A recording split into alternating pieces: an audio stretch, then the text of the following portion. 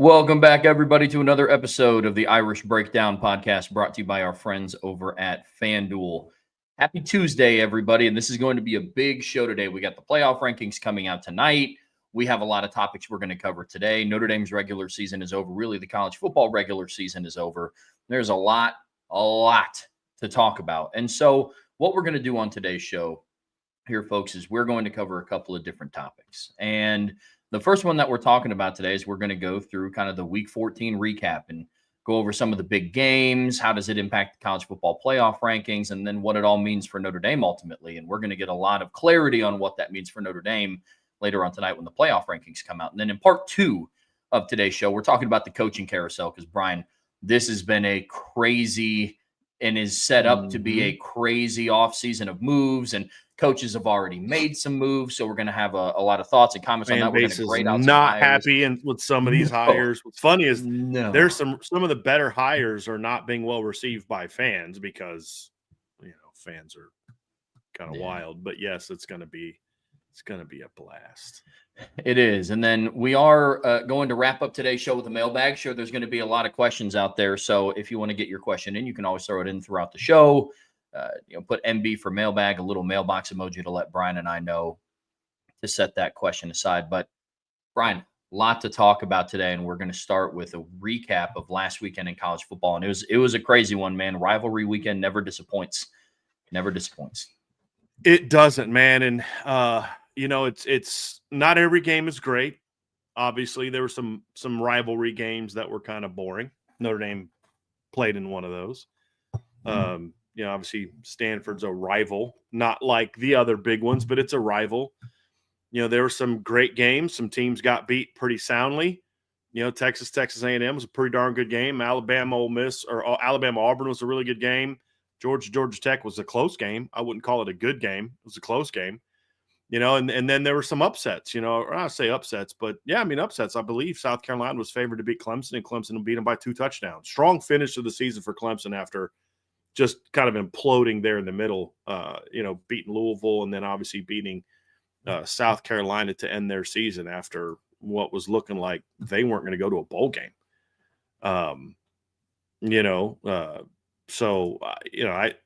It's interesting kind of looking at how some of these teams finished this year, you know what I mean? So like Clemson was sitting there at one point in time to have 3-5, and they needed to beat Florida State, Louisville, and South Carolina and Furman. You needed to win 3 of those 4 games to be bowl eligible. They won all 4, and won 3 of the 4 by double digits. The only game they didn't win by double digits was the Louisville game, where they could have won by double digits if they didn't just absolutely suck in the second half of that game. But this is a very interesting weekend. Some questions were answered. Would this team be in? Would that team be in? And that's kind of the angle we're going to take today. Obviously, also tonight, we're going to go live at 6:50 on the CFB Nation channel. I'll be on with Bill Bender and Bill Trotri talking about the playoffs that are going to come off live tonight at 7. Then we'll go live around 7:30, 7:40 when the playoffs are done. Trevor and I will go live. Vince will eventually join us, and we will preview, or we will talk about things further, look more at from a Notre Dame perspective. So it'll be a lot of fun. And then also tomorrow, we're gonna have our signing day show. So we'll go live at 1:00 tomorrow, and we'll break down Notre Dame's signing class, which is going to sign tomorrow. So a lot to talk about, Trev. But what we're gonna do today is we're gonna kind of go conference by conference, and instead of just like breaking down each game, we're going to kind of look at the games and the impact they're going to have on the conference championship race, and then also the playoff outlook. And honestly, that's the best part of rivalry week, when these games impact, okay, who's going to play in the postseason, who's going to play in the conference title games. And there were certainly plenty of games that had that kind of impact. And let's start, Trev, with the SEC, because there was no league that where more games were going to impact who plays in the conference title game, but then where people were going to be in the playoffs. Yeah, the race in the SEC was definitely shaken up a little bit over rivalry weekend. We'll start with Texas hosting the Texas A&M Aggies. Now, Texas A&M was one of the very few teams left in college football that kind of controlled their own destiny from top to bottom. You win out, you're in the SEC championship. And they were in a spot where, win or lose against Texas, they were likely going to make the college football playoffs anyways. But Texas ended up winning that game 27-17. This was the first game all year that Texas A&M's offense wasn't able to travel on the road. The defense, I thought at some points, played better than what they had on the road. So there's going to be Texas A&M, unfortunately, played themselves out of the conference championship this past weekend. Still in playoff contention, obviously, but this game made the conversation around Texas a lot more interesting for some people. For some people, yes. And then for Texas A&M, it also eliminates your chance of getting a first-round bye. So now they're in play to host. I'll be shocked if A&M goes from 3 to 9 or lower. Shocked with an 11-1 record. And their head-to-head against Notre Dame is a whole lot different than the one with Miami because their only loss was to a ranked team on the road. They have a better record than Notre Dame, and they beat Notre Dame at home. So even though the rest of their schedule wasn't great, they still have a much better resume than, say, Miami in a head-to-head. So I don't see. I'm sorry. My wife Rita gets a medicine called Denamarin, and my wife has no clue how to spell it, and so she always texts it, and it always gets turned into something else. That time she just texted me in the middle of a show and said, did you give Rita dentures? What? So that distracted me. Sorry about that. But back to the point at hand, Texas A&M is going to host a playoff game. The question is, are they 5, 6, 7, 8? Where's that cutoff? Do they get put at the bottom of the one-loss teams? I could see that. Although I'd still have a hard time putting them behind Ole Miss. I don't think Ole Miss has a super strong resume, to be completely honest with you. So this is going to drop them, and this is going to benefit, I think, Texas Tech probably more than anybody. I think the odds of Texas Tech hosting getting a first-round bye are significantly greater now. But the Texas stuff is very annoying. And it's a continuation of the frustration I have, Trevor, with people who just don't know what the rankings are based off of. Going to the lowest lame common denominator of, who did you beat? And people say, well, who you lost to shouldn't matter more than who you beat. I get that, but you have 3 good wins and you have 3 bad losses. And 2 bad losses and 1 loss where you lost by 7, but you were not competitive in that football game. But something that none of the teams in the playoff rankings have, none of them have a 25-point loss. None of the teams that will make the playoffs, you know what they don't have? They don't have a 25-point loss on their resume. You know what else they don't have? An absolute whooping at the hands of a team that went 4-8. I mean, heck, at least Florida State Alabama can say, hey, yeah, we lost to Florida State and Florida State stinks, but at least they weren't 4-8. 5-7, and they lost by 14 points. Neither one of those teams have great losses. And then Texas's whole resume is built on beating Texas A&M. That's fine. That doesn't trump the fact that 2 weeks ago you got beat 35-10 by another playoff team. So this notion that Texas belongs in there because of just the lazy narrative of they've got good wins. They're 3-2 against ranked teams. They have 3 quality wins. Of their 9 wins, only 3 of those wins were over teams with a record above 500. They're 46th in strength of schedule. So they went 9-3 against a schedule that's not even that tough. They're number 12 in strength of record, number 17 in game control. Their offensive numbers, relative scoring offense, relative total offense, relative points per play, relative points per yard are 40, 54, 36, and 30. On defense, they're better. They're 17, 27, 15, and 15, but they don't even rank in the top 12 in a single category. You can hammer Oklahoma all you want for a bad defense. They still, or bad offense, they still rank in the top 12 in every single defensive category. They rank in the top 12 in game control. They rank in the top 12 in strength of record. Like Texas ranks in the top 12 of one of those, the strength of record, and they're 12th. You know what I mean? Like this whole notion that Texas all of a sudden has this great resume is a figment of the imagination of people who are just trying to generate clicks and create narratives that aren't backed by the data. And this is why there's so much angst amongst fan bases with the playoff rankings, because the people whose job it is to educate the masses on what goes into the rankings would rather play to the rage. And that's very disappointing. And that's why I've never had a lot of respect for people like Reese Davis and Chris Felica and clowns like that. But like they've lost what little respect I had for them this offseason. And I've actually sadly gained a little bit of respect for Joey Galloway and Kirk Herbstreit, because they're actually making a more broad case that encompasses the entire season. So it's been very frustrating, but this should be the last time we ever talk about Texas being a playoff team, like ever in this for the 2025 season, because in no way, shape, form, or fashion do they have a better, they have head-to-head over Vanderbilt and Florida, and Florida has a head-to-head win over Texas. What's your point? Vanderbilt is 10-2. Texas is 9-3. Vanderbilt has no great wins. You know what Vanderbilt also doesn't have? A terrible loss. They didn't lose by 25 to anybody. They didn't lose to any 4-8 teams. So Texas has no business being in this conversation. But you knew as soon as the game was over, you knew. Here we go. Here we go. Now we get to listen to all these idiots talk about how Texas deserves to be in the playoffs. No, they don't. It's ridiculous. Yeah, I agree. I agree completely. Right now, FanDuel has their odds set at plus 1,800 to make the playoffs. So people who paid attention this season and actually understand the metrics for what they are, they also know that Texas doesn't really have a snowball's chance to make the playoffs. But like you said, Brian, once that game ended and they started interviewing Sark after the game, I knew it was going to come out, as did we all, unfortunately. I don't see Texas anywhere on there, Trev. I'm sorry, I don't.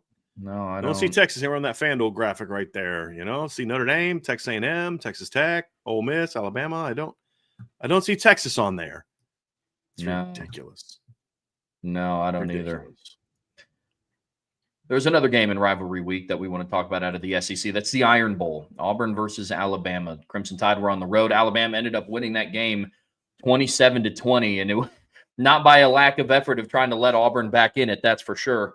The War Eagle were able to kind of hang around there, but the Crimson Tide were able to pull it out at the end, and it secured their spot in the SEC Conference Championship game.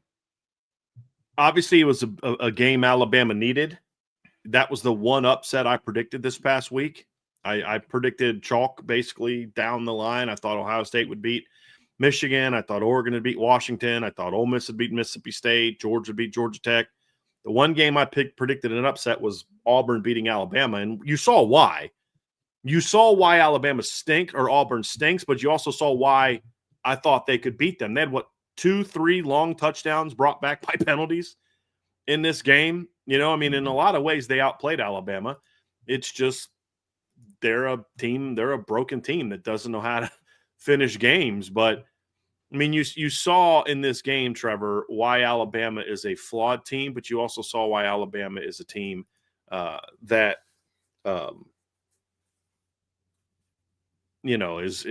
is probably going to make the playoff, because they find ways to lose or win these games. You know what I mean? And they've done enough of that. But this was the exact opposite of the Oklahoma game. In the Oklahoma game, Alabama outgained Oklahoma by a lot and lost. In this game, Auburn outgained Alabama 411 to 280 and lost because of just dumb turnovers, like ball hitting the guy in the hands, going up in the air and getting picked off by Alabama. Anyone that watched that football game knows that Alabama is a very flawed football team. And this is what I keep saying to Miami fans. If you have beef, it's with Bama, not Notre Dame. That is a flawed football team that if they were in any other league, they'd be 15th, 16th, 17th. They were in any other league. But because they're in the SEC, it's assumed that 8-2 schedule is against really good teams, which is very annoying. But But Alabama needed to win. It didn't matter if it was by a point. It didn't matter if it was 2-0. All they had was the safety. They just needed to win to get to the SEC title game. They were completely and 100% in control of their own destiny. I believe, Trevor, the only two teams that were absolutely 100% in control of their own destiny going into this weekend was Texas A&M and Alabama. They were the two teams. If they win, they're in. Everybody else needed somebody else. Georgia needed somebody to lose. Ole Miss needed multiple people to lose. Those are the only two teams. You win and you're in. And Texas A&M did not, and Alabama did in a rivalry game, because we talked about this. This is one of those rivalry games where you got to throw the record out. And Alabama did that. Now, here's what's going to be interesting about the rankings tonight. I see a lot of talk about Bama jumping Notre Dame. And my first response to that is, why? Because I just watched Notre Dame beat a 4-8 team 49-20, and I just watched Alabama need a late game stop to beat a 5-7 team by 7, both on the road.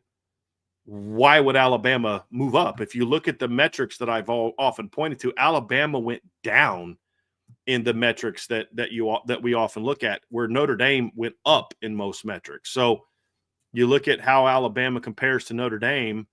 And, Alabama went from, Alabama went from 13, 16, 34, and 26 in the offensive numbers to 13, 20, 35, and 19.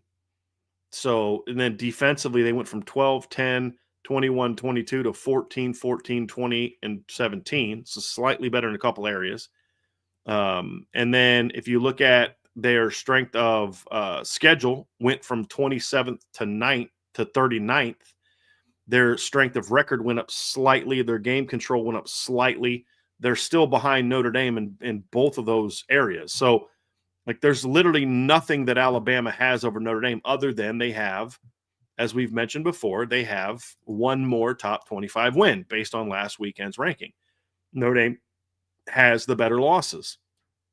So I don't know why you'd move them. The only thing that I can think of, and this is the only thing I can think of, is that by moving Alabama ahead of Notre Dame now, you protect Alabama in case they lose the SEC title game. Because everybody talks about you don't get punished for losing the conference championship game. Yeah, you kind of do. Every team that lost the conference championship game last year moved down in the rankings. Now, they all stayed in the playoffs, the ones that were already in. So, Iowa State wasn't in. But they all moved down a spot. If you have Bama at 10 and they move down a spot because they lose the Big 12 title game, SEC title game, then they're out. They're getting leaped by the G5, you know what I mean? Then what it'd be, potentially Miami jumps ahead of them. So what this does is if Bama beats Georgia, they're going ahead of Notre Dame anyway. And should. They'd have a better resume then if they beat Georgia again in the SEC title game. But if they lose, then you can just swap Notre Dame and Alabama back again, but Alabama's still in the playoffs, but you were able to ding them for losing in the SEC title game. Because I don't think they want to create a narrative that the title games have no impact, but I also don't think they want to drop Alabama out of the playoffs. That's why I think you might see them move ahead of them. That's the only justification at all. Because if Alabama's resume wasn't better than Notre Dame's last week, and the week before that, it's not better than Notre Dame's resume now. And so that's the only justification that I could think of. I don't think they're going to move Alabama ahead, but I think that would be the justification why. Because it just protects Bama that if they lose the SEC title game, they can drop them and still have them in the playoff. And then Notre Dame goes right back to 9. So I think that's the one interesting thing to look at tonight when you look at Alabama versus Notre Dame in the rankings. I don't think they're going to move them. I don't know why they would move them. There'd be no justification for move them, but that would be why. I think that there is a scenario where Alabama gets a buffer, but I don't think it's going to be because of Notre Dame. Man, I know we're going to talk about that a little bit later in the show, and we're going to talk about it tonight as well. But I'm with you. I mean, I'm to the point where if that's the decision that the committee ultimately decides to make and move them in rankings, then just don't use 60% of the metrics that you use. Don't talk about relative scoring and the FEI and the FPI and the Sagarin All and all things that the stuff. SEC wanted in, by the way. Yeah, like if that's going to be the justification, well, we just wanted to give them a buffer. It's like, then just don't even use metrics. That completely negates all of your rankings that you've done up to this point. That would be crazy. Or just say, hey, we're not going to knock a team that's already in the playoff before the title game's out. We may move them around, but we're not going to knock them out. Just say that, and people would understand that, and most people would embrace that. I think it's dumb because if they have no impact, then just don't play them. But we know why they play them. Oh, 100%. It's all about the Benjamins on that one there, buddy. Now, one of the teams that has been a very hot topic of conversation played in the Egg Bowl this past holiday weekend. Ole Miss was on the road against Mississippi State. They picked up a big win, 38-19, and won by 19 points. Rebels did on the road. But this Ole Miss team is real interesting because they weren't in SEC playoff contention because for how the tiebreakers worked, Ole Miss needed Alabama to lose to be in the conference championship game. Is that correct? Am I remembering that correctly, Brian? They needed Alabama, I think, and Georgia to lose because if Bama lost, then it'd be Georgia and Ole Miss tied, and Georgia'd get the head-to-head. Yeah. Or they might have needed A&M and Bama to lose also. Like they needed a three-way tie, basically, is what they needed. And a two-way tie with Georgia was not going to get them in, and that's what happened. Gotcha. Oh no, they needed a two-way tie because there is a three-way tie, and they didn't get in. I think they needed Georgia to lose in this game to get them out of the one loss because Georgia obviously won the head-to-head.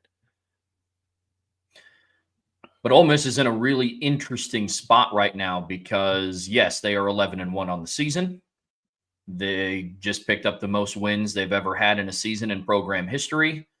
But even when you look at their resume, it's not overly strong. 5 of their 7 conference wins were against teams under 500, which I thought was really interesting. But then the biggest news of all, they are now without their offensive coordinator, their head coach, the head of strength and conditioning, their wide receivers coach and pass game coordinator. There's a lot of attrition down in Oxford that I'm very interested to see what happens with them tonight. That is for sure. Yeah, and look, let's just kind of pull this up for all the people that want to talk about what the committee looks at. Let's just pull up this little graphic right here, Trev. And here is what the playoff committee has said. The principles, right? This is not the data. People look, this is what they look at. No, this is a summary of the data. They look at strength of schedule, head-to-head comparisons, comparative outcomes against common opponents. And then it says, other relevant factors such as unavailability of key players and coaches that may have affected a team's performance during the season or likely will affect its postseason performance. That's Ole Miss. It'd be one thing if it was just Kiffin. If Kiffin left and they were going to let the other coaches stay. So for Lane Kiffin to say, hey, look, man, I wanted to still coach. I can't coach. It's unfortunate. I'm going to go do LSU, but I want what's best for the players at Ole Miss. If he genuinely believed that, then he would not have put an ultimatum. And he can deny it all he wants. There's enough sourcing on this to make it, believe it to be true. And the fact that all those coaches did leave backs up that he put an ultimatum. He just said, hey, Charlie, receivers coach, D-line coach, all you guys, look, I know you're going to be over here with me. I'll have some recruiting needs I need you guys to do. But you guys see this thing through. You lead those guys to a championship. But the fact that he took all those coaches with him shows you that this was always only about Lane. Lane wanted to stay at Ole Miss and coach at Ole Miss because he was going to get bonuses for staying in there, like for coaching those games. That's all this is about. Because if he really cared about doing right by the Ole Miss players, he doesn't owe Keith Carter a thing.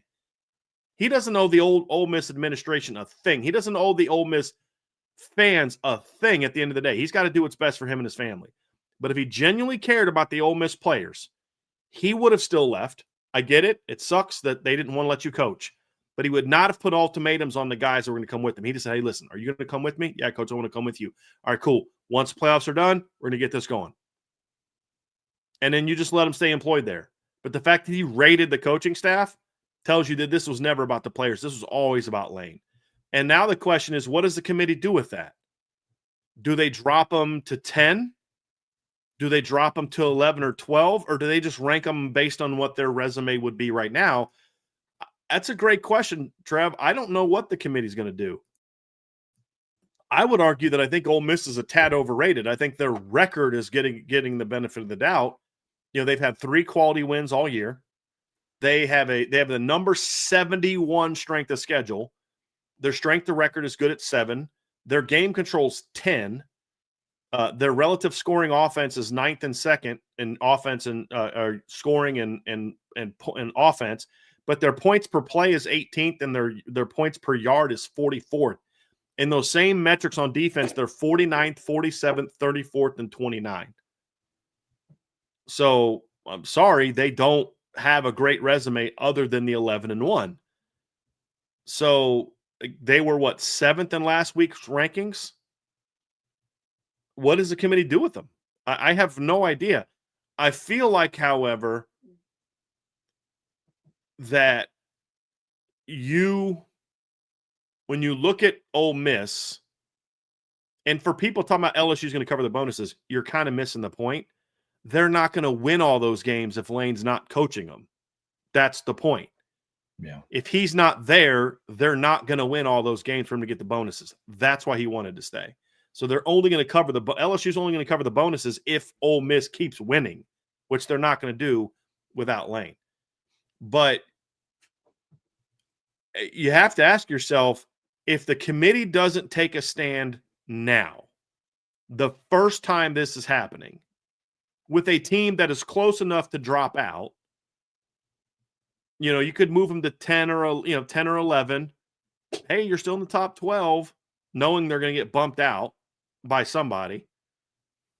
Then what? Then all of a sudden, there's no in the future. There's no punishment for teams who either a coach that wants to leave or a team that says, "Screw you, we're not going to let you coach our team."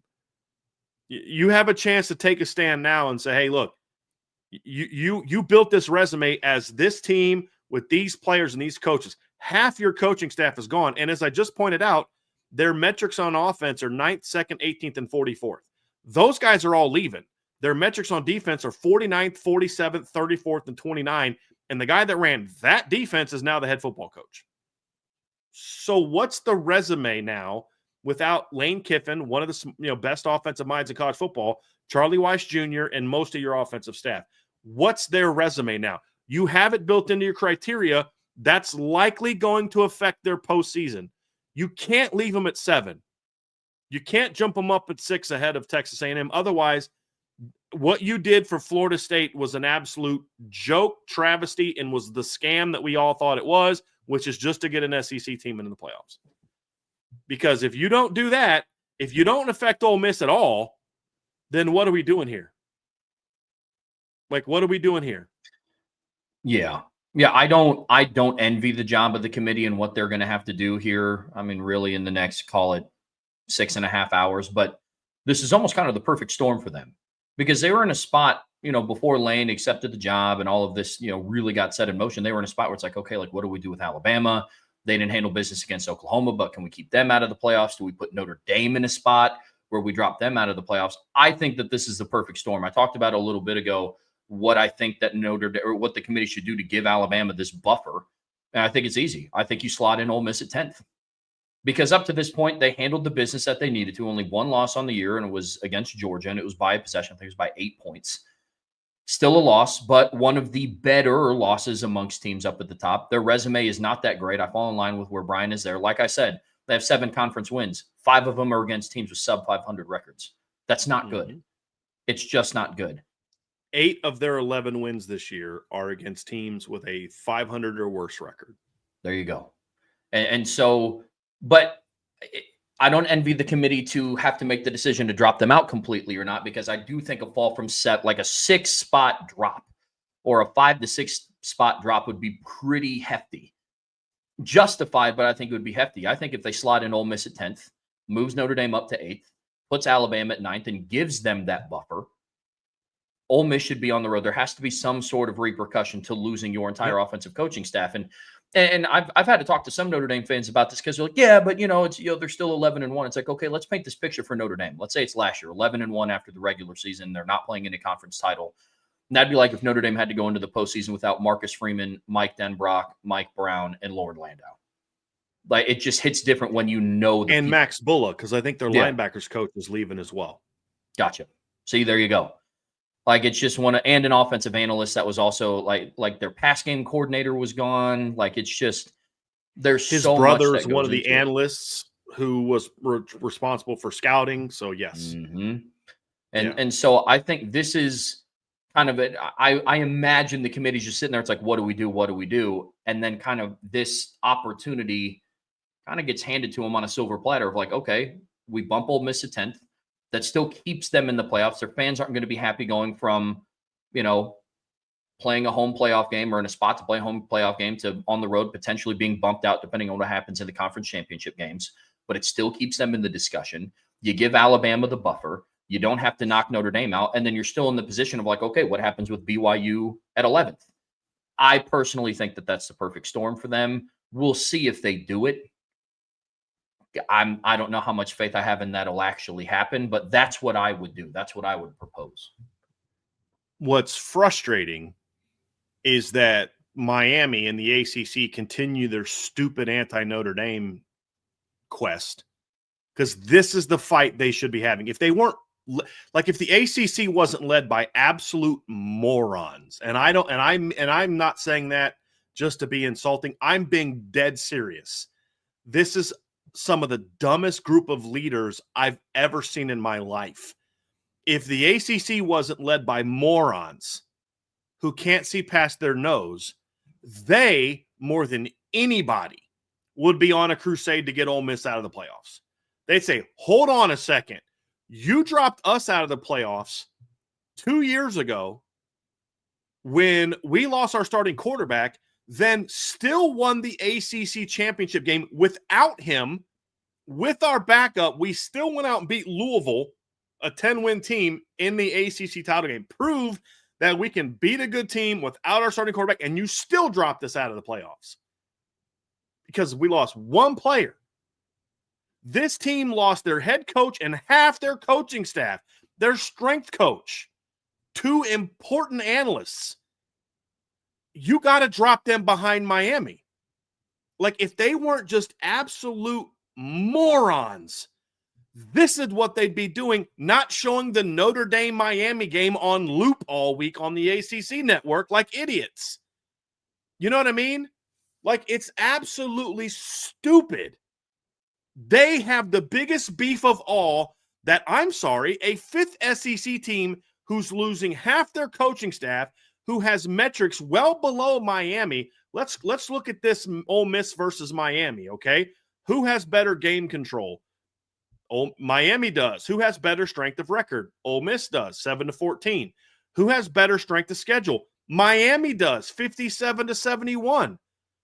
Ole Miss has the advantage in 4 offensive categories, and they're somewhat close, 21-9, 32-2, 19-18, and 17. I'm sorry, Miami has an advantage in 1. So Ole Miss has advantage in 3. One of them's really close. 2 of them not super close. Miami has the advantage in all 4 defensive metrics by a mile: 5-49, 5-47, 7-34, 6-29. Whereas Notre Dame and Miami, Notre Dame, their strength of schedule is identical. Strength of record's basically identical. Game control is identical. Notre Dame is higher in 2. Miami's higher in 1. Notre Dame is ahead of Miami in all 4 offensive categories, and Miami's ahead of Notre Dame in all 4 defensive categories, but the gap between offense is much greater than the gap between defense. Your beef is not with Notre Dame. Notre Dame has 5 quality wins compared to Miami's 4. Miami has 4 quality wins. Ole Miss only has 3. So, like, if you weren't idiots, that's your crusade for this next week. That's your crusade. But they're so stupid and so focused on Notre Dame, a team in their freaking league and every other sport, that they're not making the case that could get them both into the playoffs, which benefits your stupid, sorry, dying league. That's so frustrating. And these people are getting paid hundreds of thousands of dollars, if not millions of dollars, to be that stupid, which is why your league will die in the next 5 years. Your 2 biggest programs tried to sue you to get out of your stupid league. And eventually they will, because what they got in the settlement was a deal to say within 5 years, the ACC is dead. These next couple years was your chance to get the ACC back. And you can't do that without Notre Dame, you morons. So what you've done the last month is alienate the biggest brand in your conference because you're too stupid to understand this is the way we go, because then Notre Dame gets in and we get a second ACC team in. So really, 3 ACC-affiliated teams could make the playoffs if you'd fight the Ole Miss fight and not still be pissing and moaning about Notre Dame. If you hadn't lost to 2 of your sorry unranked teams, you'd be in the playoffs right now. That's the fight they should be having, but instead, they're still focused on Notre Dame. That's what pisses me off, because the ACC more than anybody has a legit beef with what happens with Ole Miss right now. If you don't drop them, then why did you drop us out?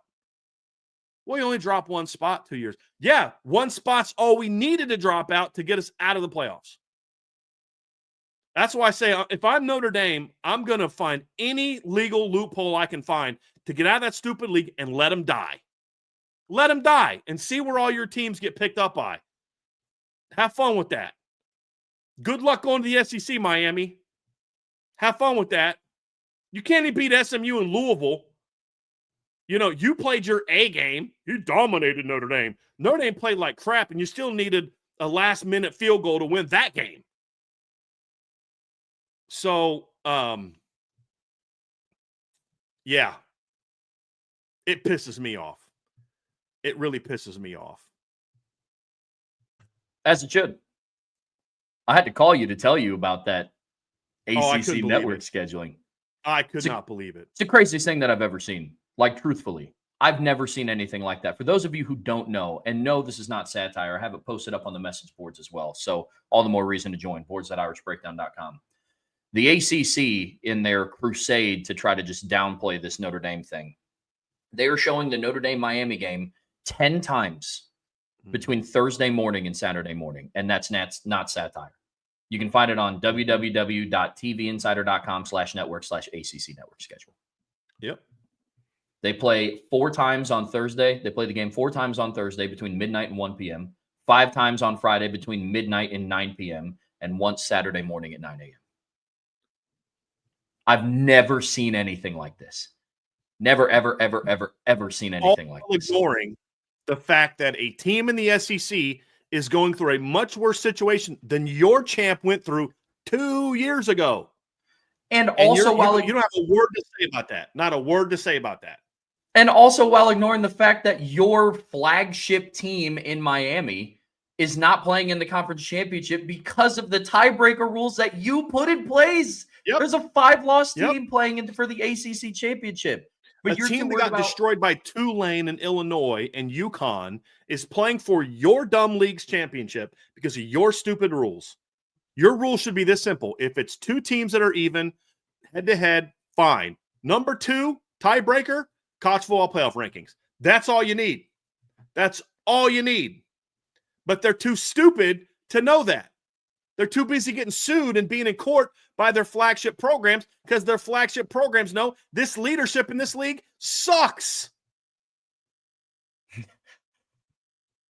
I've never seen anything like this, man.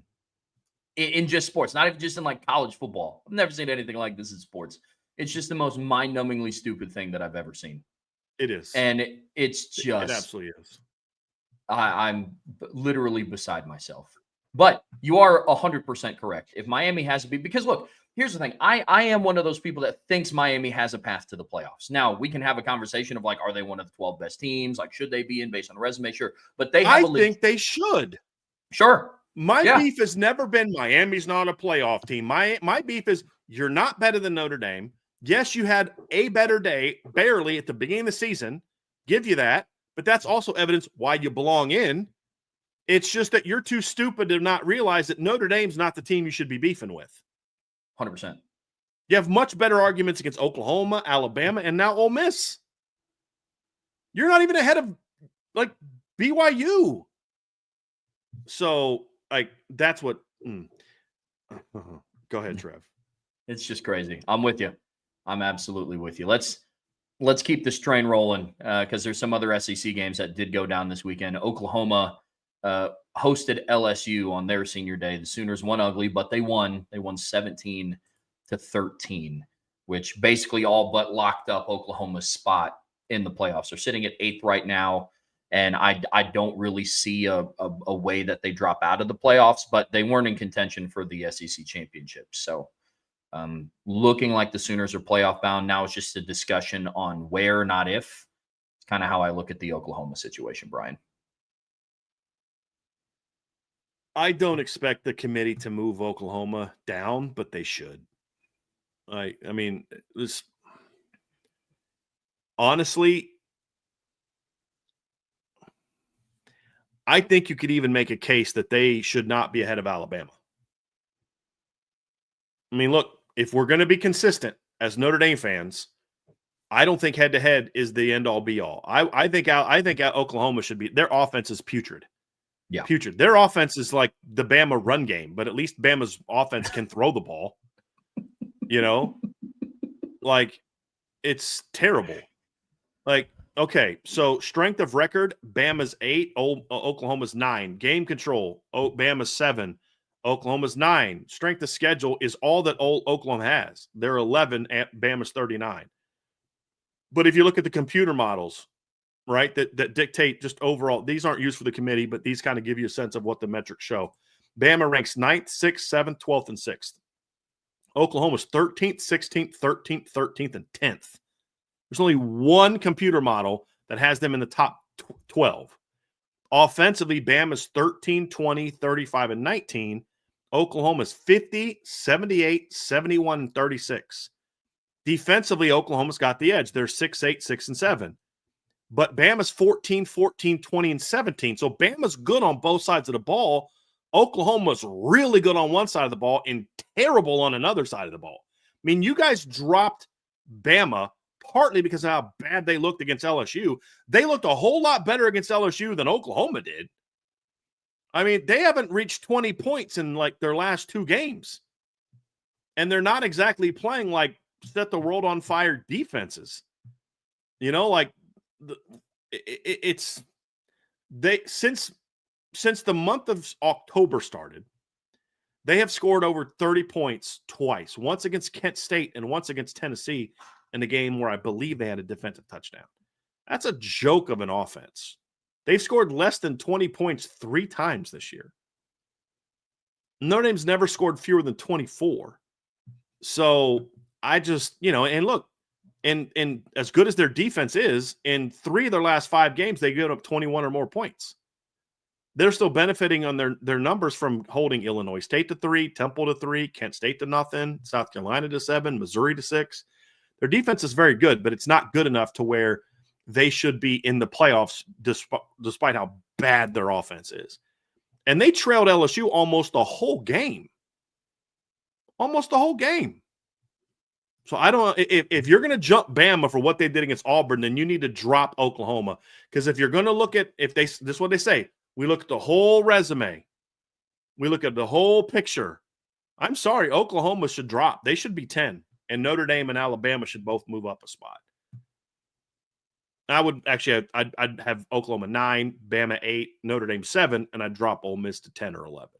I would much rather see Miami right now. Look, here, can we be real about something? Yeah. It would be hard to make a case for Miami to be over Ole Miss if Ole Miss's coaching staff is intact because of the resume is just better, but not by a ton. The record's better. The resume's not better. Miami has more quality wins. Miami ranks higher in a lot of different metrics. Miami's way better on defense than Ole Miss is, and the gap between how much better Miami is on defense isn't nearly as great as the gap between the Miami offense and the Ole Miss offense. Can we agree on those terms? Yeah. When you throw in the fact that Lane Kiffin, the OC, and like half the coaching staff is gone, Miami has a much better chance to get into the playoffs and do damage than Ole Miss does. Ole Miss is a one and done, whether they host or they're on the road. So if the playoffs ended right now, they'd be hosting Alabama. They are not beating Alabama with Pete Golding as their head football coach and without an offensive staff. They're not. Miami would have a shot to get into the playoffs and beat somebody who was 7th. Yeah. They would. This is a good Miami team. Yeah, 100%. They're just not better than Notre Dame. And that's my beef. I'm not saying Miami sucks. I'm saying don't lose to unranked teams and you wouldn't have this problem. But I've never said Miami sucks like these idiot Miami fans are constantly saying Notre Dame sucks. Like, do you know how stupid you are? You're literally saying that the only good win you have on your resume is a team that sucks. Like, you guys are just not bright. I think Miami should be a playoff team. This is why I went off on my tangent earlier, because this is the battle they should be having.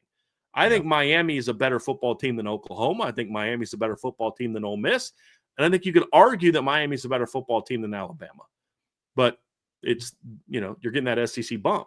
But they have a resume to compete with some of those teams, much more than they have a resume to compete with Notre Dame outside of head-to-head. So, but unfortunately, Trevor, I don't think that's going to happen. I don't think Oklahoma is going to drop at all. No, for whatever reason, they're just kind of putting blinders on with Oklahoma and just looking at, like, this is where I have they're the team I have the most frustration with, where the committee ranks them. Because the committee's doing like these data dives to put Notre Dame here and Texas Tech here and Alabama here and all that, which is right. Why Indiana and Ohio State are ahead of A&M, because they're definitely better in the metrics. But then there's that one outlier, Oklahoma, right there at number 8. And the only thing they're looking at with Oklahoma is strength of schedule. That's it. Yep. Because that's all they have. The analysis becomes very, very lazy when you get to Oklahoma, which is extremely frustrating. I'm with you there. I'm with you there completely. One thing that I am extremely shocked about, we talked about it and joked last week that the over-under for the LSU-Oklahoma game on FanDuel was 36.5, and they missed it by 13 points. They were under that by 13 points, Brian. You know how gross that is? That's so bad. That is so bad. But you're right. Oklahoma's offense is just bad, flat out. It's really, really bad. But I'm with you. I think that the committee is going to remain steadfast in keeping Oklahoma at 8th, unfortunately.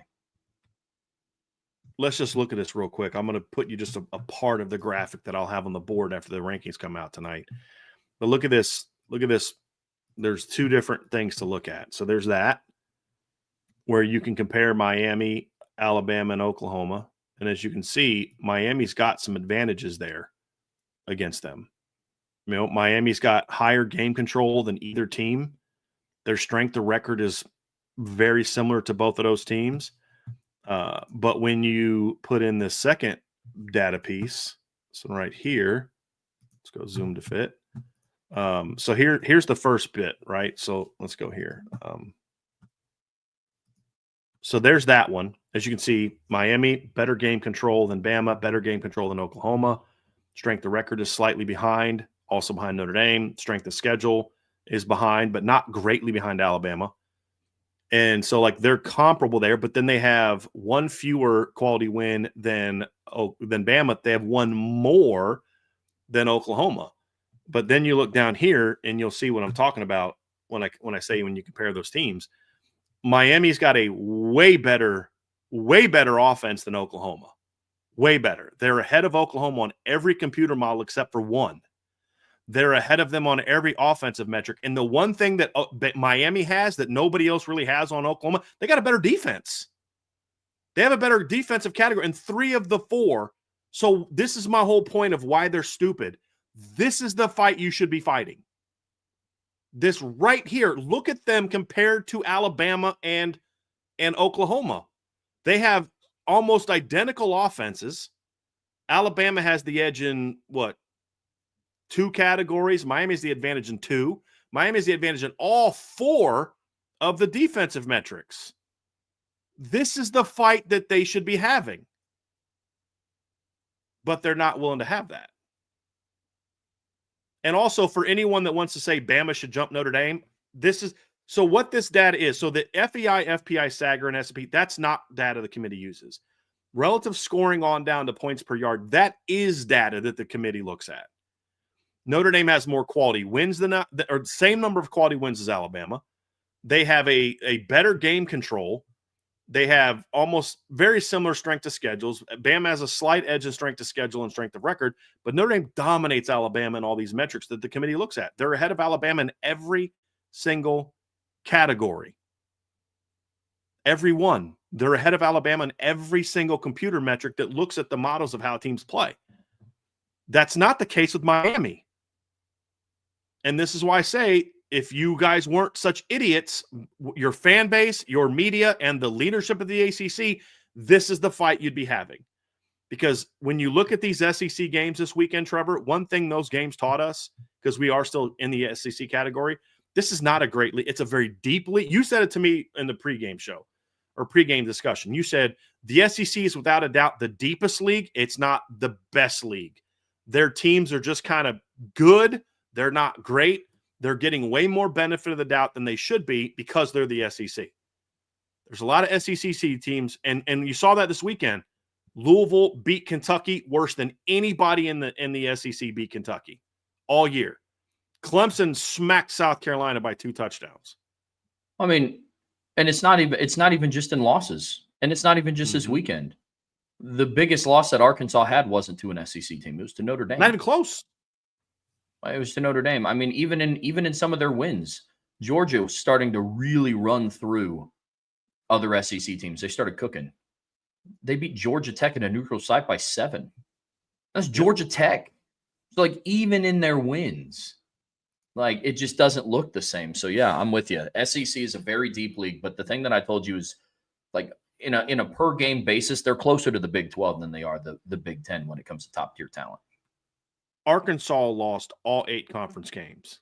It was not until their 8th game that the SEC outscored Arkansas more combined than what Notre Dame did in one game. Yep. Flat out. Absolutely flat out. One of the other SEC games that happened in rivalry weekend was Vanderbilt played Tennessee, and Vandy ended up winning resoundingly 45-24. And unfortunately for the Fighting Clark Lees, I do like Clark Lee. I like this Vanderbilt team. I don't think that they also have a snowball's chance to get into the playoffs despite beating Tennessee. I'm one of those. I don't think beating Tennessee is that impressive. Like, based on what the committee has evaluates on, it's a quality win.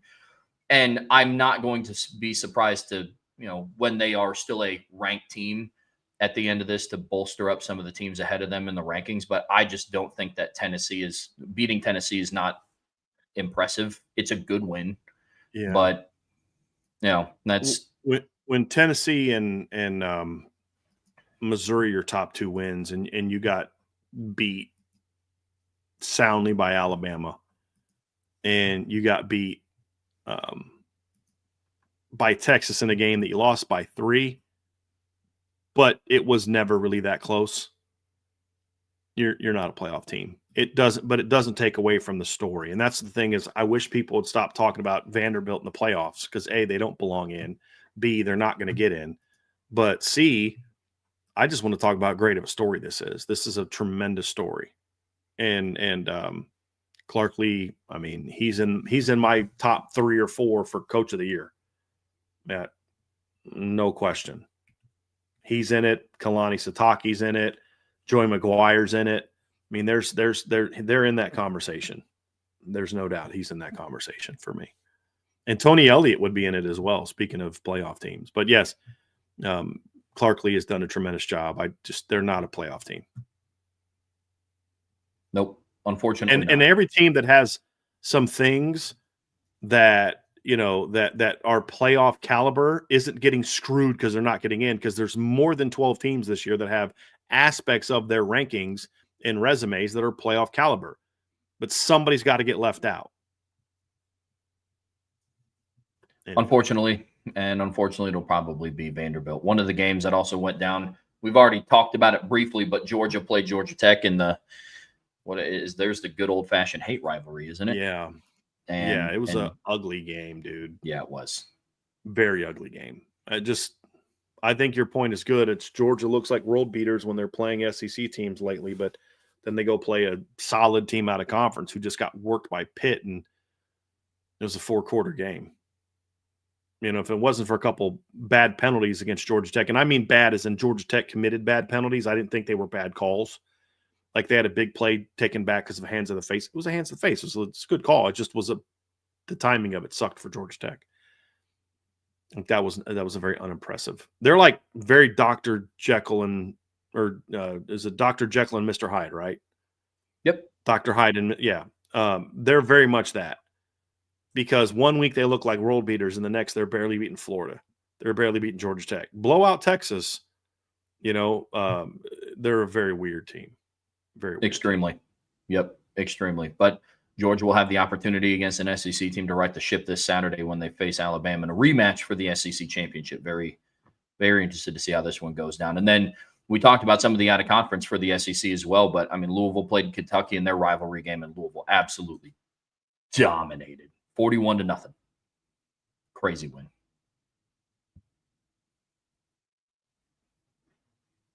And it wasn't that close.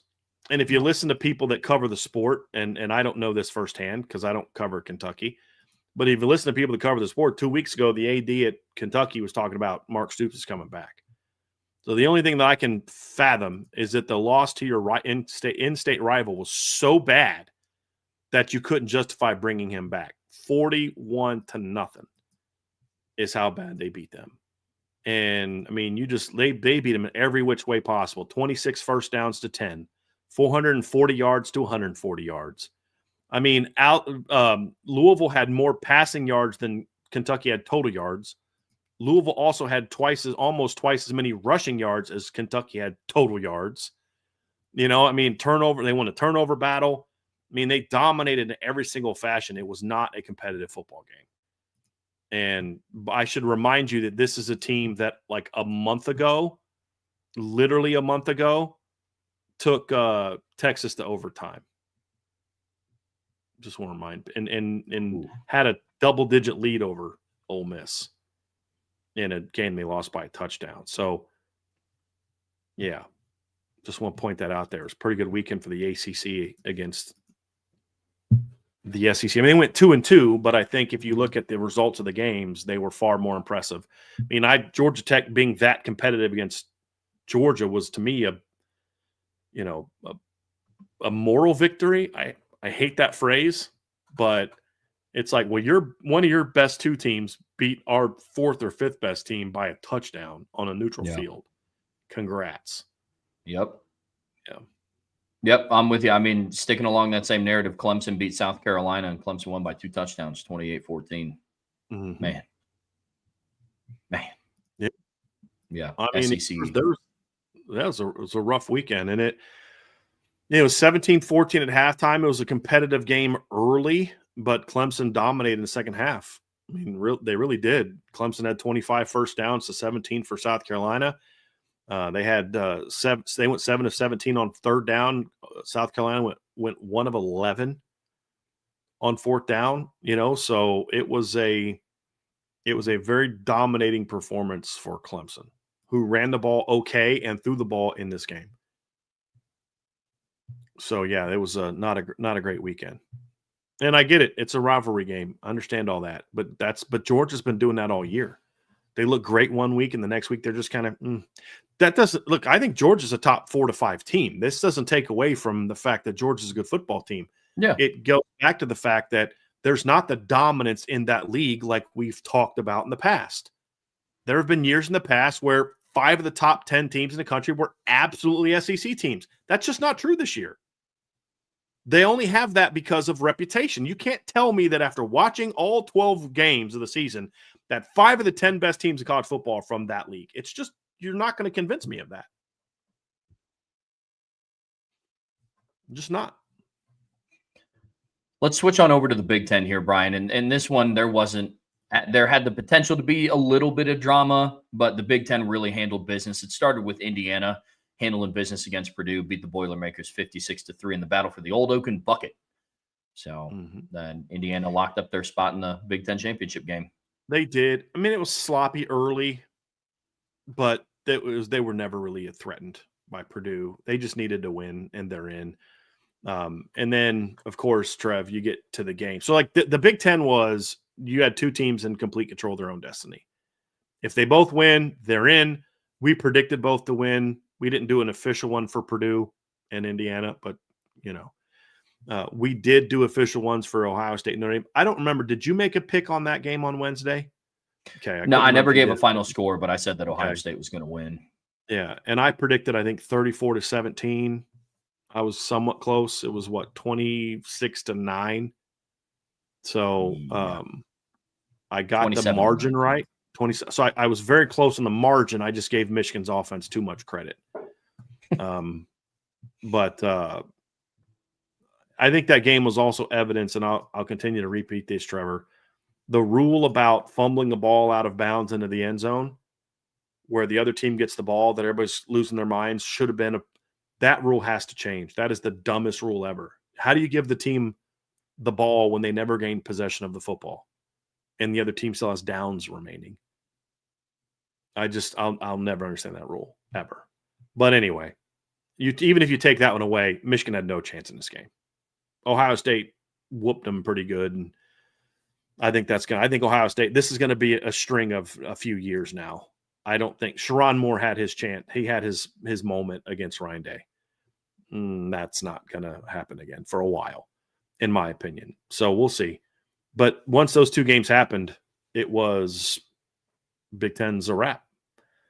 I did think it was a bit of an old school throwback Ohio State Michigan game. It was physical, a lot of good defense being played in the game. Snowy, yeah, I loved that part of it. It was it was one of those things, Trev, where it's like it felt like a game grown up as a kid. Both teams hit. Michigan couldn't throw the ball at all. Ohio State hit a couple throws. Julian Sain did what we talked about he needed to do.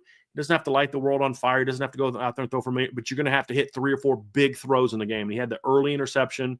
I thought he handled that real well. He bounced back from that real well, made a couple really big plays, ended up 19 of 26 for 233 yards.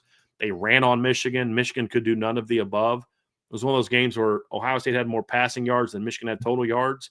Ohio State had more rushing yards than Michigan had total yards. This is not a competitive football game. I know it was 17-9 at halftime, but I think I texted you guys like this game's not as close as it looks.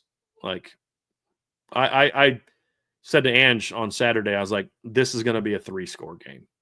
And it was. I said that at halftime. They absolutely dominated.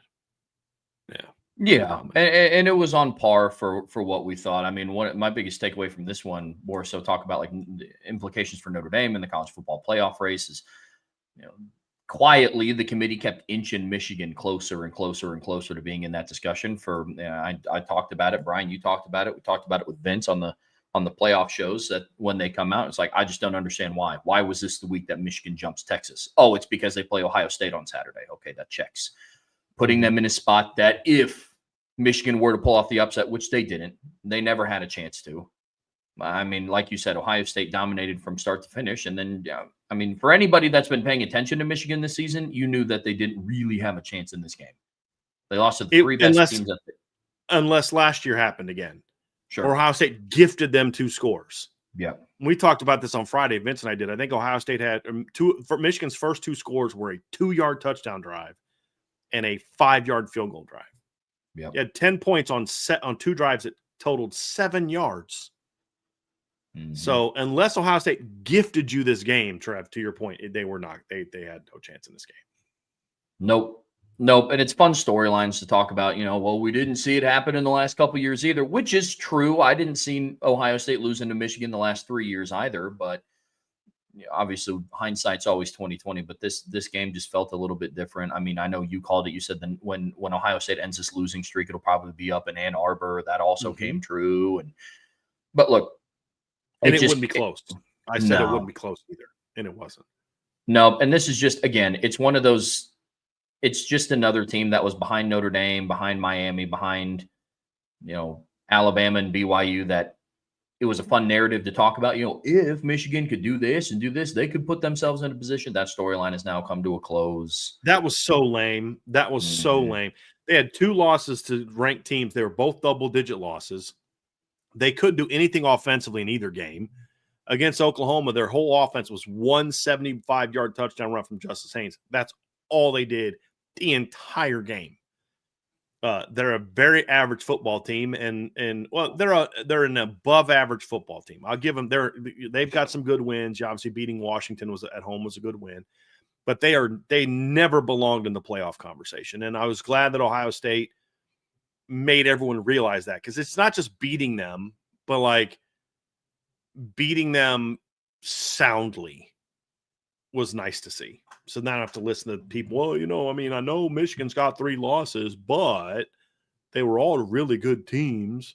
And I know they lost by double digits to all of them, but it's just now we don't have to hear that mess. Yeah. So I'm happy to hear that. So they're out. So now the Big Ten is still, it's number 1 versus number 2. And I think a third team in the Big Ten also locked their playoff spot. Oregon had a very good win on Saturday. Yeah. They went on the road against a team who has only lost 1 home game in the last 4 years. That was to Ohio State this year, and beat them soundly. I know that Washington made it competitive late with a touchdown, but I think Oregon, scored on like the very next drive, went right down and scored, I believe, and put it away. That was a game that Oregon, I felt, controlled the whole game. I never felt like Washington was going to be able to make enough stops or make enough plays on offense to win that game.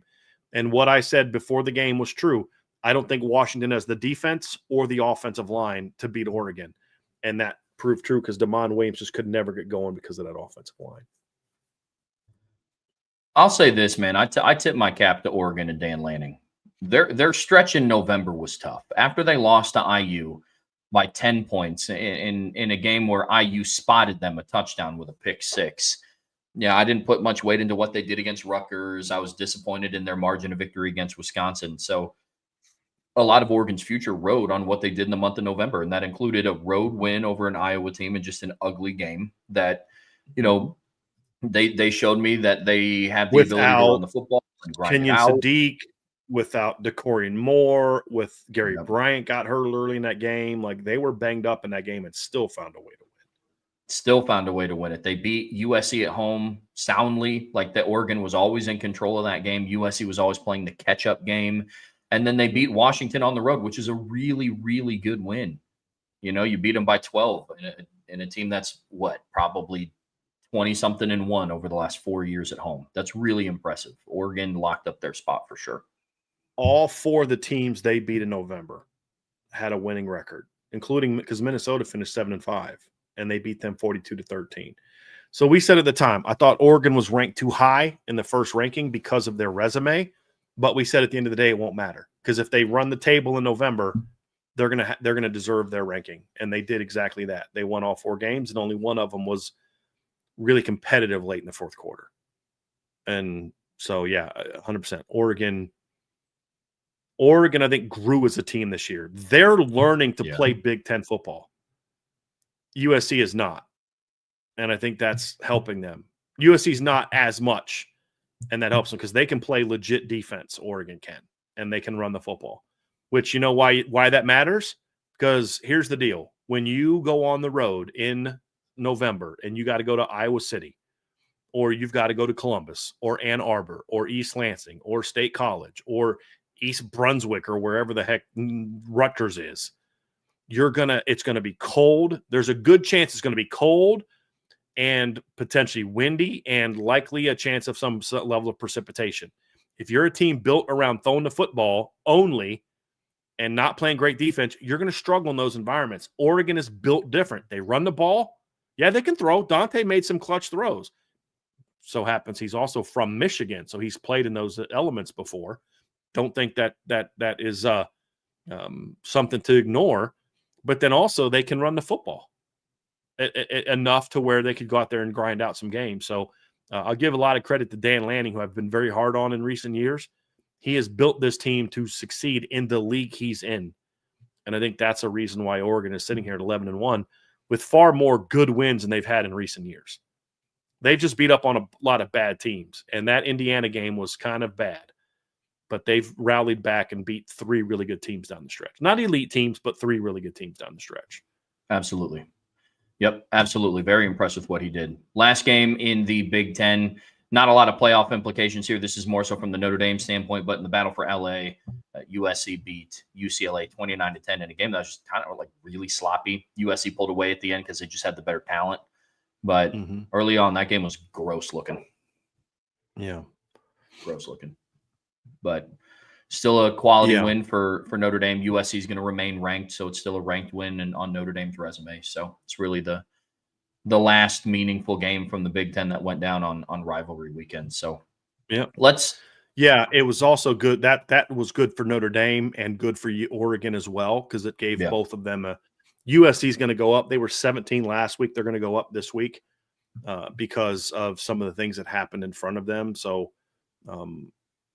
they were USC was I'm actually kind of looking at this. Where's the college football playoff rankings from last week? So USC was 17 last week. I would imagine Michigan at 15 is going to go down. So they're at least going to go up a spot and be 16, which is going to help Notre Dame and Oregon with their resumes. Let's talk about some Big 12 action. And this was again, a league where two teams were kind of in full control of their destiny in this one, talking about Texas Tech and BYU. Texas Tech was on the road against West Virginia, and then BYU was on the road against UCF, and both teams won handily. I mean, Texas Tech beat the Mountaineers 49-0, and then BYU beat UCF 41-21 in a game that was sloppy at first. BYU ended up turning it on. Turnovers were kind of the name of the game for BYU at the start, but they both locked up their spot, and we're going to get a rematch in the Big 12 championship game, Brian. Yeah, I think this was expected. I didn't expect, Texas Tech playing at a 4-7 West Virginia, BYU hosting a 4-7 UCF team. We expected blowouts. It got hairy a little bit early. BYU fell behind 14-0, ended up dominating, winning 41-21. Once those two teams won, I think any hope for a third Big 12 team getting in kind of went away. The only hope you had is maybe Texas Tech loses, somehow Utah gets, something like that. But it was going to be Texas Tech BYU, and they handled business. And I give a lot of credit to Texas Tech. Last couple weeks, they've been in a situation where they can't afford to lose a second conference game, and they not only won, Trev, they absolutely dominated down the stretch here. And 49-0 this week. They beat UCF 48-9. They beat BYU 29-7. They went on the road and beat a scrappy K-State team 43-20. Since their loss to Arizona State, they've won 42-0, 43-20, 29-7, 48-9, and 49-0. They're playing at a very high level right now, and in my opinion, should have locked in a top 4 seed, I think, as long as they beat BYU this weekend, which they will. And look, for all the hand-wringing about how Notre Dame might fall out, the reality is Notre Dame needs BYU to, at the end of the day, Notre Dame needs BYU to beat, let's just say Alabama jumps in front of Notre Dame this weekend and beats Georgia. You still need BYU to beat Texas Tech to fall out, and I just don't see that happening. No, I don't either. There's always a doomsday scenario that can make you freak out, but at the end of the day, we're talking about ball here, and I like Texas Tech on a neutral field by multiple scores. When I mean multiple scores, I don't mean 27.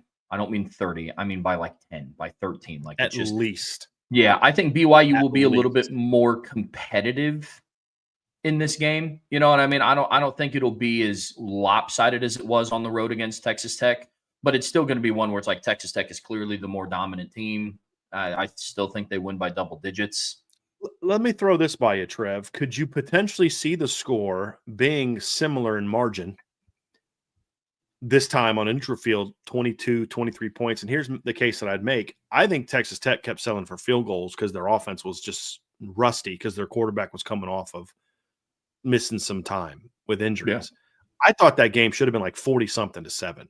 So I would argue that the play for 60 minutes will be more competitive than it was last time, but the score is not going to reflect it. Because I thought the way that Texas Tech dominated, it should have been like a 42, 45-7 game, where this may actually play out like a 29-7 game. More so. That's just my thoughts on this one. Just because I thought the last game was actually should have been worse. Yeah, you and I see that the same. I guess that's more along the lines of what I meant. Like, it will look more competitive than look, when a team scores like what BYU have in their first matchup, 7? Did they win 29-7? 29-7, yeah. Yeah. When a team scores 7 points for the direct and was shut out for the majority of that game, it's just not going to look as competitive. I could see BYU scoring 13 to 20 points, somewhere in that range. Yeah. I could also see Texas Tech capitalizing more in the red zone and putting up 35, 38, 40 points. Right. And so that's BYU scored with 7.5 minutes left in the game. Yep, there you go. Like, yeah, I mean, they got outgained 368 to 255. A lot of that for BYU came late. Their last touchdown drive was 75 yards. Going into that drive, they weren't. The game wasn't overly competitive, and I thought Texas Tech had one of their sloppier performances of this season, and still won convincingly. Yeah. Yep. Absolutely. So, and then you also have to ask yourself, Trev, how are the players going to handle all the rumblings about their coach potentially leaving for Penn State? I would think if there's a team that's mature, and I don't say this to make fun of them, I'm being serious. If there's a team that's mature enough to handle that, fine, it's BYU. Because they do tend to be older, not always. Bear Bachmeier's a true freshman. He hasn't gone on any Mormon missions. He was in high school a year ago. But as a whole, it tends to be an older team. Guys that have gone on missions. They have a higher percentage of players that are married and have kids than most other schools do. And, so I think that's why they tend to play above their talent level under Kalani Sitake. So I think they'll handle it relatively well, but I don't think it's going to be a thing where it's like, let's go win one for coach. You know what I mean? I think that the other thing that's also going to benefit BYU is I don't think Kalani Sitake is going to put his assistants at an ultimatum situation where it's like, come with me if you want to live. Like, he's too classy for that. He's not a clown. No, I'll tell you what. Well, we'll talk more about him later because we're going to talk to some coaches here a little bit. Trev, so I think Big 12 kind of took care of things. ACC, I mean, you had two teams that were in control of their own destiny. Mm-hmm. One of them handled business. Shout out to Tony Elliott and Virginia because they not only beat their rival, they beat the brakes off of their rival. And what you have to understand, if you're not from that state, you may not realize the dominance that Virginia Tech has in that rivalry. I mentioned this the other day, Trev. If you go back to beginning in 2004, when you were 7 years old, they have played every season except for one. That was 2022 when they had that tragic shooting of the Virginia players. Terrible situation. Rightly canceled the game. They had no business playing that weekend. I was glad they decided not to play. That's the only season they haven't played. They played the COVID year and all of it. From 2024 to this past to 2024, so before the season, Virginia Tech had beat Virginia had beat Virginia Tech once. Once. So from the time you were 7 years old till the time you were 28 years old, Virginia Tech got beat by Virginia once before this past weekend. And Virginia not only won, they won handily. I mean, it was very clear early in the game, Tech has no chance. So shout out to Tony Elliott and his squad. 10-2 season. Yes, they played a soft schedule. It's Virginia. You know what I mean? It's still Virginia. Yeah, sidebar there. Tony Elliott had one of the most impressive seasons that not a lot of people are talking about because of how bad some other teams did this year. But everybody was talking about who's going to be the IU of this year. I don't think it's to the same degree. Dude, that's Virginia for me, man. Like after they lost Malachi Fields and some of the other players that they lost, I was like, dude, this team is going to struggle to get to 4 wins. Yeah. Honestly. And here they are playing for the ACC title. 10-2. Hats off to Tony Elliott. Yes. And look, needed to have some important wins down the stretch to make that happen. I mean, look, you go 10-2 and you drop that game at home to Wake Forest, and you're thinking they're in trouble because they've got to play at Duke and they got Virginia Tech left. And they went on the road again at Duke and beat the brakes off of Duke. They went on the road and beat Cal, something that SMU proved is not as easy as you'd like to think. And that's the other game in this league is SMU, for all their struggles this year out of conference, had a chance to destiny in their own hand. They fall behind big early to Cal, battle back, take a lead, only to lose it late in the fourth quarter. Had a chance to get to the back to the college football playoff. A lot of people were going to bet on SMU to win that game. I wouldn't have, but a lot of people were. I don't think SMU's that good. But now you got Virginia against Duke, and Miami was, I think, one game away from, if Wake would have beat Duke, I think Miami would have had a shot to get in. I think is how that worked. I'm not 100% sure of that. But Wake Forest couldn't get it done. Duke won 49-32. So now it's going to be Manny Diaz and the Fighting Blue Devils in the ACC title game against Virginia. I'd like to point out that Manny Diaz now has has the same number of ACC championship game appearances as the head coach at Duke as Miami has in their entire history of playing in the ACC. I just would like to point that out. So, yeah. Woo. Just like to point that out, because Miami's such a dominant ACC football team that, people like to point out how good they are. And Miami's been in the ACC title game once. Mark Richt was the coach on that team. And Miami fans were so disgusted with him that they forced him out to bring in Manny Diaz in 2019. And they were so disgusted by the job that Manny Diaz did that they forced him out after 3 seasons. He is now at Duke, and he will play for the ACC championship, something that Miami has not done since Manny Diaz was the defensive coordinator at Miami in 2017. I'd just like to point that out. So you can cry all you want about Notre Dame. Here's a thought. How about you actually get into your own conference championship game? I would like to also point out that since Miami was last in an ACC championship game, Notre Dame has played in an ACC championship game since then. Notre Dame has played in an ACC championship more recently than Miami. So before you start crying about Notre Dame, how about you just beat a bunch of unranked teams in your league and, play in your own conference championship game? You couldn't get in over a team that lost to Tulane, Illinois, and UConn. And all you had to do was beat the team that Cal beat this weekend. That's it. Yikes. That's it. So we're going to have Virginia against 7-5 Duke.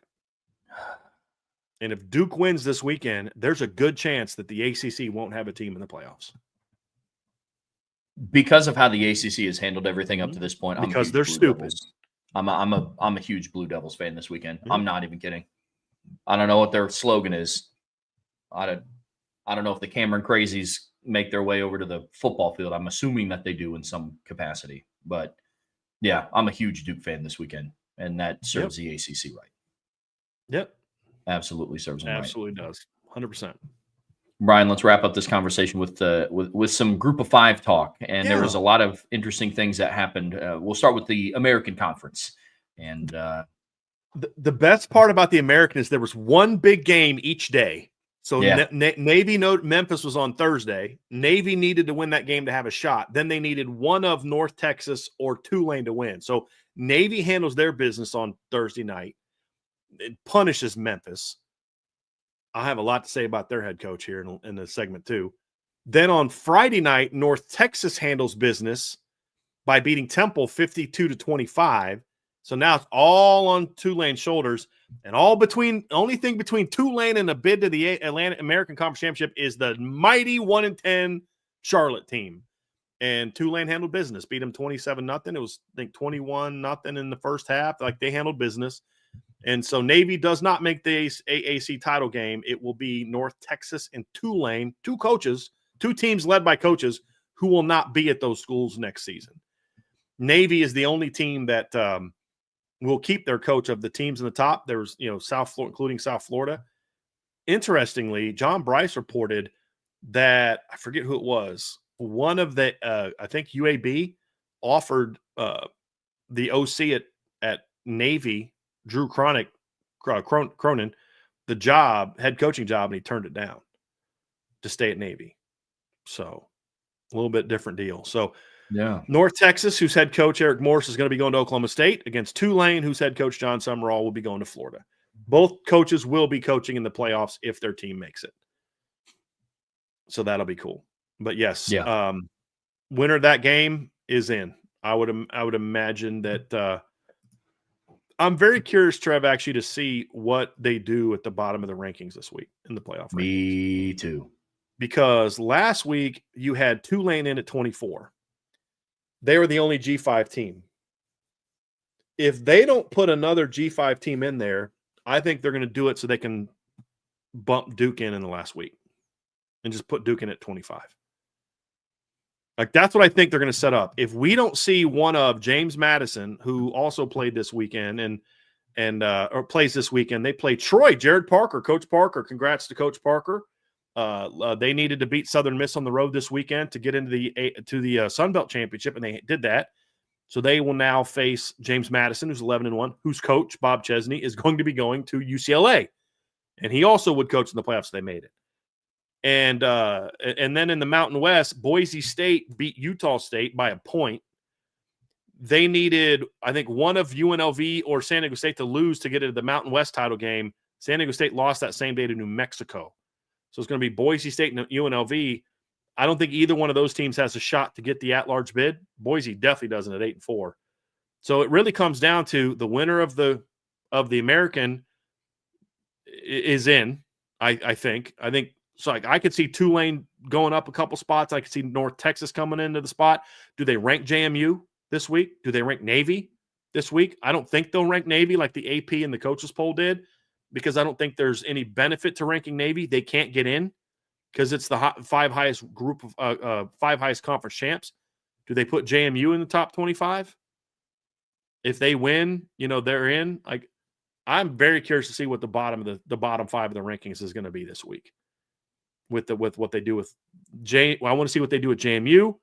I want to see what they do with UNLV, and I want to see what they do with North Texas and Navy.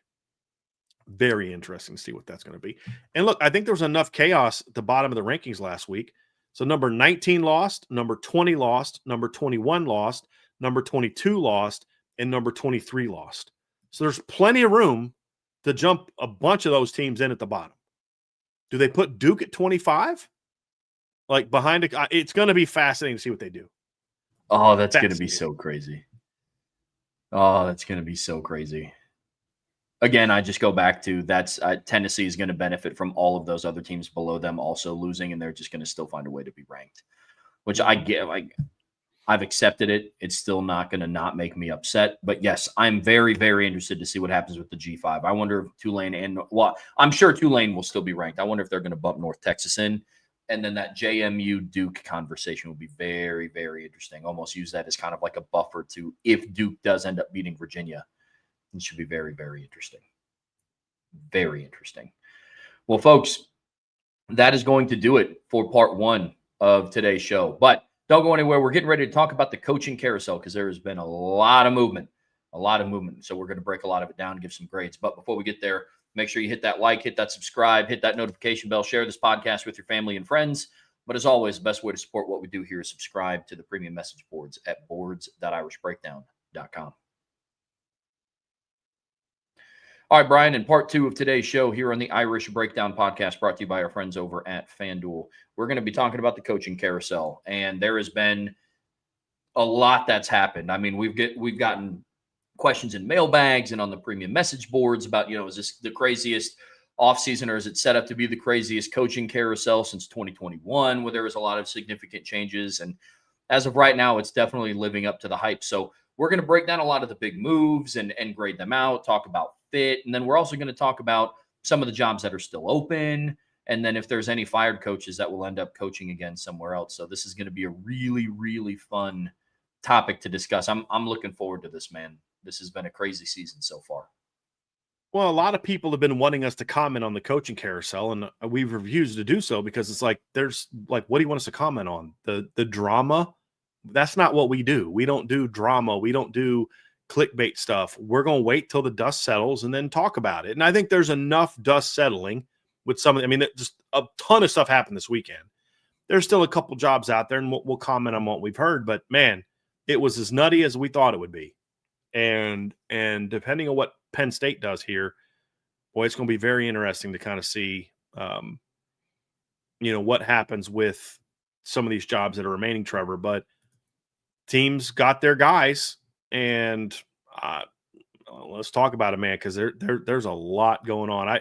I do want to start with Virginia Tech, since they were the first they were the first kind of domino to fall.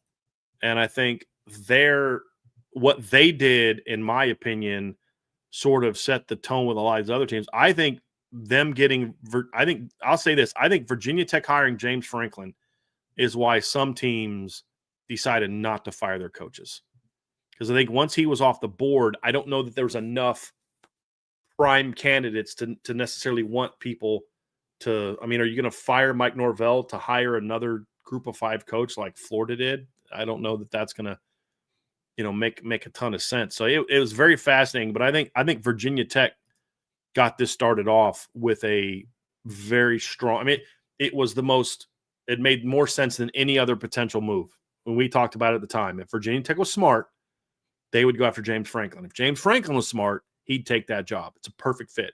They need a great recruiter and a great motivator and a great fundraiser. That's what they need a head coach. And I don't know how good of a fundraiser James Franklin is. That's not the side of things I pay attention to. But he's definitely the first two. He's a great recruiter and a great motivator. Is he a great in-game coach? Not really. But at Virginia Tech, there's a chance you're going to have more talent than all but 2 teams in your league in a lot of different years. And if you can recruit the right way. And he's already flipped a bunch of his class at Penn State's going with him. And I think he'll get some more here moving forward. So I thought that was a great way to get things started. So as we go through these, Trev, let's kind of give our thoughts on what we think of the hires and then give our grades. We'll just kind of work through them. Does that sound good to you? Love it. So thoughts on James Franklin of Virginia Tech?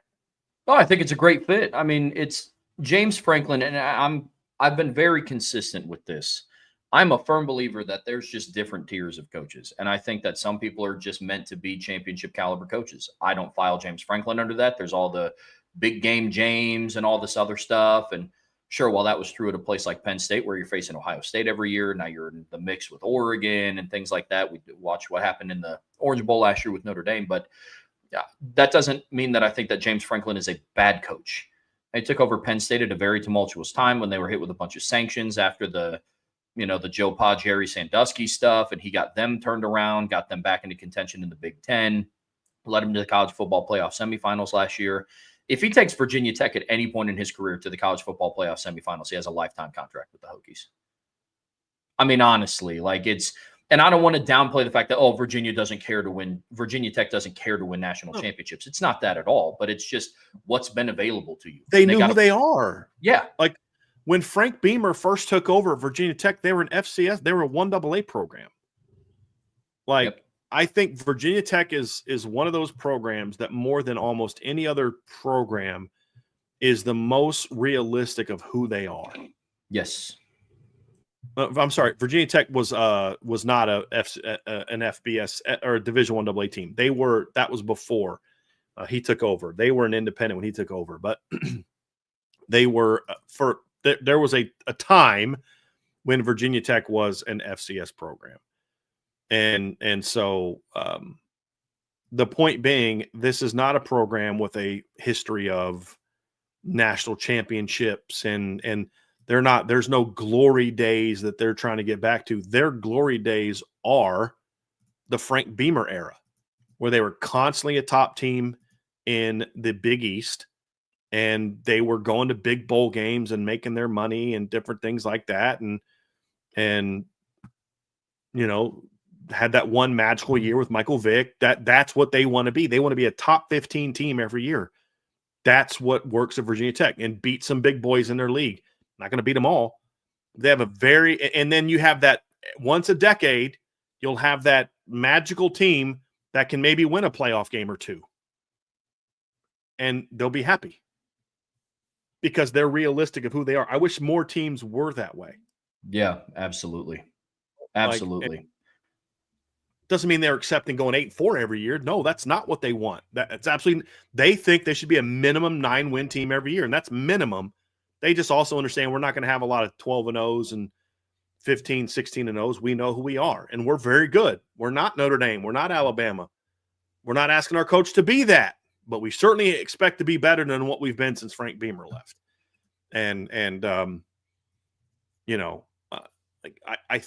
Like Justin Fuente did some good things at Virginia Tech early on, but then he just kind of 6-7, 8-5, 5-6. That's not what they want. They don't want that. And that's why he's gone. One thing that I do think that is cool is FanDuel already has out over under win totals for 26 and 27 for just two teams. And one of them is LSU and the other one is Virginia Tech. And after going 3-9 this season, Virginia Tech's over under win total right now is set at 7.5. Over is plus 116, under is 7.5. I think that is a testament to James Franklin and the immediate impact that they're thinking that they're going to be getting with him. And I fall in line with that.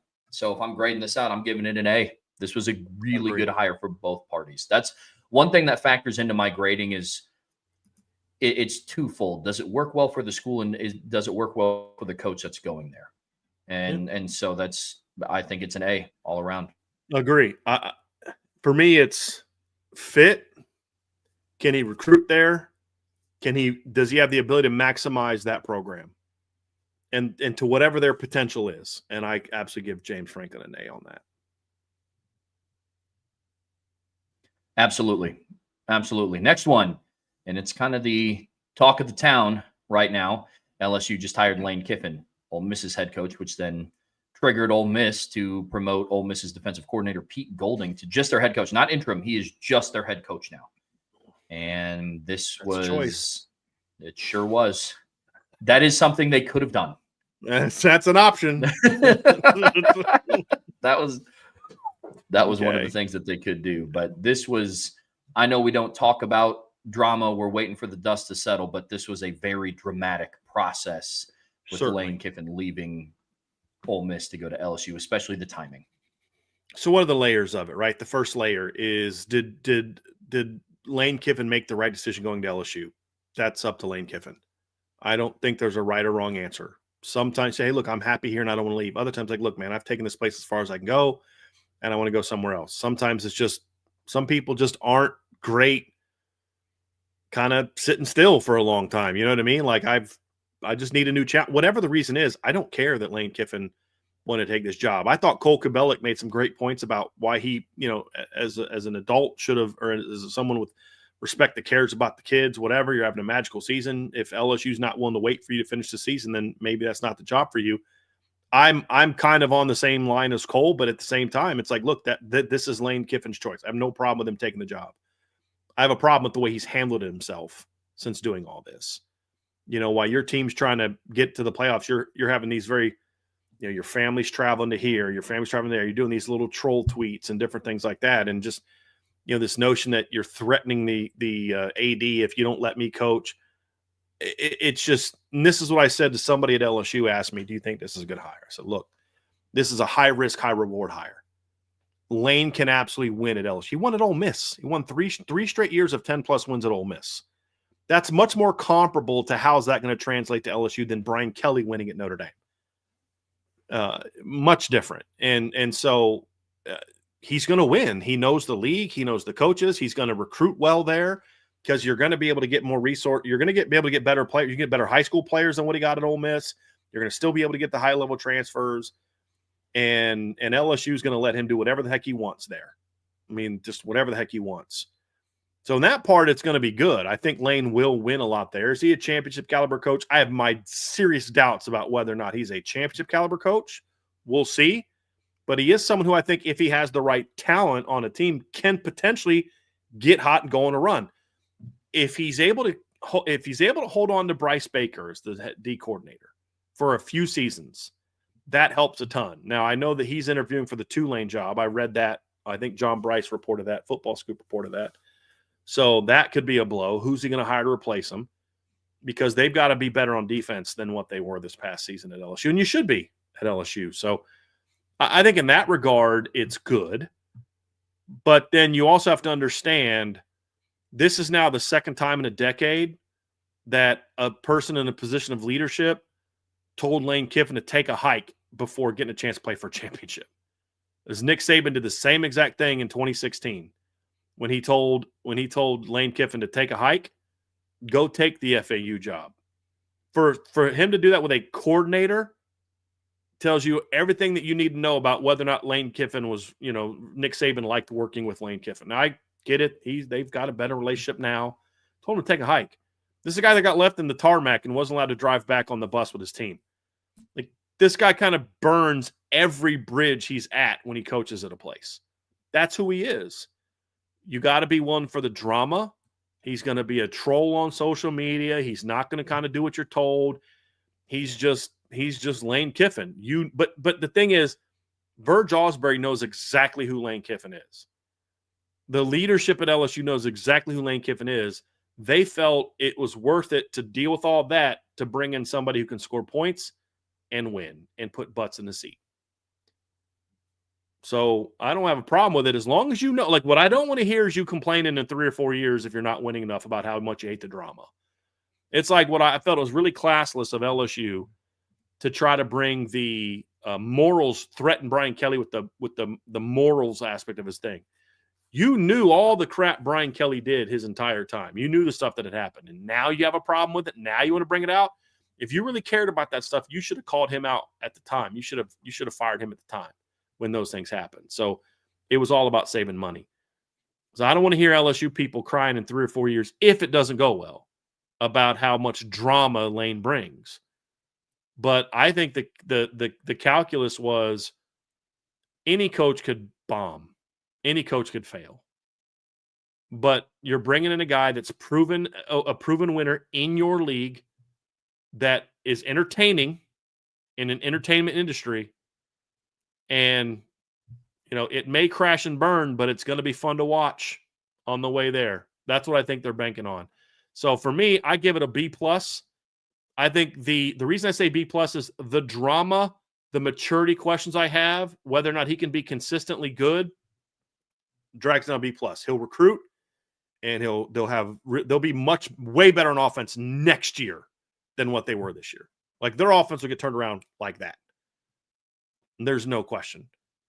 So I think LSU is going to be a much better team next year than they were this year. As long as they're willing to deal with the drama, I think this is a strong hire. I still don't know if Lane Kiffin's a for sure get him over the top. Can he fully maximize LSU? No, because Virginia Tech maximizes getting to the playoff a couple times in a decade. LSU maximizing their program is winning a national championship. Can he do that? We'll see. I have a lot more faith that he will than I did Brian Kelly. Yeah. Seriously. I'll say this. If there's a school that I think is apt to prepare or apt to handle just a coach with a bunch of different quirks and brings drama to the table, I would add LSU to the short list of schools that are prepared to do that, between everything with Ed Orgeron, followed up by Brian Kelly, and now Lane Kiffin. So this won't be, I guess, for lack of better terms, our first rodeo. I'm gonna give this hire like a B+ at like an 88, 89%. I'm with you on the drama piece. I'm very interested to see what Lane Kiffin is going to do, what he's going to do at a school with a little bit more resources than what Ole Miss brings to the table. Because in the same way that we talked about James Franklin maximizing Virginia Tech's potential, I mean, Lane Kiffin maximized what he had at Ole Miss, the first 11-win season in program history. And unfortunately, it's how he left that's just going to really be the aftertaste, as it should be, because he left on really, really bad terms. But I mean, he ended his coaching career at Ole Miss with an 11-win, a 10-win, and an 11-win season. And arguably, I would say that this was his most impressive coaching job, because unlike 23 and 24, he didn't have the top-level NFL caliber talent that he had on the 23 team, at least. And so that's been really, really interesting. Now, unfortunately, on the flip side of that conversation, Brian, is what Ole Miss did at head coach and promoting defensive coordinator Pete Golding to their now full-time head coach, not just interim for the potential playoff run or just to finish this season. And this one I don't have as high of a grade on. But for Lane Kiffin specifically at LSU, I'm very interested to see how it pans out. What'd you say your grade was for Lane? Like a B+ at like 88-ish percent. So we're close. I'm at like 89. Yeah. You know what I mean? Yeah. Like, I'm with you. Pete Golding, I gave a D. I think this is a panic hire.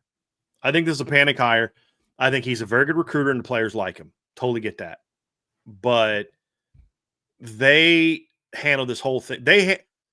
Lane did not handle this whole thing well. Neither did Ole Miss.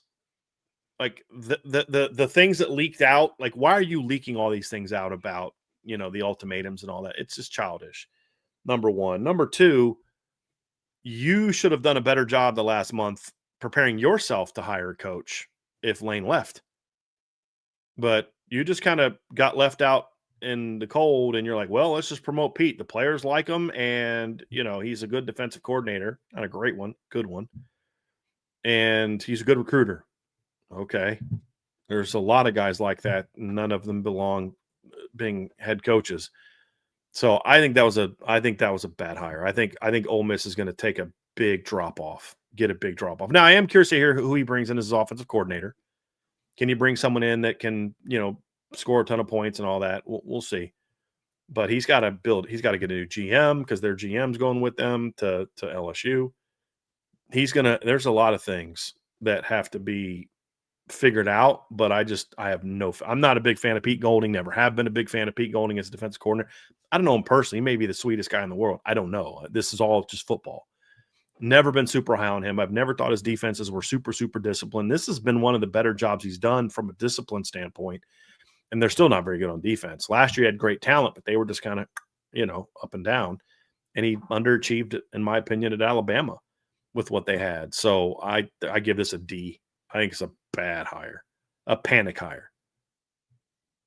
Yeah, it was absolutely a panic. I think this is very well stated. Yeah. Because remember, they promoted Zach Arnett when Mike Leach passed away. It was a panic move. Yeah. And I absolutely agree. Yeah. I mean, unfortunately for Pete Golding in the roles that he's had, especially recently, I think he's just kind of underperformed in a lot of the roles that he's had. I mean, I learned everything I needed to know about Pete Golding when he was a defensive coordinator at Alabama in 2019. I mean, you want to talk about NFL caliber talent. I mean, he was working with a team that had Xavier McKinney, Christian Harris, Raekwon Davis, Pat Surtain II, Trayvon Diggs, Jordan Battle, Christian Barmore. And that defense, whenever they faced a pretty good offense, would get kind of eaten up. I mean, they would. I mean, so again, to your point about the recruiting, you have to be a good enough recruiter to bring in players like Pat Surtain and Trayvon Diggs and Christian Barmore and all those guys. Agreed completely, but it's underperforming with that level of talent, which is really disappointing. And I'm willing to bet that recruiting to Ole Miss, when you're recruiting against teams like Alabama and LSU and Florida and Georgia, it's a lot more difficult than recruiting with the backing of being at Alabama. So very interested to see what he does there. I'm also giving this hire a D. I understand what Ole Miss was trying to do, big picture. And it's like, you don't bring an outside hire. You try to promote the person to try to galvanize the team, and you get somebody that the players love. I get that. It's kind of like Marcus Freeman-esque. Not saying that Ole Miss was trying to take a page out of what Notre Dame did in 2021, promoting Marcus Freeman, but I understand the goal of what they were trying to do. I just think that Marcus Freeman was a much more qualified person to be the head coach at Notre Dame at that time than what Pete Golding is right now to be the head coach at Ole Miss. Right. So agree. I'm giving that one a D. Agree. I'm with you. It's not about a lack of experience. No. I mean, I've pointed this out. You look at the top teams in college football right now. Number one team in the country, Ryan Day, never been a head coach. He was promoted as offensive coordinator from Ohio State. Kurt Cignetti had never been above the G5 level as a full-time coach. Mike Elko was never a head coach until he got the job at Duke, and he won 9 games his first year. Took over 3-19, won 9 games his first year. Took him to back-to-back bowl games, forgot to A&M. Kirby Smart had never been a head football coach until he got promoted. He was the D coordinator at Alabama, became the head coach at Georgia. Number 5, Texas Tech, Joey McGuire had never been a head coach, except in college. He'd been a high school head coach. Dan Lanning went from defensive coordinator at Georgia to head coach at Oregon. Number 7, Ole Miss.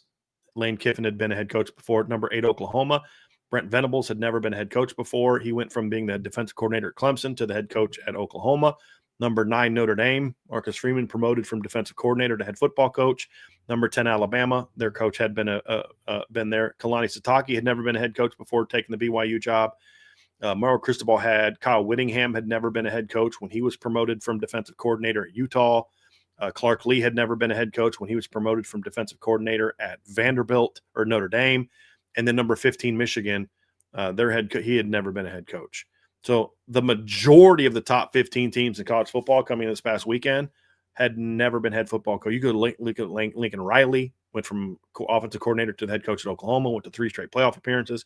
It has nothing to do with experience. I don't think he has what it takes to be a successful head coach.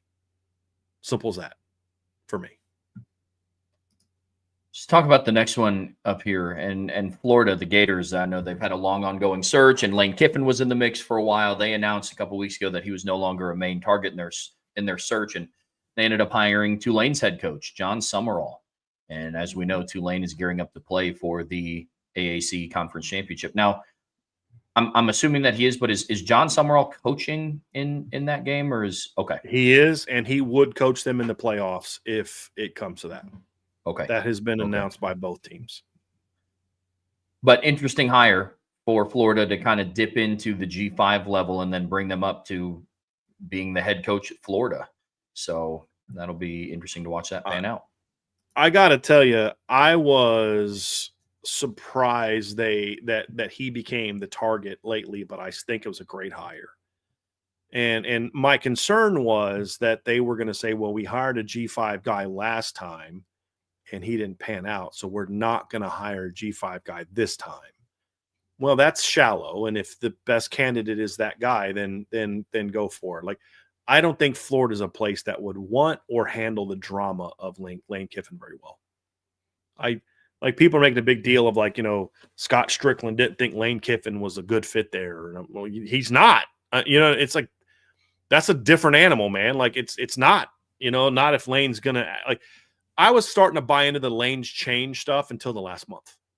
I really bought that. And then I'm like, nope, that's the same old Lane.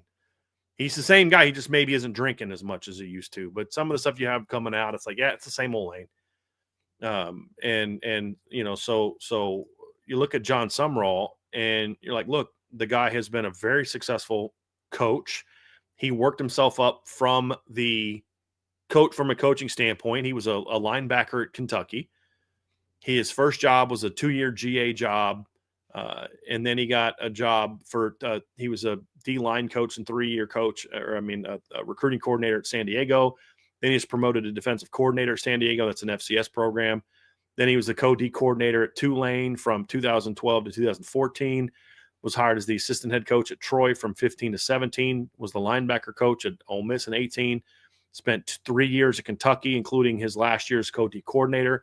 That got him the head coaching job at Troy.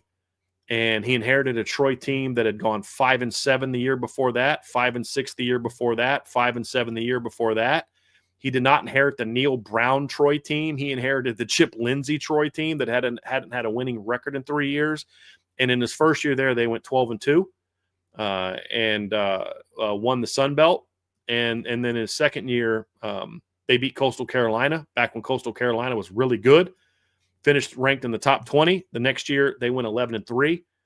Once again, won the Sun Belt Championship, beat Appalachian State by 26, and then lost to Duke in the conference title game.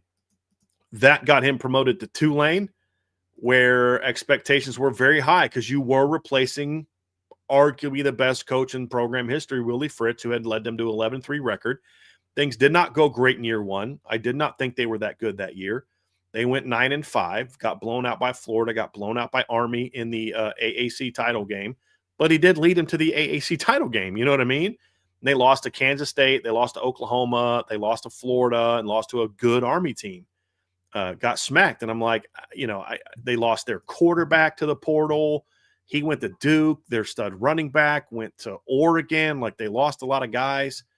One of their top receivers left. And what does he do? He leads them to a 10-2 record this year. They beat Duke. They beat Northwestern this season. Lost 2 games in their league, or one game in their league, also got blown up by Ole Miss. And they needed to win down the stretch, and he was able to get them wins. They got wins at Memphis. Like I said, they beat Duke. They beat Northwestern. Those are all bowl teams. And did it after losing a bunch of his top players to the portal. Guy's a good football coach. His teams are physical. This team is not nearly as talented as last year's team, in my opinion, but it's a way better team. I think he's a good football coach. I think he's a bit no nonsense, which can work at Florida as long as you understand that at Florida you better score points. And he said some things in his press conference that makes me think he at least knows that that's out there. whether or not he makes that hire, John Sumrall's success at Florida will come down to one thing and one thing only: who he hires as his offensive coordinator. They will be really good on defense. Really good on defense. Who does he hire as his offensive coordinator? That's going to determine his success. Everything else, I think, he's a great fit in a lot of other ways, Trev. A lot of other ways. He took over a team that was bad, built them up. Took over a team that was really good, maintained it, took it to another level. You know what I mean? Like, he's done a heck of a job so far. I think this was a strong hire. I gave this a B+. What say you? I'm with you. This is also a B+ for me. Big picture, I get a little nervous. In the same light that I talk about G5 players coming up to the P4 level, especially high P4, like a Florida. Like what we talk about maximizing a program's potential. Maximizing Florida is competing for national championships. So I always get a little nervous going from the transition of G5 up to that level of the Power 4. But when you dive a little bit more into John Sumrall, having experience playing in the SEC and being a co-defensive coordinator at different spots in the SEC, defensive position coaches in the SEC, I like the hire. And he's also somebody that's had a lot of success at everywhere that he's been. Like you said, you rattled off his resume at Troy. We obviously know what he's done with Tulane over the last couple of seasons. So I like this hire. I do. I do think that there is a trend with a lot of Power 4 teams, and you guys will kind of understand where I'm coming from here the more we talk about these different coaching hires. I think there's a lot of P4 programs that are kind of searching for the next Curt Cignetti. I think that what Curt Cignetti did in college football the last 2 seasons has sent a ripple effect to other teams that are in a head coaching search, because now they're expecting immediate turnarounds. IU went from one of the worst programs in college football history to now they're competing for national titles and Big Ten titles, and they're in a playoff and will likely continue to be in the playoff discussion moving forward. And he came from James Madison and turned a program around like Indiana. And so I think that's causing a lot of other teams to kind of go and look into the G5. It's like, okay, maybe we don't try to find the D coordinator at Georgia and then the D coordinator at Oklahoma and then the offensive coordinator at Ohio State and then this and that to find our next head coach. Maybe it's at somewhere in the G5. So there's definitely a pattern here. But for Florida specifically, I'm with you, man. I like this hire. I like this hire a lot. Sticking along the G5 lines, Auburn also announced that they're hiring Alex Golesh, the current head coach at USF. And USF has had a very interesting year this year, which, sidebar, they have one of the most exciting players in college football, Byron Brown. Oh, yes. I mean, that dude is an absolute dog. So he's a lot of fun. Now, sidebar over, what do you think of this hire by Auburn picking up Alex Golesh? It's a good hire. I gave it a B. It doesn't excite me as much as John Sumrall. I think he's got a little bit of a higher floor maybe than Sumrall, based on his experience as a coordinator in the league and recruiting Florida, things like that. But I don't know that the ceiling is high. I like the job he did at South Florida. He didn't do a great job there. He did a pretty good job. This year was an interesting year. I mean, you got to remember, he took over a team that I think went, if I remember correctly, they went like 3-21 in the 2 years before he got hired. And he immediately built them into a bowl team. So, I mean, like, he went 7-6 his first 2 years. That's a good job. I mean, that may not be considered a good job. But again, you took over a team that went, can you look that up for me, Trev? I think 3-21 in the last 2 years of Jeff Scott's tenure there. So it's like, they were terrible. I mean, terrible before Alex Golesh took him over. And then year one, I was 3-21. Year one, he takes him to a bowl game. Year two, he takes him to a bowl game. In year three, they show improvement. They go 9-3 this year, and beat Florida. Went on the road and beat Florida. Beat Boise State convincingly in a game this season. Went on the road and smashed North Texas. Their losses, they had a 3-point road loss at Navy. They had a 3-point road loss at Memphis, and then they got blown out by Miami. But he's done a really solid job there. How's he going to recruit at Auburn? We'll see. But I think this is a good hire.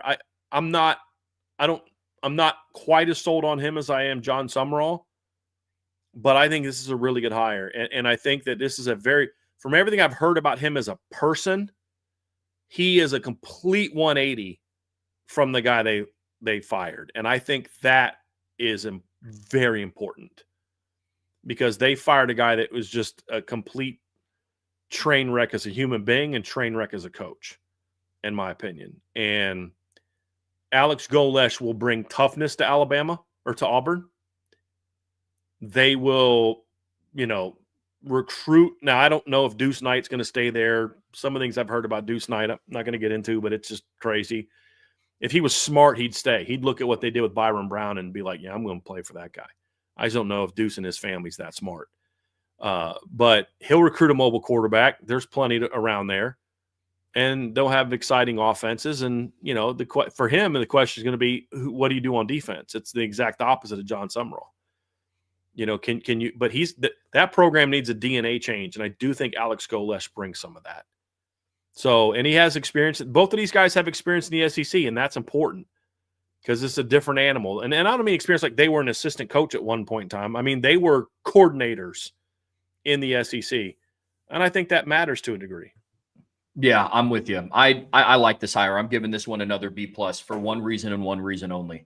Right now, Auburn ranks 75th in the country in points per game, and USF ranks 4th.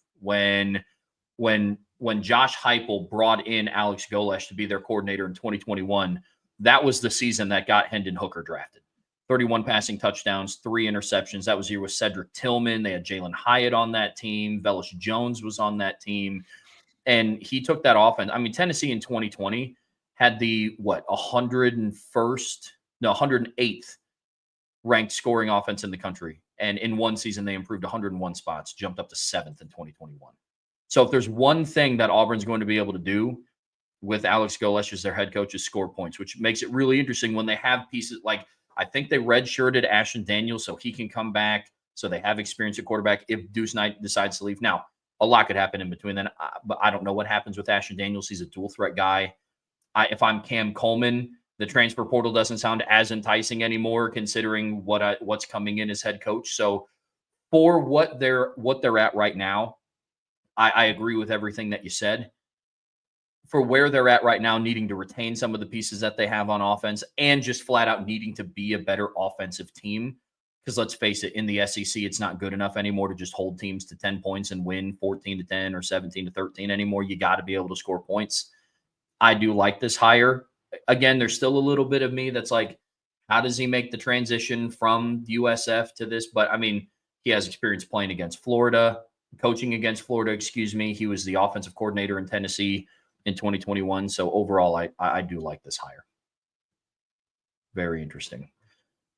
Next one, Arkansas found their head coach, and they hired Memphis's head coach, Ryan Silverfield. And Memphis, which is actually kind of cool considering Memphis beat Arkansas earlier this season. I think that's interesting as well. But to the dismay of Bobby Petrino, I'm sure they hired Alex Silverfield. Basically, they wanted Alex Golesh. And I've read a couple reports on this, and I talked to somebody yesterday who told me a similar thing, that Golesh was not happy that the Arkansas people leaked out that he was going to take that job. And that kind of, he wanted it, but there were some other opportunities, and that caused him to back out. And Arkansas thought they were going to get James Franklin. They were never really a player there. Like, they thought they were going to get several guys and got turned down. I think this is a pure panic move. I think they were on the verge of hiring Golesh. It fell through the cracks. And you couldn't then go another week or two without having a head coach. You had to look like you knew what you were doing. And I think they panicked and hired Ryan Silverfield. I think Ryan Silverfield is an incredibly overrated football coach. I'm just going to be honest with you, Trev. I think that, people say, well, he's done a good job at Memphis. Has he? I mean, really, has he? He's been the head coach there for 6 years. They've never once played in the AAC championship. He went 8-3, 6-6, 7-6, 10-3, and 11-2 in his tenure there. The year they went 10-3, they finished fourth. The highest they finished in their league is tied for third. I mean, you inherited a program that before you got there was pretty flippin' good under Mike Norvell. I mean, Mike Norvell took them to the Cotton Bowl in his last season at Memphis. You know what I mean? Like, he had a 10-win season. Like, Mike Norvell was there for 4 years and had 2 10-win seasons. Ryan Silverfield didn't win 10 games until what? Like his 5th or 6th year? And I saw something the other day that it was his fourth year. I saw something the other day when I was watching the Memphis Navy game. CBS put a graphic up. I think it was CBS. He is 12-20 against teams with a record better than 500 in Memphis. 12-20. That ain't good. That ain't good at all. No, that's not ranked. That's not like that's just teams but you said above or at or above 500. I thought they said above. Okay. That's just crazy. That's absolutely crazy. What was your grade for this hire? I know you said it was a panic move hire. Yep. Oh, I'm sorry, no, F. F. It's a PR failure, and they didn't get a coach that's going to be able to win. I don't think he's going to win there. I don't. We're not far off on this one. You got to think Memphis is always going to be in the top 3 in the AAC in talent. Yeah. And they were only in the top 3 in the rankings twice, and they were tied both times. I think he's underachieved at Memphis. Yeah. So, no, I'm with you. He beat Arkansas. Well, yeah, look, he beat Arkansas. That's wonderful. But then they lost to UAB. They lost at home to Tulane. They lost at East Carolina, and they lost to Navy at home. Got smacked by. They lost 4 of their last 6 games. They were undefeated and ranked in the college football playoffs, and they lost 4 of their last 6 games. Yeah, they beat South Florida. That's wonderful. But they choked down the stretch of the season. And that's kind of been his thing. I mean, it just I mean, you beat Tulane last year, but you didn't play in the playoffs because you got smacked by Navy and you got beat by UTSA. So, great. Yeah, man. You beat a bad Florida State team last year. Like, sorry. You're just not that good of a coach. Yeah, I mean, I'm with you. I do think he underachieved at Memphis. We're talking about a head coach that in 6 years had 2 double-digit win seasons. And he's not going to get there this year. And unlike the previous 2 group of 5 head coaches that we talked about, he doesn't have experience in the SEC. He has some time. He was like on the Minnesota Vikings staff for a while. He was an offensive analyst at Arizona State. Wasn't he like an offensive line coach for the Lions at one point or something? He has some different experience. It's diverse, but none in the SEC. He was an assistant offensive lineman. Okay. Meaning like he was the assistant to the assistant. He was like basically the Dwight Schrute. He was the Dwight Schrute. Assistant to the regional manager. Yeah. But I'm with you. I don't like this hire. I'm still concerned about, again, I'm going to sound like a broken record. Coaches making the jump from the G5 up to the SEC level of play, where Arkansas is going to have to be playing LSU and Alabama, and out of conference, they could end up with another Notre Dame on their future schedule. And I just, I don't think the Ryan Silverfield hire does it for me. So I'm with you. That one's a D for me as well. Or it's a D- for me, F for you. I'm there. Switch over to the Big Ten, Brian. Michigan State, after they let go of Jonathan Smith, they hired Pat Fitzgerald. So they stayed within conference. Pat Fitzgerald is coming over from Northwestern. What do you think about this one? I think this is an A. I mean, again, what's the staff going to be? But he knows the league. He achieved, he got too much hype for the job he did at Northwestern. Like, they ignored the 3 and 9 years for the good years, but he won a lot of games. But the good years at Northwestern were not a lot of people did that at Northwestern. He'll have a better talent base. He'll have more money. There's a lot of things there, man, that this is a good fit for him. They want blue collar. He's blue collar. They want toughness. He's going to be toughness. They want to play great defense and run the ball. That's exactly what Pat Fitzgerald wants to do. I think he'll be able to give some stability to the program and give them a face after they kind of got embarrassed the last couple of years. I like Jonathan Smith a lot. Thought he was a great, a heck of a coach. The only question we had is, would he fit? I mean, he's been a West Coast guy his whole career. Is he going to fit in the Midwest? And he didn't at all. So I think that's a great – I gave it an A. I think that's a great – I think it's one of the best – and it came out of nowhere. They fired Jonathan Smith. This is how it should be done. They fired Jonathan Smith, and within 2 days, Pat Fitzgerald was their guy.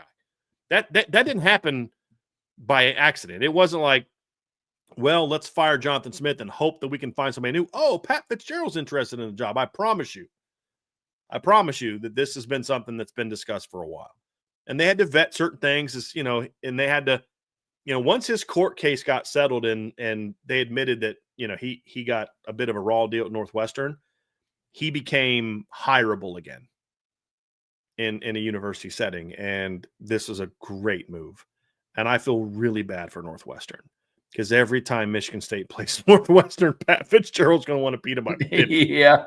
Yeah. So, yeah, I think this is it's one of the best. The process and the result were as good as anybody had outside. Them and Virginia Tech, to me, had the two best processes and results of the offseason. Yeah, absolutely. I'm with you. This is an A for me as well. I love this hire. It's challenging for outside coaches to come in and coach in the Big Ten because it is a different brand of football. And this isn't a conversation who's better, Big Ten or SEC. It's just the Big Ten is a different style of football. Prime example, Dan Lanning has adjusted to it. They won it last year, and they were in third place this year and have another spot in the college football playoff. Lincoln Riley hasn't adjusted to it. What have they done since they've joined the Big Ten? That's kind of the sample size you need to know. I love this move. That's why Jonathan Smith struggled. He came over from Oregon State, where they were more of a spread you out passing offense. You got to be able to run the football in the Big Ten. You just have to be able to. Pat Fitzgerald understands that. I'm a big fan of this hire. I'm with you. Sticking in the Big Ten, UCLA, they hired James Madison's head coach, Bob Chesney. Now, is this kind of the same of like Bob Chesney is still going to coach in the Sun Belt Championship and all that? And if they make the playoffs, he'll coach in the playoffs as well. Okay, right on. There's a reason that this is only happening to Lane Kiffin. And it's not because Ole Miss is dumb. I think they kind of are. This is because Lane Kiffin decided he wanted to start throwing grenades into the process and then be shocked when people are like, dude, we're not happy about you lobbing grenades into this. Get out. Yeah. Yeah, definitely don't think it's a mystery either. But no, I think this is a decent hire. I mean, Bob Chesney took over after, oh gosh, his name is escaping me. Curt Cignetti, good Lord. After Curt Cignetti left, he took over at James Madison as their head coach, went 9-4 last season, and they're 11-1 this year. I think this is a pretty good fit at UCLA. It's definitely it's a full-on rebuild. No other way around looking at that. Interested to see what happens with them in the transfer portal. Who only knows what their quarterback situation is going to be following up. But no, I don't. I think this is a good hire. I'm interested to get what you think about this one. I gave it a B because I agree with a lot of things that you said. The guy's been a successful coach throughout his career. His first head coaching job was Salve Regina, and from 2010 to 2012, he went 23-9.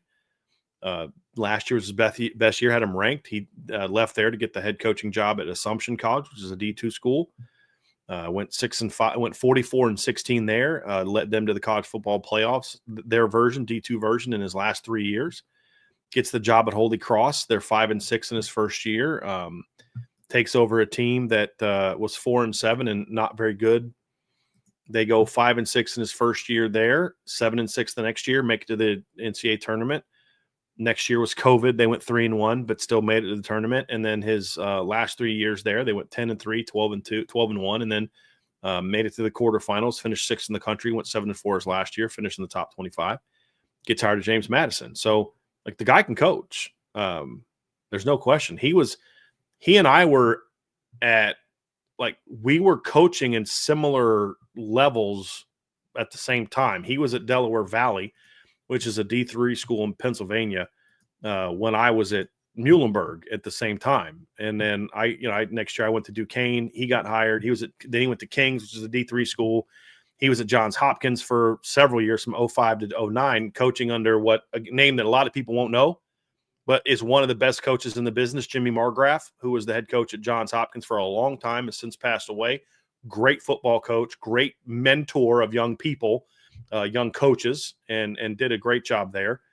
Jimmy Margraf was, I think, at one point in time, president of the AFCA as a D3 coach. Could have gone up to higher levels, but liked being at that Division III level and the type of people he dealt with. So, like, he's had some good tutors along the way. The concern I have is he went from D3, D2, 1AA, 1 at the lower level, and now all on the East Coast, all in the Northeast and Virginia, and now you're going out to Los Angeles. I worry about the fit. That's my concern. Can he recruit the West Coast? Can he recruit West Coast players? Can he relate to West Coast players? Because anyone who's moved around the country like I have and lived in different parts of the country knows cultures are different. Yes, we're all American, but cultures are very different. The culture that I was a part of when I lived in Florida and North Carolina is a whole lot different than the culture that I was a part of when I lived in Ohio, Eastern PA, and in Indiana. You know, my wife grew up in San Diego. Very different culture from what I grew up in, and different priorities and things like that. So can he recruit out west? Can he coach those athletes? They're not better, not worse. It's just different. And this isn't meant to disparage West Coast kids. I've done that in the past. That's not the point I'm trying to make. I'm simply saying it's different. It's one of the many concerns I had about Brian Kelly going to LSU. You're not going to be able to talk to those kids the way you talk to Notre Dame kids, because Notre Dame kids will put up with your bull crap because they understand there's a bigger picture here. LSU kids aren't going to put up with your bull crap. And the fit was terrible. I worry about Chesney's fit at UCLA. Resume checks all the boxes. Building winners checks all the boxes. The recruiting at the level he's been at checks all the boxes. But can he win at a West Coast school when I think the furthest west he's ever been as a head football coach is probably James Madison, I believe. So, yeah, because Salve Regina is in Rhode Island. Holy Cross is in Massachusetts, and Assumption College is in Massachusetts. The furthest west he's been as any kind of coach was Delaware Valley in Pennsylvania. The furthest west he's been as a head football coach is James Madison, which is in a state that borders the Atlantic Ocean. You know what I'm saying? You're going to LA. That's my concern. The fit is my only concern. If the fit works out, this will end up being a great hire.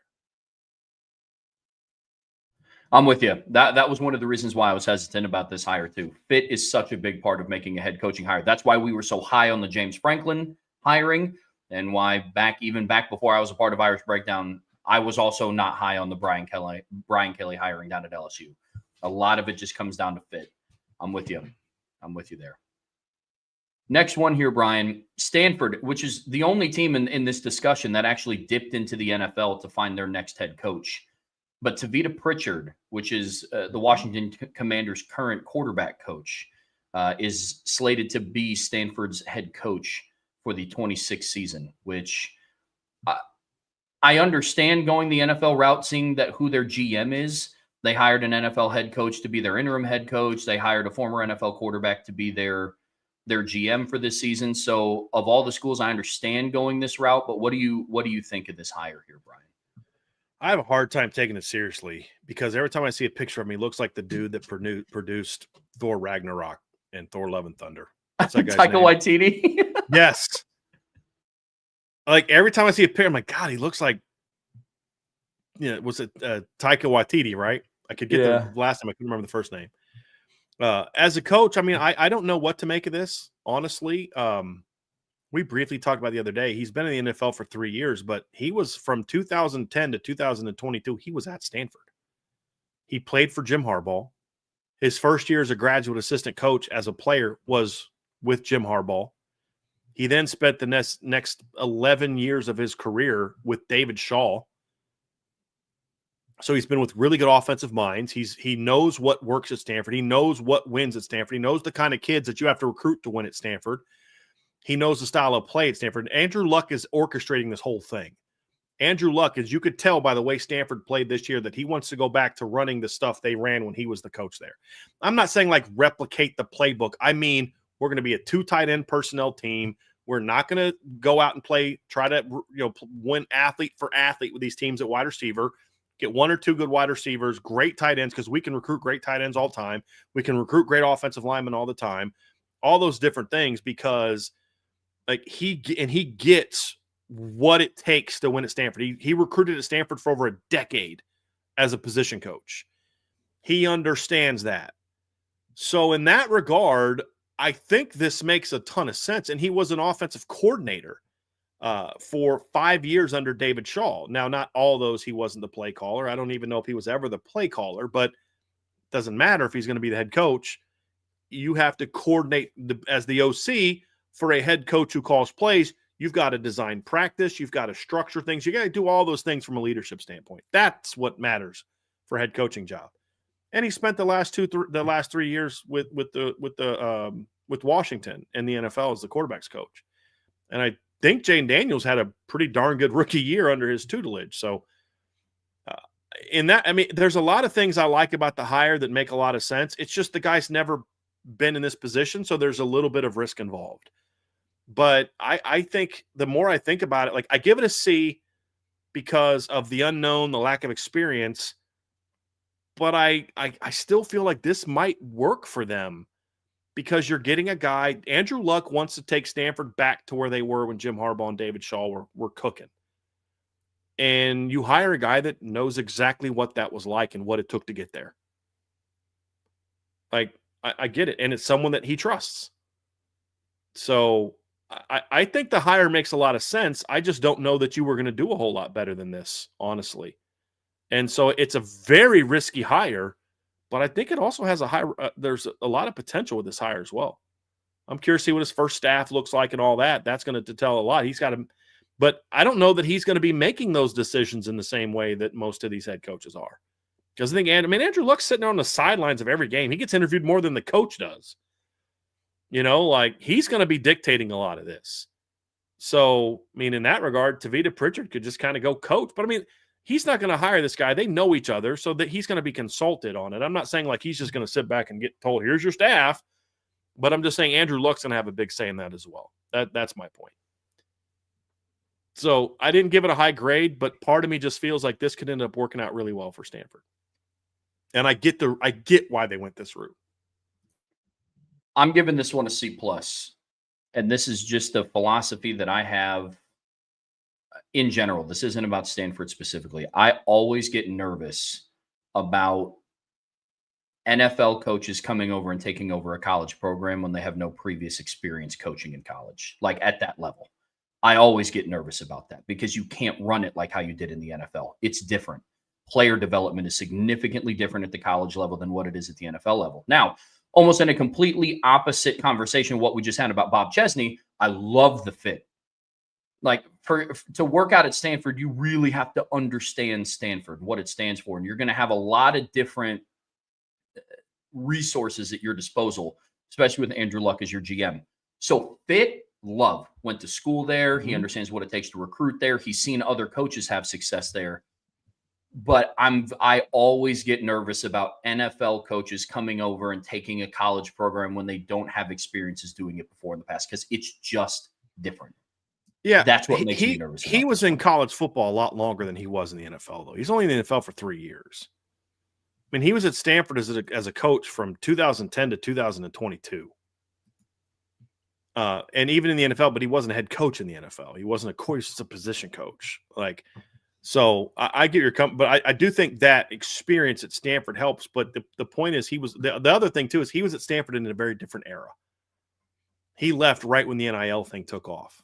Yeah. So how's he going to handle that part of it? But sure. Yeah, I mean, you have the NFL concern. I have the never have been a coach concern, head coach concern. But it sounds like we're on the same page that there's a lot of potential with this hire. A lot of question marks, which is why the grade is lower. But there's a lot of potential with this one. Well, the thing that works out for Tavita Pritchard is he's at a spot where, like, if he gets Stanford to 6-6, that is a heck of a first year with where this program has been. Like, unlike some of the other coaches, like John Summerall is expected to go in and turn Florida around like in 2026. The expectation for Tavita Pritchard is to not come in and just be like, all right, get them in contention for the ACC title. Get them ready to maybe get a playoff bid. It's, hey, this is going to be, Andrew Luck has been very transparent about this being his move to hire an interim head coach and not make a panic hire. Told me that is like, okay, this is a game of chess. It's get your positions in peace and come up for air and see what you look like in 27 and in 28. Get a couple of recruiting classes under your belt. So I like that. I like that a lot. Next coaching hire we're going to talk about, which I personally really like, it's Eric Morris going to Oklahoma State, the current North Texas head coach. I like this. Very similar conversation for what I talked about Alex Golesh going to Auburn. I like this hire because Oklahoma State at its heyday was known for one thing, and it was having just a ridiculous offense. He's known for being able to run you to death and put points up on the board. That's when Mike Gundy was at his best as a coach. And I do genuinely think that Eric Morris is going to bring some of that with him to Oklahoma State. So those are kind of my initial thoughts on this one. Brian, how you feel about this hire? I think it makes a lot of sense. I gave it a B because I think I have some concerns about Eric Morris's ability to really build a winner there. Because, like, listen, Oklahoma State's not going to be happy if you go 6-6 in the first couple of years, like Stanford will. They're going to expect you to turn this thing around quickly. I've heard there's a lot of financial support. They just didn't want to use it on Gundy, who wasn't going to embrace it. When you look at his track record, Trevor, everything you just talked about scoring offense, I think that's 100% exactly why he was the target for this job. And it totally makes sense. I think in that regard, it was a smart decision. Very smart decision. I mean, you look at the quarterbacks this guy's been involved in, Cam Ward, and there's another quarterback they had recently that was very good, but he's considered an offensive guy. He took over at Incarnate Word, and I'm trying to actually pull up some stuff. Let's see here. Let me pull up his last year was 2021, right? Here it is. Here we go. So they were his last year there. He was the head coach there in 2021. They went 10-3, made the second round of the playoffs. They were 5th in the country in scoring that year, averaged about almost 40 points a game. In his previous full season before that, he took a team that wasn't great and didn't score a lot of points and built them into a team that was kind of could go score. Is a little inconsistent, but he was learning as a young coach. But I mean, he's been a part of some teams that can really score, and he's evolved in that regard quite a bit. This past year they led the nation in scoring at North Texas. Even in games they lost, they scored a lot of points. They lost to South Florida 63-36. They still scored 36 points. They scored at least 31 points in every game. The only team that held them under 33 points this season was Navy, who they beat 31-17. So, like, all those things I get, but the counter to that is he's a youngish coach who has had more not good seasons than he's had good seasons. Like he did great this year at North Texas. His first 2 years, they had losing seasons. He had a great last year at Incarnate Word, went 10-3. He went 6-5, 5-7, and 3-3 3 years before that. So he can build something, but can he maintain it? I don't know. So there's a little bit of a boomer bust here with this hire, but it was a smart hire. It was the hire they needed to make. I think it made a ton of sense. I think what you said about why they hired him was spot on, but his track record is okay. I think he'll be able to get them to a point where they're scoring points, but can he really get them to where they're good on both sides of the ball? Can he maintain that success? That I have a lot more questions about. Yeah, and those are the reasons why it wasn't an overall A for me. I'm at like a B plus in that range, so we see that very similarly. But I do like the offensive fit here. Mm-hmm. Next one is interesting. Oregon State hired Jamarcus Shepard, who is the current wide receivers coach at Alabama. It's an Indiana native.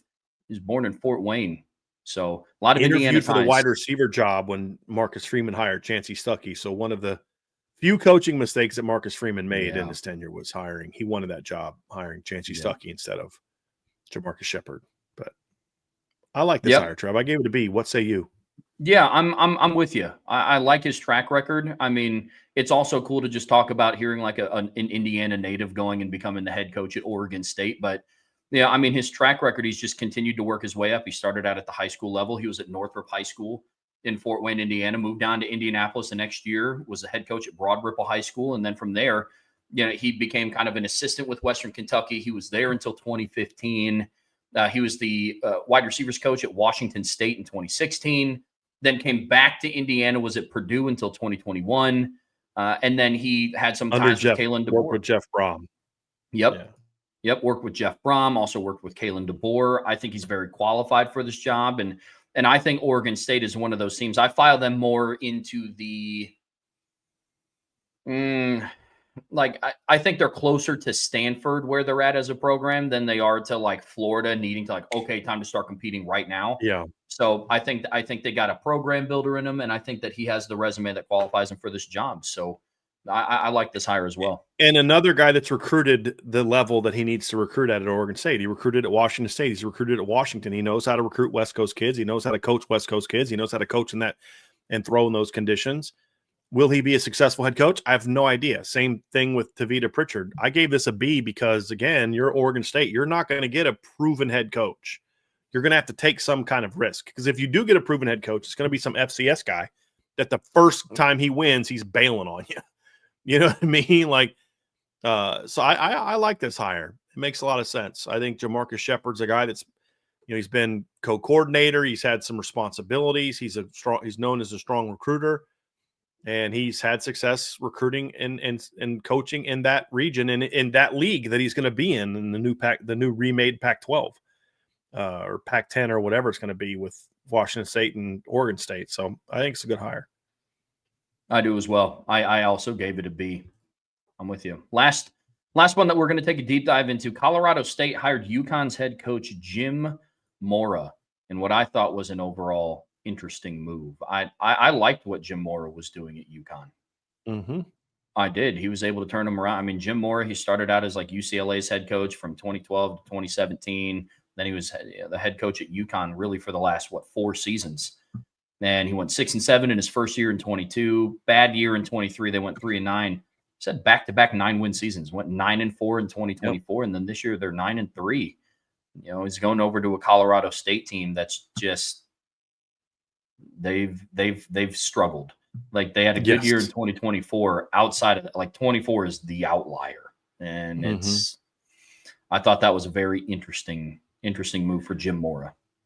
Well, they're trying to get back to the Earl Bruce, Sonny Lubbock days, when Colorado State was a good football team. I think you needed to make a splash hire like this, though. I mean, you're going to be joining the Pac-12 in 2 years. You're going to join that league in 2026, excuse me. You needed to bring in a guy that has some name recognition, a guy that's a proven winner. Jim Mora is that. People talk about, well, he didn't win enough at, he didn't win enough at UCLA, and he didn't win enough at wherever. And I'm like, yeah, I mean, I get all that, but this guy's been an NFL head football coach, but went to the playoffs. He took UCLA to 4 bowl games. I mean, how many bowl games have they been since he left? You know what I mean? Like, sometimes it's like, yeah, I get that, you didn't think, what he was doing was good enough. He went 9-5, 10-3, 10-3, 8-5. 4-8, and then that one down year, you fired him the next year. Before the Cal game, didn't even let him finish the season, and lost because you lost at USC by 5. That year they also lost at a ranked Washington team. Like, I mean, I get why they made the move. I just think it was and they beat Texas A&M that year. Like, I just think it was a mistake to fire him when they did. So, this is a guy that I think has a track record that would work here. And they needed to have a splash hire. I don't know that he's at a point now where maybe he doesn't necessarily want to coach at a big time program again, but I do think he'd like to be at a place that's a little bit higher than he's 64. But I do think wanting to be at a place that's a little above UConn, which you don't know where UConn is going to be. They're an independent. I don't know that there's any hope for there. You go to Colorado State as they transition into the Pac-12. It's a much more enticing challenge, I think, for him. Sure. And so I totally get. And he's an LA native, so he's going to recruit the West Coast a lot more. He's going to recruit California a ton. He's coached for the Falcons. He was the head coach for the Seahawks for a year. He coached UCLA. He'll have a lot of connections out there. So I think this made a ton of sense for Colorado State, and I think this makes a lot of sense for Jim Mora as well.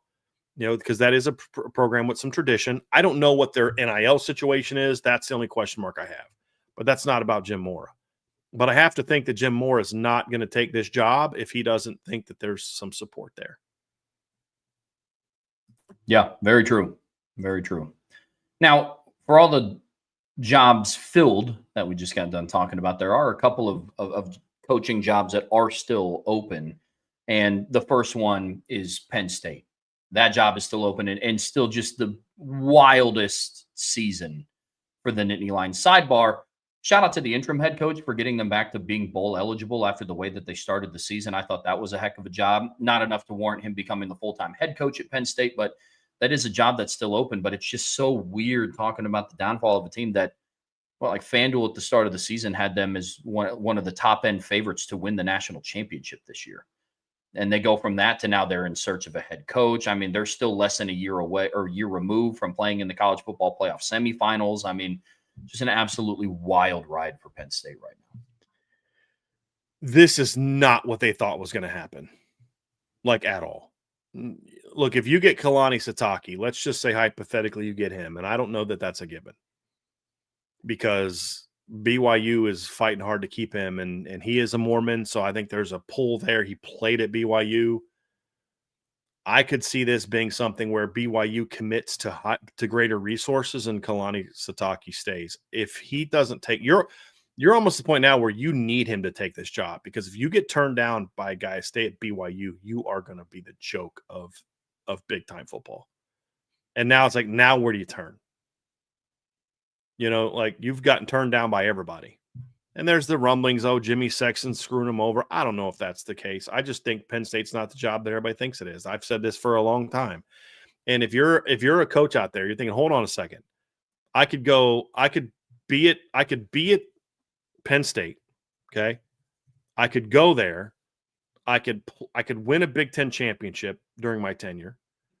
I could consistently be a winner. I could go 11-2 and make it to the Rose Bowl, win the Rose Bowl. I could go 10-3 the next year, lose in the Peach Bowl, and then the next year I play for the Big Ten championship again, go 13-3, and I'm a late interception away from beating Notre Dame and advancing to the national championship game. And because we get off to a rough start the next year, I got fired halfway through the year. That's what no, thank you. You know what I mean? Like hard pass on that action. Like that is, you can blame Jimmy Sexton all you want. And I think Jimmy Sexton is not a good person and he's not good for college football. I think most agents are not good for college football, but they don't try to be. They're doing what's best to get their clients as much money as they are. They're not the arbiters of what's good about college football. But I don't care much for Jimmy Sexton, but I think biggest problem that Penn State's having with hiring a new coach is their own actions. You were the first big domino to fall, and you are one of the last ones sitting here in this game of musical chairs without a head football coach. You know, and so if you get turned down by Kalani Sitake, you better hope that there's some miracle out there. There's one coach that I've heard linked to that job that would be a big splash.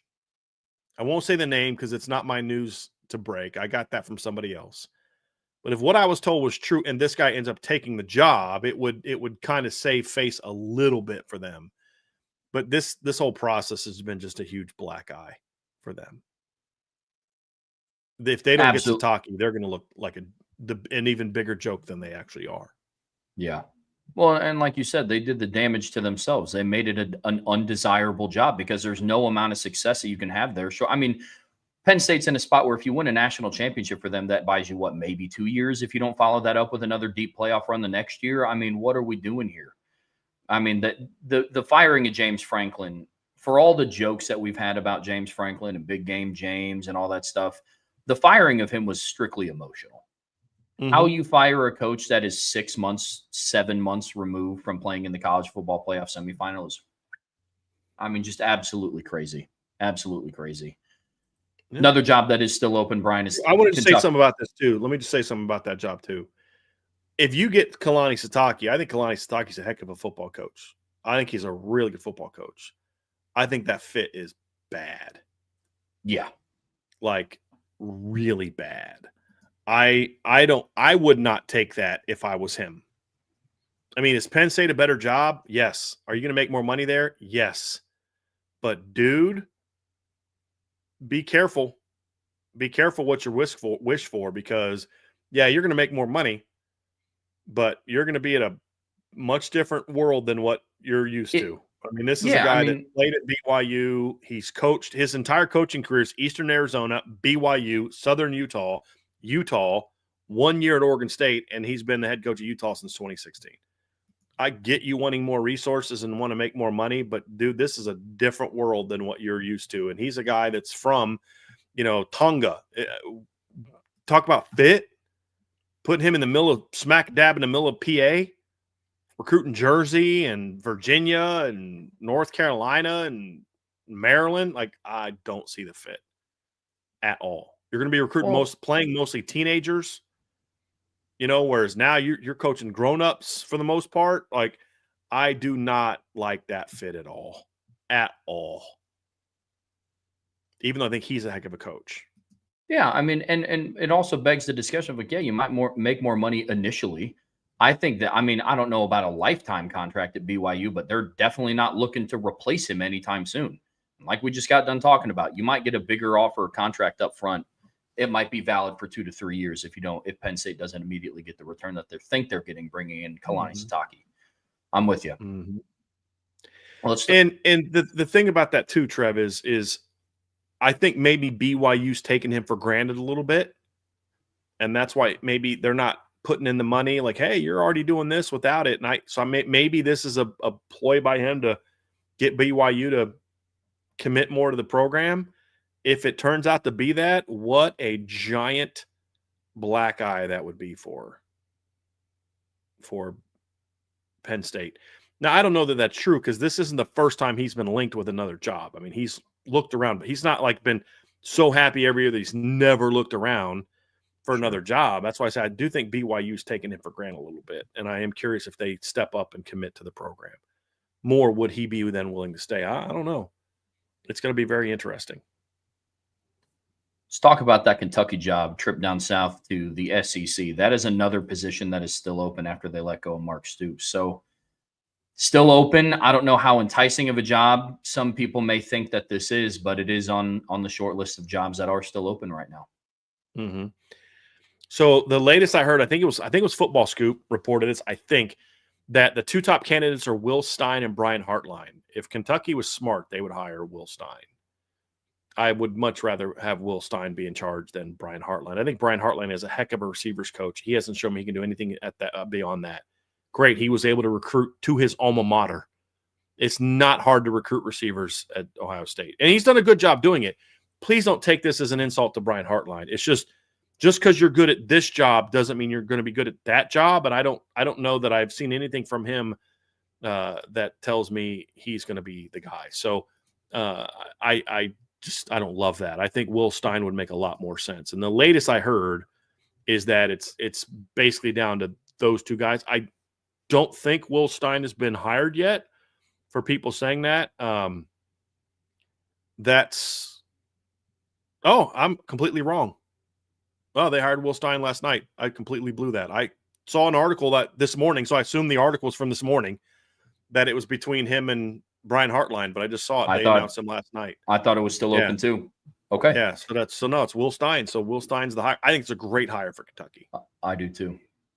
I don't know if he's going to be a good head coach or not, but that's the kind of guy you take a chance on. I've been saying this for a couple months. I don't know why Will Stein's not getting more talk for this job. He's a super innovative offensive coach. I think he's done a great job at Oregon. He can recruit and he can score. And when you're at a place like Kentucky, with all due respect to Mark Stoops, the way you run your program worked for you when the SEC was a defense-dominated league. It's not that league anymore. You want to win at Kentucky, you got to score. Plain and simple. And I think he can build that. Will he win there? I don't know. They had a pretty decent offensive mind a few years ago. I think Liam Cohen's a good offensive mind. I thought he got a little bit too much hype as an offensive mind at Kentucky. I think Will Stein is a way better college offensive coach than Liam Cohen, who's now a head coach in the NFL, which just blows me away. But I think Will Stein is a really good offensive mind. So now that is official, I think that's a smart move. I think hiring him over Brian Hartline was a smart move. And I don't know that Brian Hartline would have taken the job. I have no clue. But I think that's a smart hire. So I'll give that a B+. The only reason it's a B+ and not higher is because he doesn't have any head coaching experience. And I believe that the Oregon job was his first big job. He's 36 years old.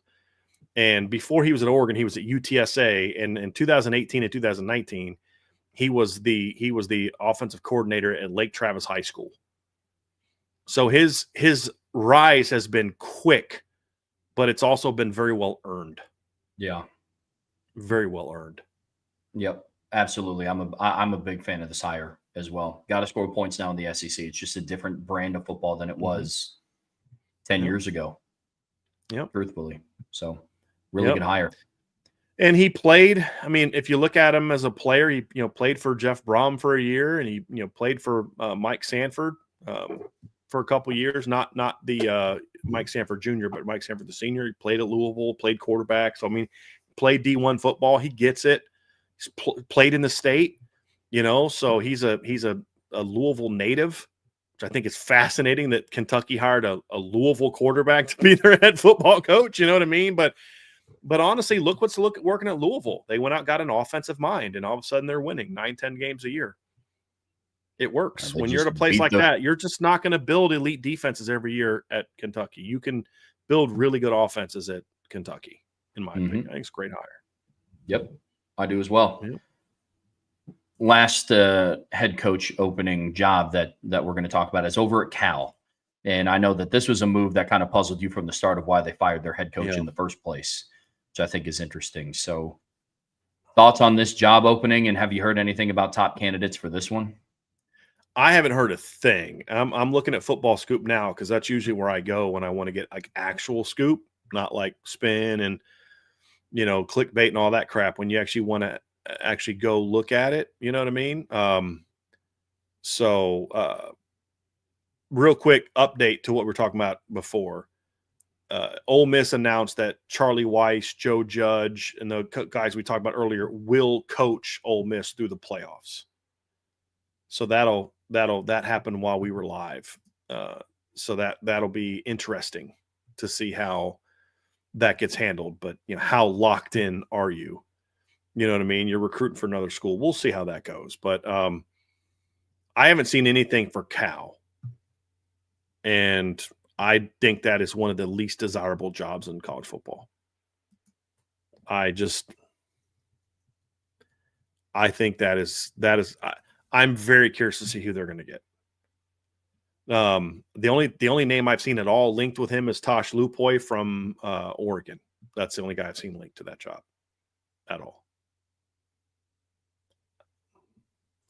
Yeah, I'm with you. I don't understand why they hired or fired their head coach in the first place. I think that made it a job that's not desirable. You want to talk about somebody exceeding expectations and coaching above the talent level of what they had on the team. Like we said, at one point in time, talking about a program that didn't have a scholarship running back on its entire roster.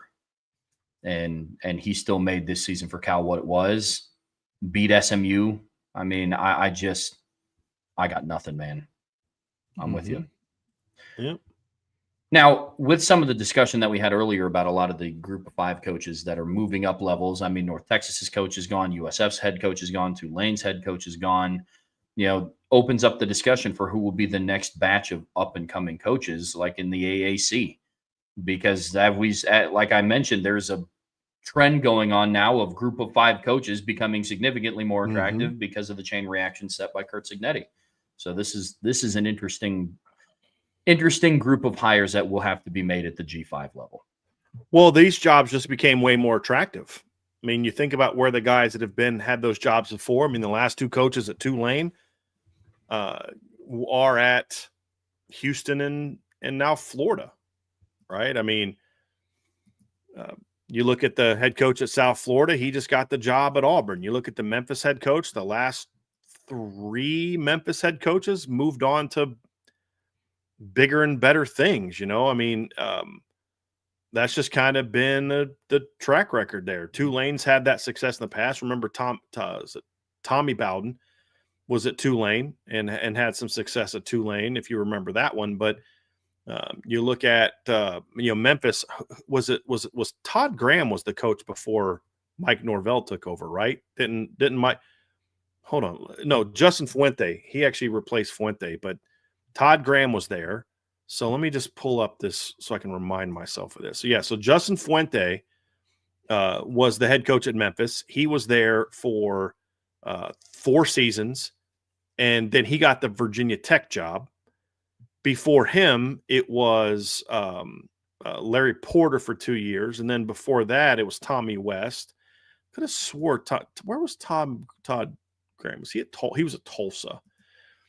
So Mike Norvell takes over, replaces him, and then Mike Norvell goes and gets the head coaching job at Memphis. He goes to Florida State. He's replaced by Ryan Silverfield, who then now becomes head coach at Arkansas. You're seeing a lot of these guys at these jobs. Florida Atlantic had Lane Kiffin. He becomes head coach at Ole Miss. You're seeing a lot of these jobs are leading to guys getting big-time Power 4 jobs. And so I think it makes these – North Texas head coach just got hired at Oklahoma State. So there's a lot of these jobs are leading to big opportunities. Matt Rule was at Temple. That led to him getting where did he go from? Didn't he get Baylor. hired by the Panthers? Yeah. Baylor, then the Panthers, right? Wasn't it that? I think and then, so. Then he went to Nebraska. So, yeah. It's going to be interesting.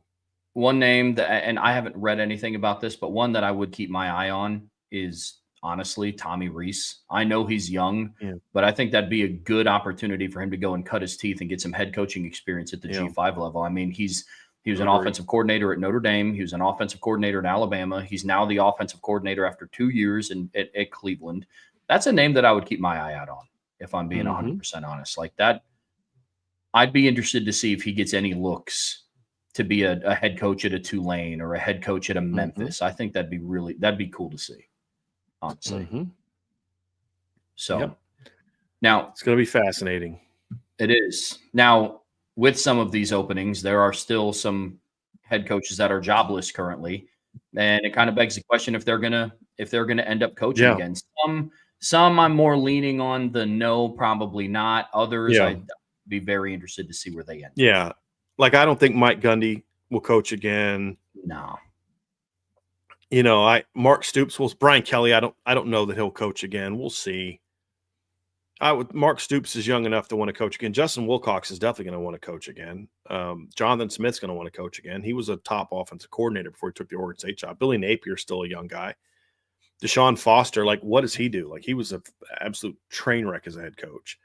Like, he's going to have to rehabilitate himself as like a position coach again. Yeah. Like, it was bad. Hugh Freeze. I mean, who would hire Hugh Freeze? I mean, I think some FCS school, some desperate group of 5 school. Like, I don't know who would want Hugh Freeze. Kind of like when Liberty did it, Brent Pry, he's going to have to go back to being a position coach or a coordinator again. So the interesting thing is, like, is Mark Stoops willing to take a D coordinator job? Is Justin Wilcox willing to take a D coordinator job? Is is Brent Pry willing to take a D coordinator job? You know what I mean? Like, those are all very interesting. Is Jonathan Smith willing to take an offensive coordinator job again? Billy Napier willing to take an OC job? Those are all going to be very interesting questions. If they don't get hired in this next round of G5 teams looking to replace coaches, do they become assistant coaches, coordinators? Like, how desirable will they be for those? It's going to be very interesting to see how this all plays out, Trev. Yeah, I think there's going to be some coaches on this list. I don't think Brian Kelly will, or I don't think Mike Gundy will. Same thing with Hugh Freeze. But there's some younger coaches on this list that I could see taking kind of like the Cliff Kingsbury route. Cliff Kingsbury got the opportunity to be a head coach, different level, but didn't work out. So then he went back to being a coordinator, and that's where he stuck. And I think he's been extremely successful in that role. I think there's some people, and some coaches have the self-awareness of it. Like, I think Mike Denbrock has really good self-awareness of what he wants to be as a college coach. Like, I'm sure that he's gotten offers to interview for other head coaching jobs, but I think he's an offensive guy. I mean, I don't know if he wants the responsibility of leading an entire program the same way a head coach would. And I think that's what some of these head coaches kind of learned, like the Deshaun Fosters of the world, the Brent Pryes, the Billy Napiers, the Justin Wilcoxes. Like, I think if they find a good role as a coordinator and just ride that out, they're going to make a lot of money, a lot of really good money for quite some time. And I could see them coaching again. I don't know about as a head coach. Like, out of that entire list that we have, the only one that I could see, some of the only ones that I see going and becoming a head coach again, like, I could see it with Billy Napier, just not at a stage as magnified as Florida. I could see him maybe being attractive for like one of the G5 jobs that comes open or one of the lower level P4 jobs that come open, but that's kind of it. I don't think Brian Kelly's going to coach again because I don't know what program would want to bring that in, if I'm just being honest. Yep. So the things that Brian Kelly is being hammered for at LSU are not attractive things. Not working hard, not wanting to recruit, not building relationships. Those are not good things for a football coach, especially in the NIL era. And the other part of it too is, when you look at it, it's like it's being reported like this was an issue at LSU. If anybody wanting to hire Brian Kelly talks to anyone at Notre Dame that's honest, they're gonna be like, dude, that's exactly who he was here. I've reported on that for years. Team captains would tell me he would welcome us back in January, and we wouldn't see him again until basically right before spring ball started. That's not new. It's just there was no interest from the media to report on that when he was at Notre Dame, because the narrative was driven by Kelly and his agent. Get to LSU, they're actually doing real reporting on who Brian Kelly is now that he's fired or that he was struggling. They didn't do that his first 3 years. Like Brian Kelly just all of a sudden this year decided he wanted to golf more and not recruit. Like that's a new thing. So it kind of pisses me off when I hear all that stuff, but because that's the same stuff I was complaining about for years. I don't know who's going to want to deal with that. And he's not going to be cheap. Guy's got $54 million. I think the next thing we see Brian Kelly do is TV. Like, I really do. I think he'll ESPN or Fox Sports or one of those people will hire Brian Kelly to give his opinions that nobody wants to hear on their network. I don't think you're wrong. Yeah. So definitely don't think you're wrong. Well, folks, that is going to do it for part 2 of today's show. Don't go anywhere. We are wrapping up today's show with a mailbag. But before we get there, hit that like, hit that subscribe, hit that notification bell so you know whenever we go live. Whatever streaming platform you listen to us on, we would greatly appreciate a 5-star review. But as always, the best way to support what we do here is subscribe to the premium message boards at boards.irishbreakdown.com. All right, Brian, in the final part of today's show here on the Irish Breakdown podcast brought to you by FanDuel, we have a mailbag to take us home. And if this does happen to be your first one, put a little MB for mailbag or a little mailbox emoji to set it aside. Lets us know to set it aside. We can't go forever. So if you do want to make sure that your question does get answered, you can always feel free to throw in a super chat. Those get bumped up to the top. And like always, Brian, I'm pretty sure we have a couple in there already. We have several, yeah. So we'll go ahead and get started here with James Delaney. Thank you, James. Appreciate the super chat. Where do you put Notre Dame's non-football sports if and when the ACC dies? I have 2 avenues. The first one that I would do is I would talk to the Big Ten and see if they have interest in signing a deal similar to what you had with the ACC. If not, then I take my teams to the Big East. You're making about $10 to $15 million a year with those deals. I don't think you're going to make quite that, but you're going to make a lot more on your current deals. So I would take it to the Big East. It makes a lot more sense geographically. You're going to save more money than you spent on travel going to Big East schools compared to, playing in the ACC, which is now out in California and Texas and Florida and Georgia. So I think all of those things will be factors in it. So I would first pursue the Big Ten. Hey, we'll schedule a 4 to 5 game a year deal. If they say no, then I take them to the Big East and you start working on putting together an independent schedule again. And, because you're not going to have the Big East doesn't have the football aspect of it. But as I've said before, Notre Dame won't have a problem scheduling games. They won't, especially with all these leagues mandating that they have to play X number of P4 or Notre Dame. And there's a lot of schools that aren't championship programs that will have no problem having a home and home with Notre Dame, knowing the kind of money they'll make the weekend that Notre Dame comes in town every other year. Yeah, I agree. I would start with the Big Ten, see if you can cut a deal for football similar to what you have with the ACC, and then you already have an in for your non-football sports. Hockey's already a Big Ten team. Exactly. So I think that would be interesting. And then tonight,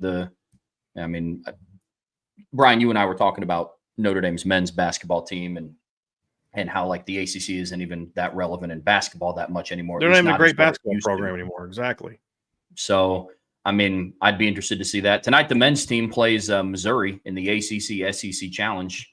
That's pretty cool. Favored by 1.5 points on FanDuel. So I'll be tuning in. That's awesome. A Big East school and a Big 12 school playing in the ACC SEC shootout. That's great.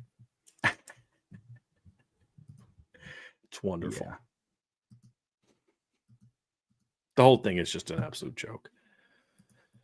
But whatever. But yeah, who's in the Big East now? I don't think there's any football teams in the Big East now. Let me just pull this up now. It's Seton Hall, Butler, UConn, Villanova. Great. Sign a year home and home with UConn. Villanova, Georgetown, Xavier, DePaul, Creighton, St. John's, Marquette, and Providence. You put the basketball team in there, and you basically have reconstituted the old Big East, with the exception you don't have like Syracuse anymore, right? Syracuse and Pitt. But Seton Hall was part of the original. UConn, Villanova, Georgetown were all part of the original. St. John's were all part of the Providence were all part of the original Big East. And so you'd go back to having a lot of those rivalries. And like I said, so it makes a lot more sense from a travel standpoint.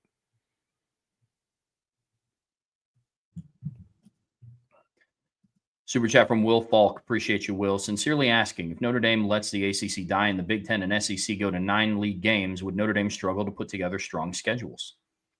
I don't think so. Number one, the teams in the ACC that are there now, where are their homes going to be?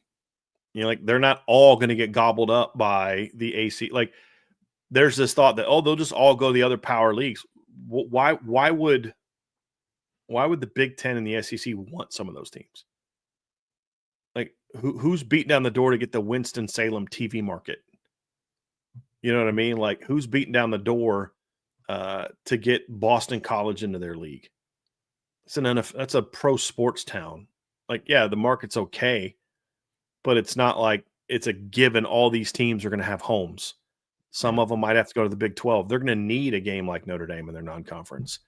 So I don't think that's going to be. There's teams that Notre Dame would easily schedule that they can't schedule right now or haven't been able to because of their ACC deal. Now, Notre Dame pretty much gave a big FU to the ACC this summer when they signed the 12-year deal with Clemson. If you think Clemson's the only team in the ACC that would be more than willing to sign a long-term contract with Notre Dame, I'd say that you're probably listening a little bit too much to people who don't know what they're talking about. Auburn just signed a home and home after the SEC announced they're going to 9 games. Auburn still went and signed a deal with Notre Dame. So they won't have a problem scheduling games. Now, will every schedule every year be a great one? No. There's going to be some years you don't have a great schedule, and you better go 11-1 and 12-0.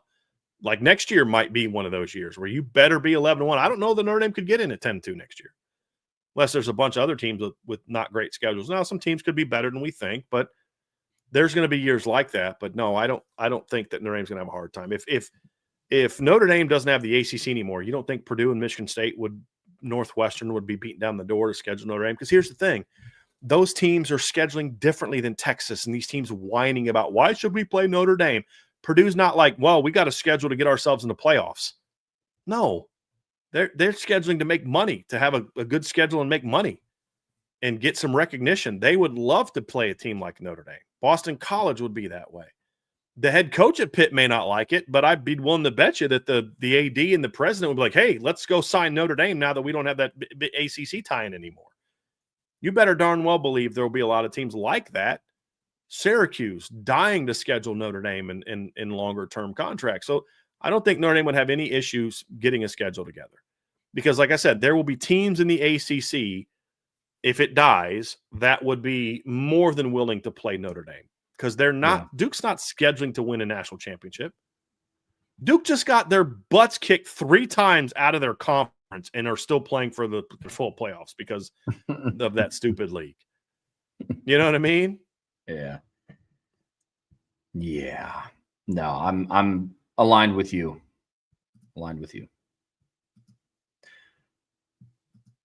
Super chat from Mr. Sergeant Steve Irish. Appreciate you, Steve. Yes, I love this. This came in during your rant, Brian. Keep on cooking, Coach Brian. I'm fist pumping while you're cooking and waking up the echoes and shaking down the thunder. Epic, I'm your Huckleberry moment. Hashtag IB Nation for life. Appreciate you, man. Appreciate you very much. Super chat from Forklift 1976. Appreciate the super chat. How can Notre Dame get out of the ACC contract, and how probable is it that another league would be willing to pick up a similar deal, and which leaguer would you want? I don't know enough about the contract to be able to say if we're having an honest conversation where you're asking me for specific terms and things like that. I don't know that I know enough about the contract to be able to tell you definitively that this is what the Notre Dame needs to do to get out. This is how much it would cost. These are the terms, things like that. I can't in good faith give you that answer.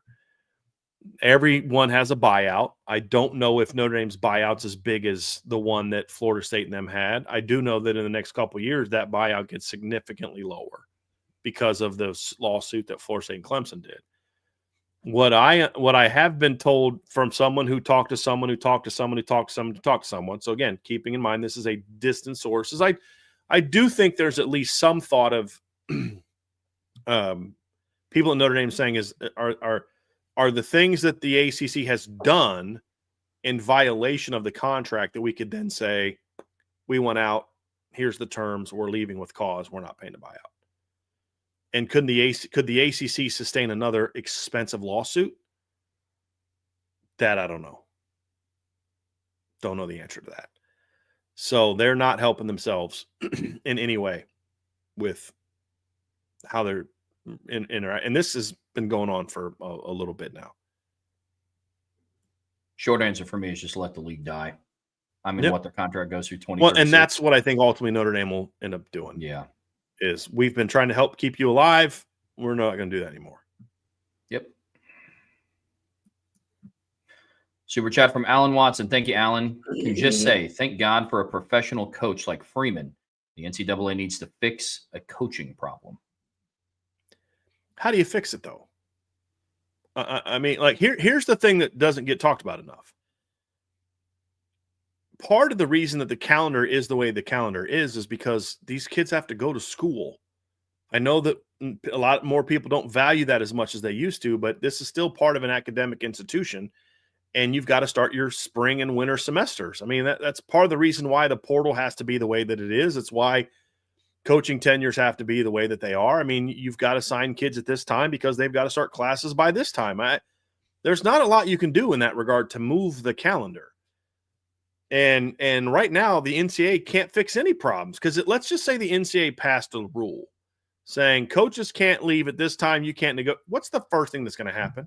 They're going to get sued by somebody, and they're going to lose. And then the result of losing the lawsuit creates a worse situation. Every time the NCAA's lost, it has created a worse situation for the sport than what existed before. Every time. So yeah, I don't put a lot on the NCAA anymore. The NCAA's screw-ups and incompetence for decades led us here, but now they're not in. They have no power to fix what's going on right now. Like they have nothing to do with the college football playoff. Nothing. That's run by a separate committee, an ESPN and the leagues. It has nothing to do with the NCAA. They run the NCAA basketball tournament, but they don't run. They have anything to do with the college football tournament. So there's not a lot the NCAA can fix right now. It's their own fault that they're here. I don't have sympathy for them. Don't mistake what I'm saying as sympathy for the NCAA because they got us here. But it's sometimes say, well, the NCAA sucks. Well, be careful what you wish for because the replacement could be worse. And right now, the replacement for the NCAA is worse than what the NCAA was. Yeah, which is saying something. From Gavin Schmavin, 44. Thank you for the super chat. Chance of Notre Dame at 7, OU at 8, Bama at 9, and Ole Miss at 10. I don't think Notre Dame leaps Oklahoma. I just don't. I don't see any reason. Actually, I see a lot of reason why they should, but I haven't seen anything from the committee that makes me think that they have any interest in dropping Oklahoma. I don't. It's that, and I would think that with this release from Ole Miss saying that these coaches are going to now coach in the playoff, that's going to change things. I don't think it should because the head coach is still gone, but it will. And I don't know that you're going to see them drop as far if they drop at all. I'm very fascinated to see what they do tonight, but that obviously changes things from earlier. I don't think Notre Dame moves up. I said the only scenario I could see of any movement from 8 to 10 is if they want to protect Bama, putting them ahead of Notre Dame. So that way, if they lose and they drop them, if they lose to Georgia and drop them, then they're still in the playoffs. That's the only reason I could see them putting Bama ahead of Notre Dame tonight. Because it's like this is the NCAA's logic. Well, if Alabama beats Georgia, they're going to jump Notre Dame anyway. If they lose to Georgia, we have to have a precedent that you just can't lose a conference championship game and have no impact whatsoever. So we're going to just not drop them at all. That's my fear with that. Yeah, I see there virtually being a 0% chance that this happens solely because of Notre Dame jumping Oklahoma. Like I'm not saying that I don't think that they should be ahead of Oklahoma. They just why this week, and yeah. So I mean, that's if Notre Dame would have played a better team and won 49-20, then you could make a better case. They beat a 4-8 team by 29. Yes, Oklahoma struggled with LSU, but LSU 7-5. It's a better team than Stanford. Yeah, I think they should make the move, but I don't think that's anything the committee seems overly interested in. That's my point. Now, if they wanted to protect Notre Dame, like I think they may want to protect Alabama, then they could flip Notre Dame and Alabama, and Oklahoma. But I don't think they're going to do that. Super chat from Jack. Appreciate it. Kiffin, I don't want to hear any more complaining about portal jumpers or NIL paydays until a head coach turns down a multi-million-dollar deal in December. Agree completely. Now, it's different because coaches are employees, and I don't believe players should be employees. But I've said all along, if you're going to put barriers in front of players in regard to movement, players can't go in the portal until this date, then we should have something along the lines of what the NFL has, which is you can't speak with a coach until after this date. Well, then you can't, I'm not going to do that because then I can't get the portal. Tough luck. That's the risk you run. Then stay where you are if you're not happy or whatever. Hey, you don't like the job your coach is doing and you want to fire him now? Fine, you can fire him now, but you can't negotiate with anybody. Because if they find out you lose access to there's things they could do that are like draft picks. You fine them, you take away, portal options. But again, what happens if the NCAA did something like that to try to stem the tide a little bit, right? What's going to happen? They're going to get sued. They're going to lose. And then now it's even worse than it was before. That's the thing we have to understand is there's nothing that's going to change this because there's no leadership in college football. None. Yeah.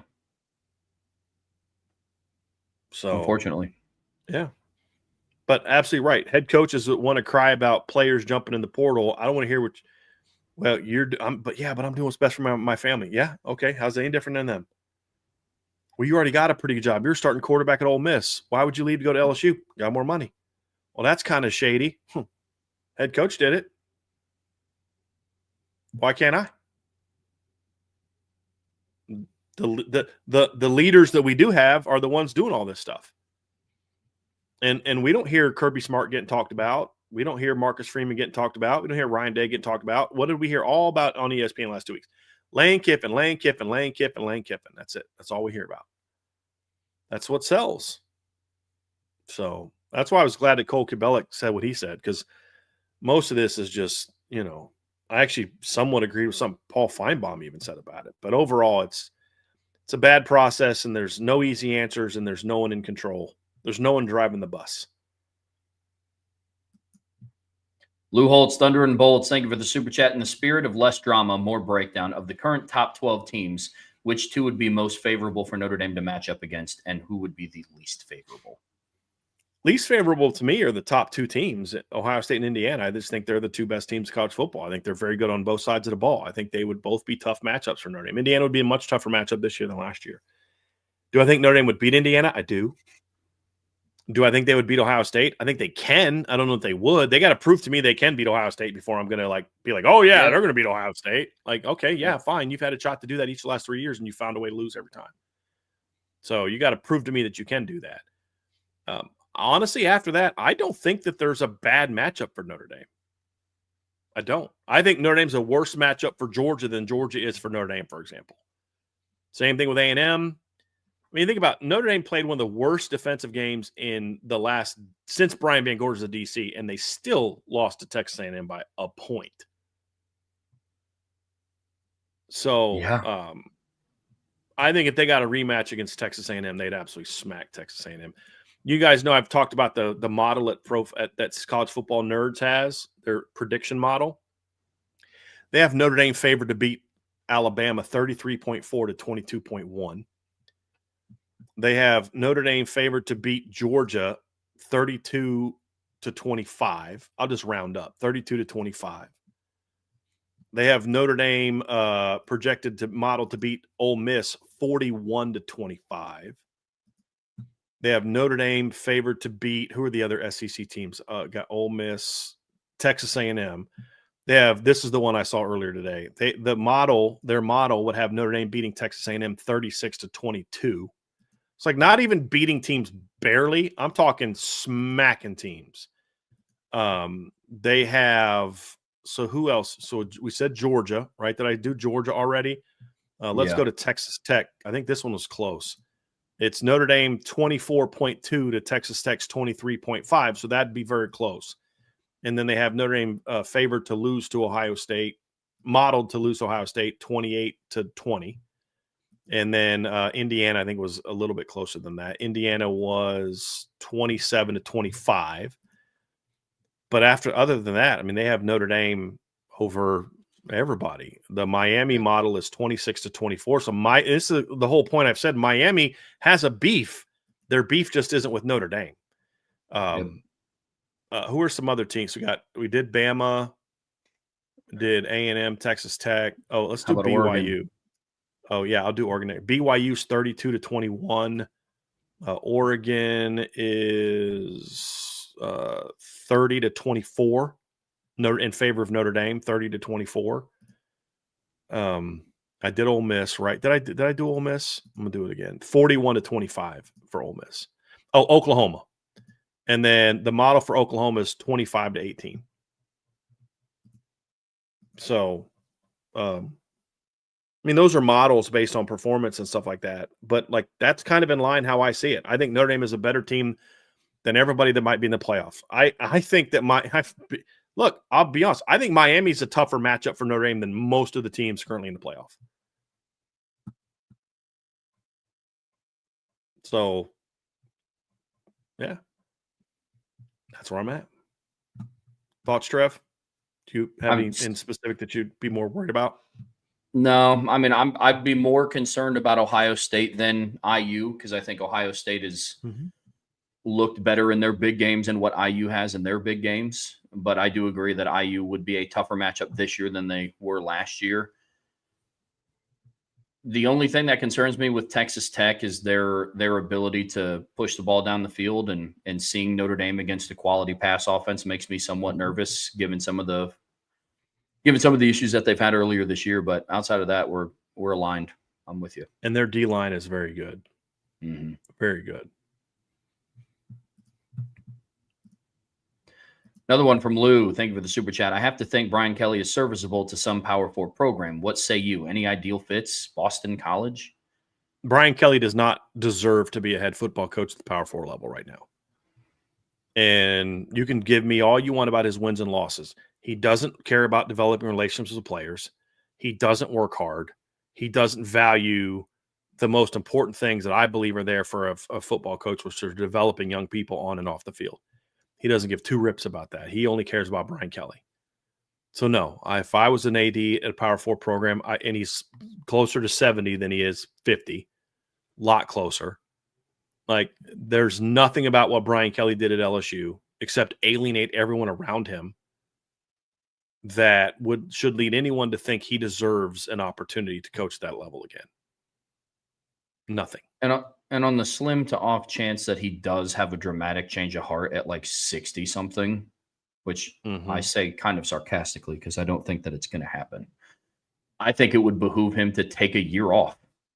Like, don't just go jump from job to next job to next job, just trying to figure it out somewhere. Like, if he wants ever, and that's assuming he even wants to coach again, dude's sitting on $56 million. So it's not like he's strapped for cash.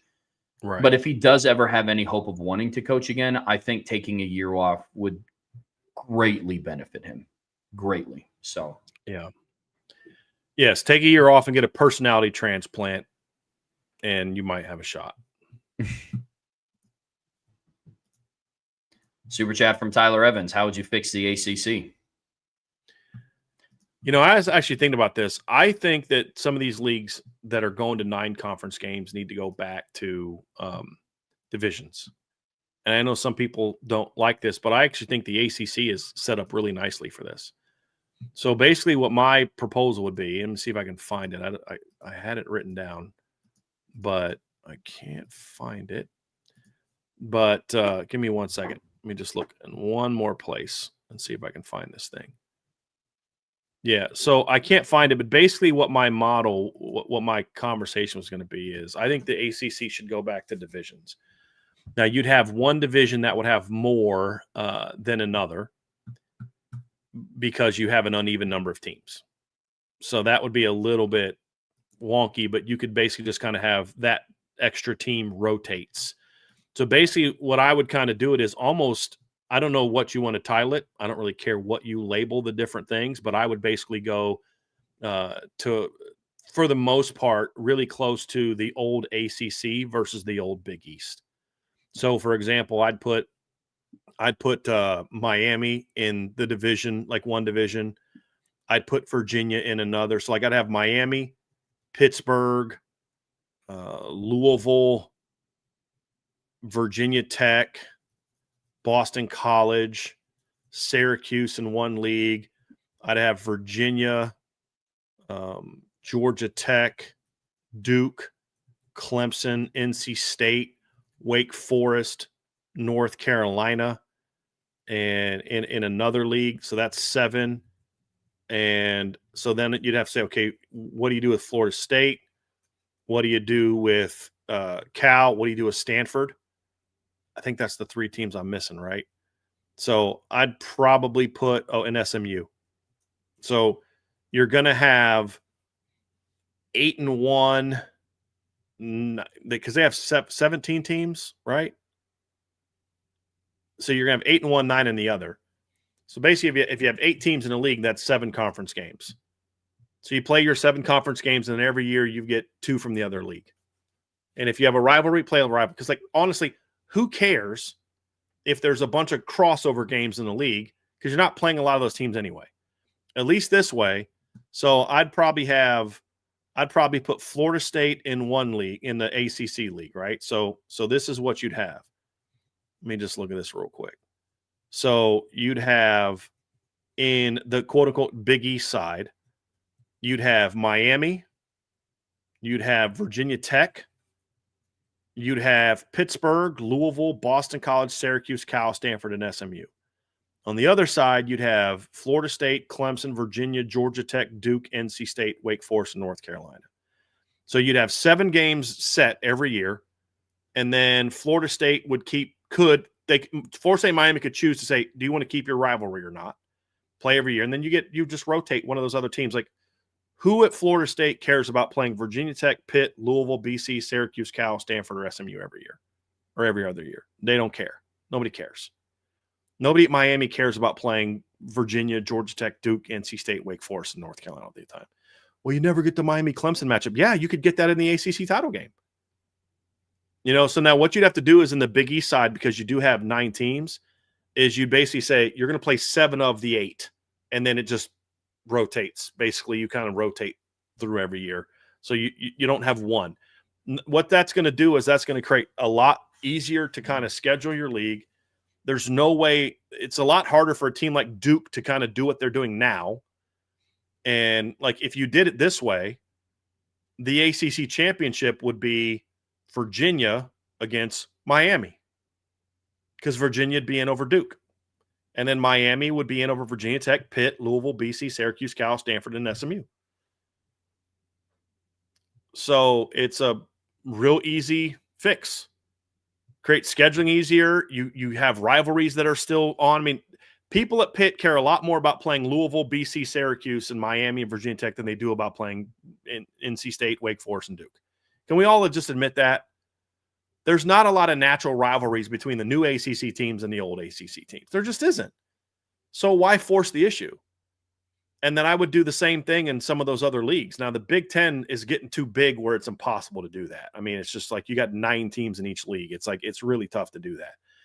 But even then, you could just, put Nebraska, UCLA, USC, Washington, Oregon, all those teams in a side, and kind of the old Big Ten teams in a side, and maybe throw Penn State in that other side or something like that, and do it that way. Same thing with the SEC. So on one side, you've got a lot of the Big 8, Big 12 teams on one side. So you've got Arkansas, Missouri, Texas A&M, Oklahoma, teams like that on one side. On the other side, you have some of the traditional SEC teams. And that's what I would do. And then you go back to now your conference championship game means something because there's not as much of these teams playing each other. Now it's like, okay, it's almost like creating divisions within your conference. And so I would love to see something like that. That's what I would do. And I don't know, that doesn't fix the ACC from a business standpoint. It doesn't fix them from a structural standpoint, but I think it certainly helps them from a sports standpoint. Yeah, product on the field. And you look at basketball, for example. So you're going to, Pitt's going to play Louisville and Syracuse a lot more than they're going to play Duke and North Carolina, but they still have a occasionally get those teams. That's going to kind of rekindle some of that old Big East hate. They're in a different league now, but it's going to impact that. So I just think it makes a lot of sense to do that. And you could do that for all the new big leagues and just split them, the new teams and the old teams, and try to create some balance, because you don't want to have a league that's got you don't want Alabama, Texas, Georgia, LSU, Tennessee, and Oklahoma in one division, and the other side's Arkansas, Missouri. You know what I mean? Yeah. But I think if you just do it naturally to the new teams and the old teams, you're going to have that naturally, because you won't have Bama in the same division as Texas and Oklahoma and Missouri and Arkansas, teams like that. Oklahoma. So I just think that would make a ton of sense. And so you're still getting the benefit of all the teams being in your conference, but instead of trying to have this wonky all 18 got to play all 18 or all 16 got to play all 16, screw that, throw that out, go back to divisions within the conferences that resemble the old leagues. And so the SEC would be reinventing the Southwest Big 12 merger of the old Big 8 or Big 8 merger. And then the ACC is kind of bringing back the Big East within the ACC. So Miami, I remember growing up, a lot of Miami Virginia Tech games, a lot of Miami BC games. I don't remember a lot of Miami Georgia Tech games. I don't care about Miami playing Duke. When the last time Miami was great, Virginia Tech was a top 15 team. Syracuse, they beat a top 10 Syracuse team one year back then. I care a lot more about those rivalries than I care about watching Miami play Wake Forest, North Carolina. I don't care. And I don't think they care. So I think this could create a lot of, I should write an article about this. I think this would create it would solve a lot of these scheduling issues.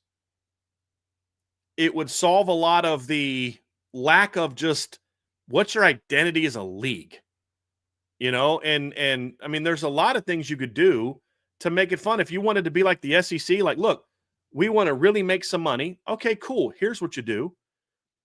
Everybody plays 11 games. You have 4 divisions.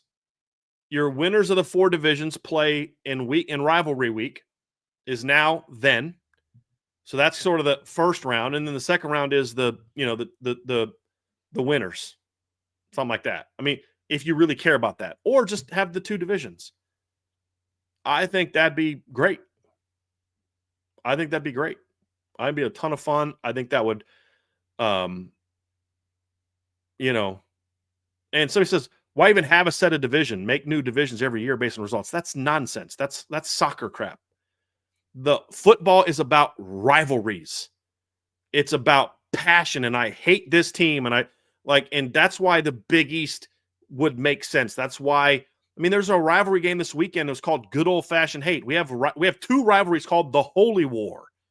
We had a rivalry called the Red River Shootout until the PC people said, can't use the word shootout.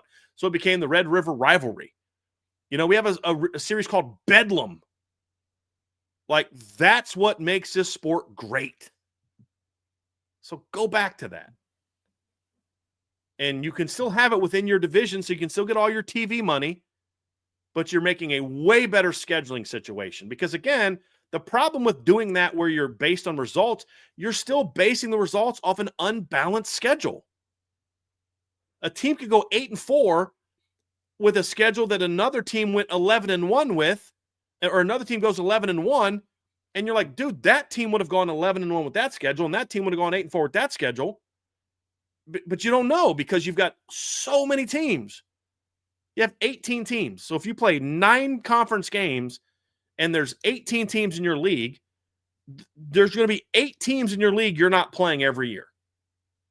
It's no way to have a balanced schedule this way with this round robin crap. Create the divisions that are built on old rivalries. And you're going to see a lot more of just the rivalries coming back. Arkansas, Missouri becomes a thing again, where it's like now you're in a division together. It's not just this hodgepodge of 16 different teams.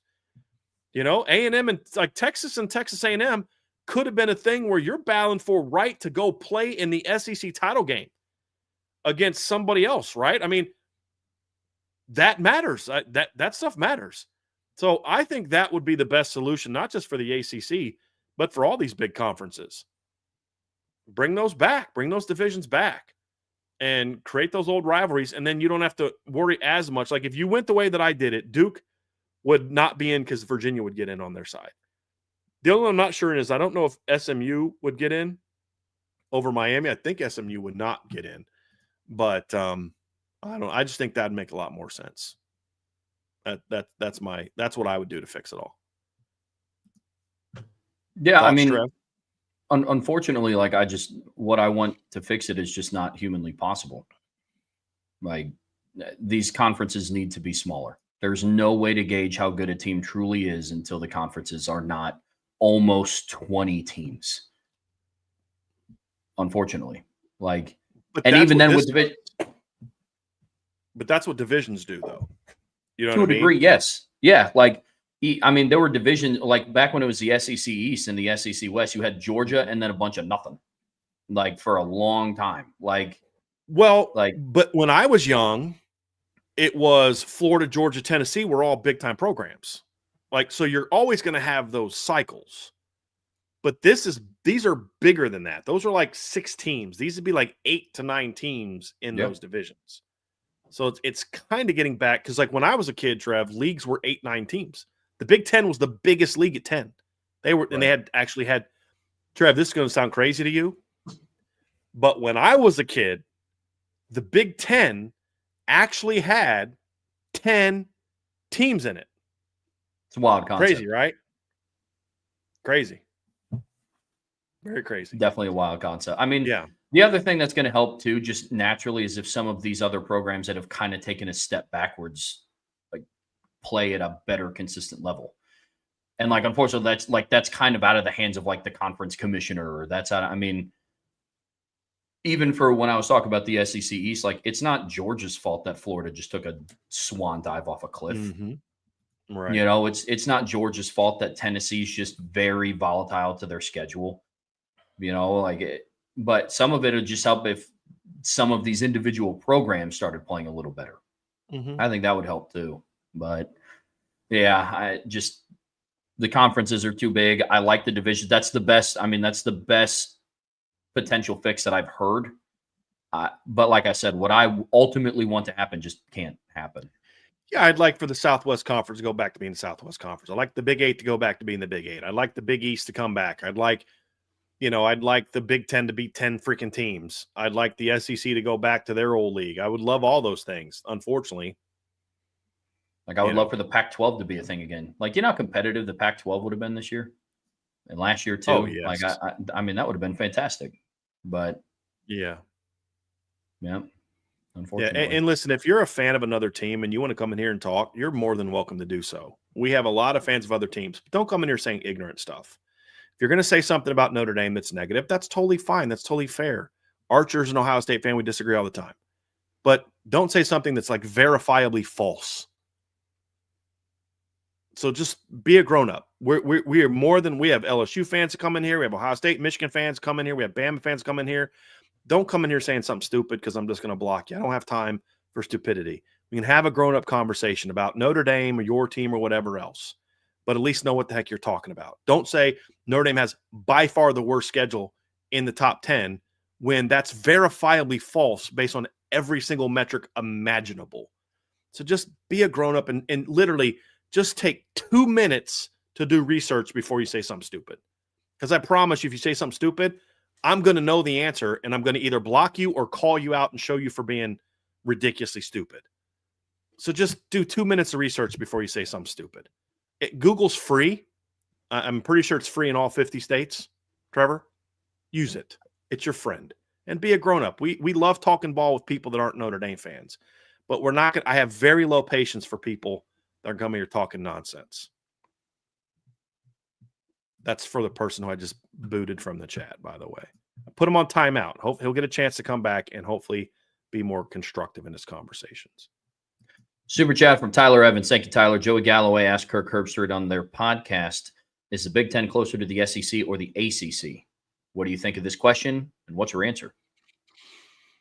I think it's a very fair question. I think my answer is the Big Ten is absolutely closer to the SEC than it is to the ACC. Now, does the Big Ten have the depth that the SEC does? No.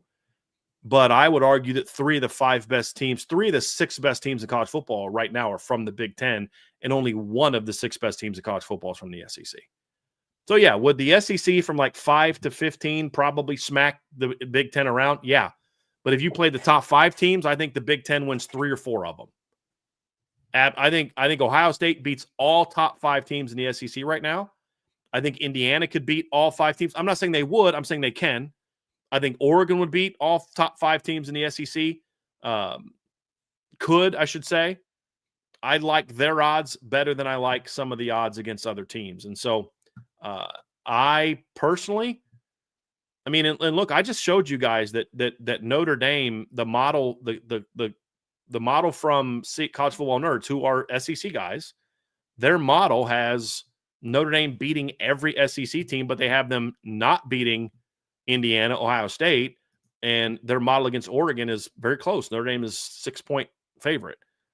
So, but the problem for the Big Ten is after you get past your top 4 or 5, it's a bunch of – it's just not good. You know, that's where I'm at. Like, that's my frustration, you know, with the conversation about the 2 leagues is the SEC is deep, so they just assume the top teams are good. They're not. And then the Big Ten has 3 elite teams, so there's the assumption that they're deep. They're not. They're the 2 best leagues. Their strengths are different. Ohio State is very top-heavy. The SEC is not. They're very deep. So I think they're very different. There's no question that the Big Ten is way closer to the SEC. I think it's fair to ask that question because of how much garbage is in the Big Ten. But Oregon goes outside of their league and plays people. Ohio State goes outside of their league and plays people. In the last 3 years, Ohio State out of conference has beat Notre Dame twice and beat Texas this year. You know, so they've played Virginia Tech out of league. They've got an upcoming schedule against Georgia. They've played Oklahoma in recent years. So I think that's what makes them different. There's no doubt the depth is better in the SEC. There's no doubt the top end is better in the Big Ten. And now big SEC people don't want to hear that because they see Indiana and they don't think that team's legit, but that team's legit. That's the difference for me, Trev. So my answer to that is yes, the SEC. And I think the Big Ten and the SEC are the 2 best leagues. Who's better? It depends on what you define as better. Is having 3 or 4 legit championship contenders better than having 9 really good playoff caliber teams? Maybe only 1 or 2 are championship caliber. I don't know. That depends on what you think is better. But I think one thing we can agree on: they're clearly the 2 best leagues. Yeah, I mean, I think a more fair argument for this is the Big Ten closer to the SEC or the Big 12 than the ACC. The ACC is not a good conference. Guys, terrible. There's a 5-loss team playing for the conference championship. If there was ever a mic drop moment, don't do it because that mic's expensive and it's not meant to be dropped. But if there was a moment, You know what I mean? So Yeah, like it's the Big 12 is significantly more competitive than the ACC. You know, I mean, Tyler, this is not a shot at you. That's a very fair question. I also saw this, Joey Galloway talking about it with Kirk Herbstreit on their podcast. But yeah, the Big 10 is absolutely closer to the SEC. The Big 12 is closer to the SEC than what the ACC is. agree. I think the Big 12 is very close to the SEC in how they're put together. 100%. They're just kind of like a JV version of it, meaning like, but I would argue that if you took the SEC and the Big 12, I think the best team in either league is in the Big 12. But I would say Texas 2, Tech. 3, 4, 5, and 6 are SEC teams. And what I mean by that is maybe there's not a lot of great teams in the Big 12. There's only one this year, but there's a lot of good teams in the Big 12. The SEC is like that as well. I want to answer a question, so I'm going to give Cody Jones another shot to have a constructive conversation. So Cody says, so why is Notre Dame ahead of the SEC schools in the top 10, especially Bama, if we're the tough conference? We didn't say tough, we said deeper. The whole premise of the conversation, Cody, is what we were talking about before, is you can't look at the SEC the way you did 5 years ago. Where 5 years ago, if you're Alabama and Alabama goes 11-1, you know they're battle tested because every year they're going to play LSU, they're going to play Ole Miss, they're going to play Mississippi State, they're going to play Auburn, they're going to play Tennessee, they're going to play Arkansas, they're going to play Texas A&M every year. And if you're at LSU, you know that every year they got to play Bama, they got to play Texas A&M. The problem now is because the leagues are so big, you have these disparaging schedules. So Oklahoma, who has a legit strength of schedule, so I'll bring up the metrics that we were looking at earlier and give you an example of it. So Oklahoma has the number 11 strength of schedule in the country. That's the only reason Oklahoma is ranked high is because they're 10-2 against a very challenging schedule from a strength of schedule standpoint. But here's the problem. Ole Miss has got the 71st ranked strength of schedule. Bama's 39th. There's this notion that Bama's played a lot of good teams. They've played a lot of good teams at the top and then a lot of nothing after that. You know, so Vanderbilt has the number 69 strength of schedule. Texas has the number 46 strength of schedule. So you're not playing the top teams every year. You're going to miss them.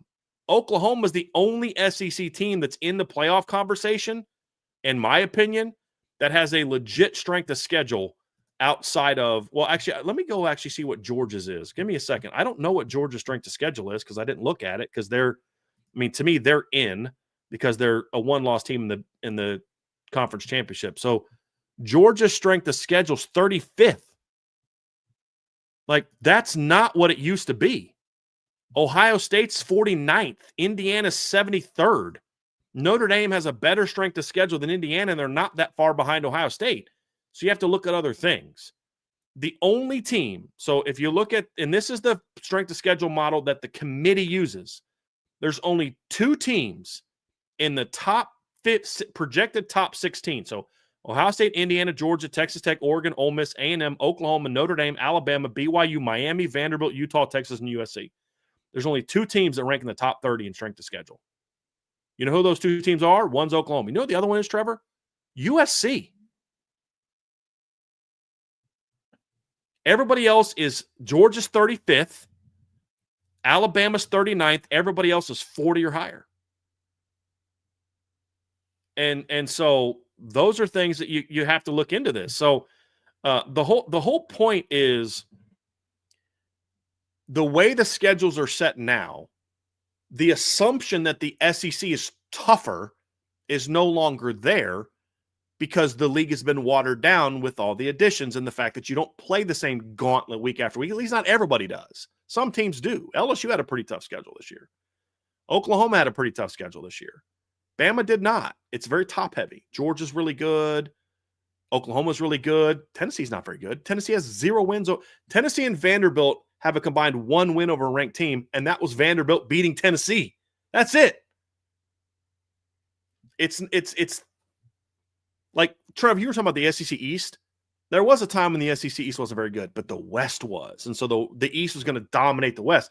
Just like the Big Ten East was always dominating the Big Ten West, but you knew if you won the Big Ten East, you were legit because you had to run that gauntlet. And then the sacrificial lamb from the West was going to get beat. I mean, every year, right? I mean, whether it was Penn State beating Wisconsin, whether it was Michigan State beating Iowa, whether it was Michigan beating Purdue, whether it was Ohio State beating everyone that they played, you were the sacrificial lamb. You know, and then we'd find out if Georgia was for real by what they did in the SEC title game in 2023. Found out maybe Georgia wasn't that good because they went out and got beat by Alabama.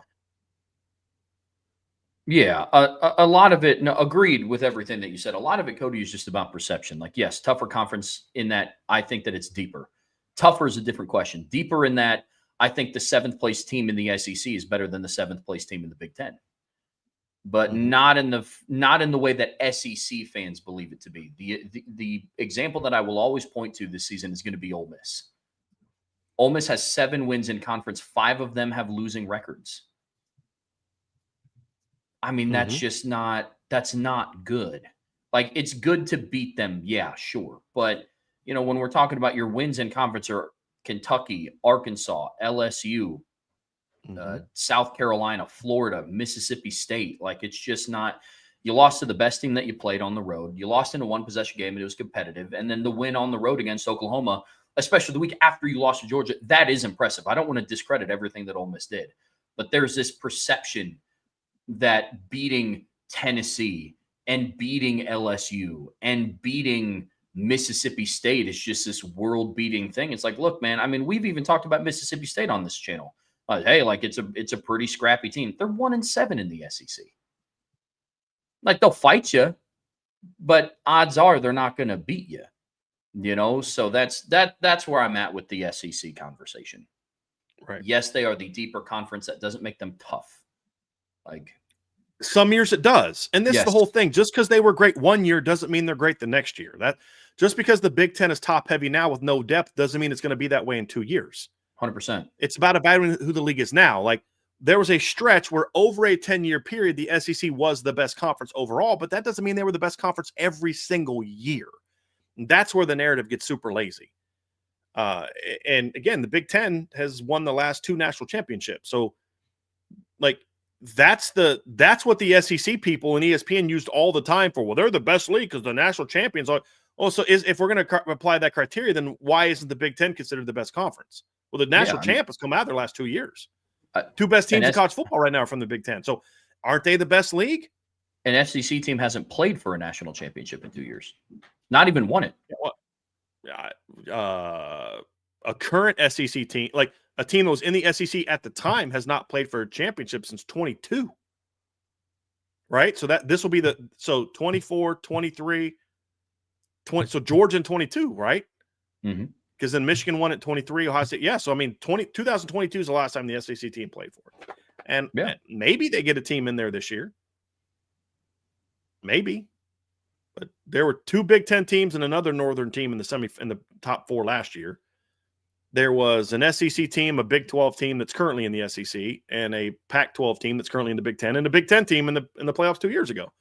Guess what? Big Ten teams won both of those games. You know what I mean? So, like, the current SEC teams are 0-3 in the semifinals the last 2 years against current Big Ten teams. So, yeah.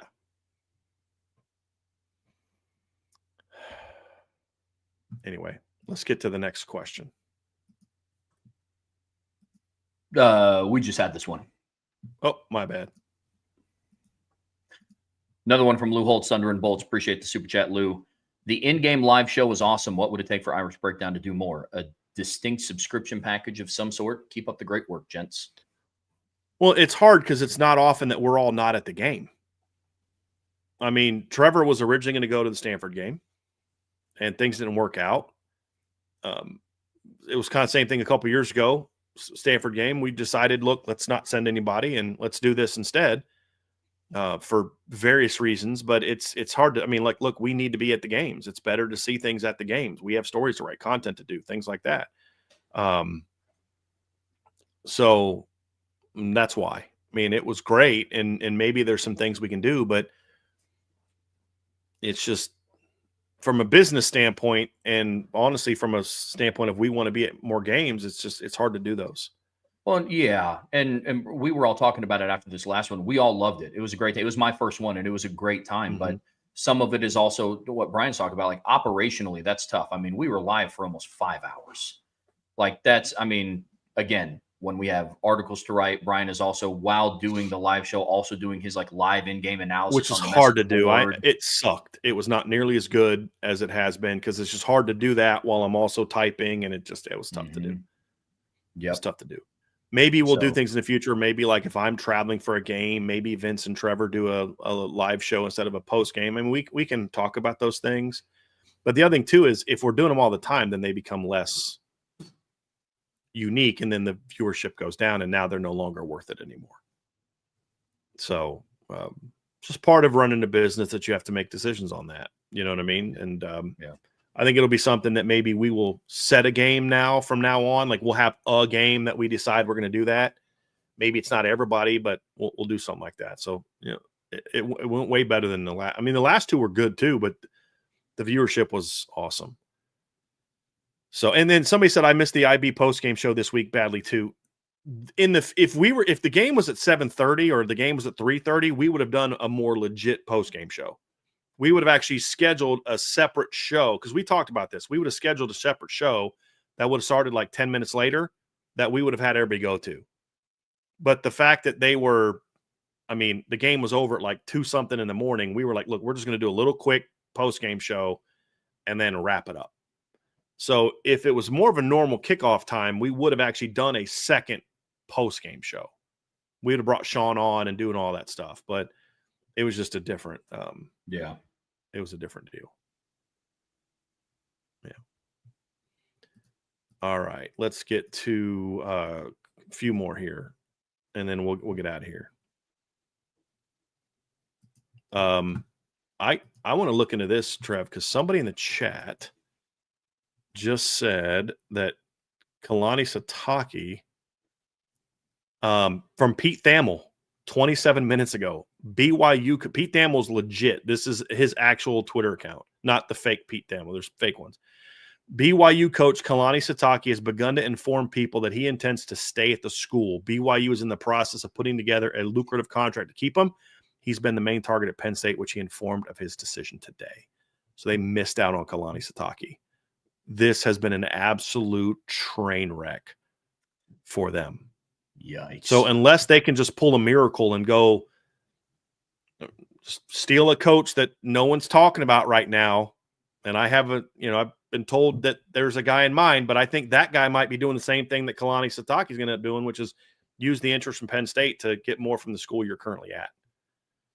Absolute train wreck right now. Please strike out on the coach that I've heard about and be forced to hire Brian Kelly. Please, college football gods, let that happen. Please let that happen.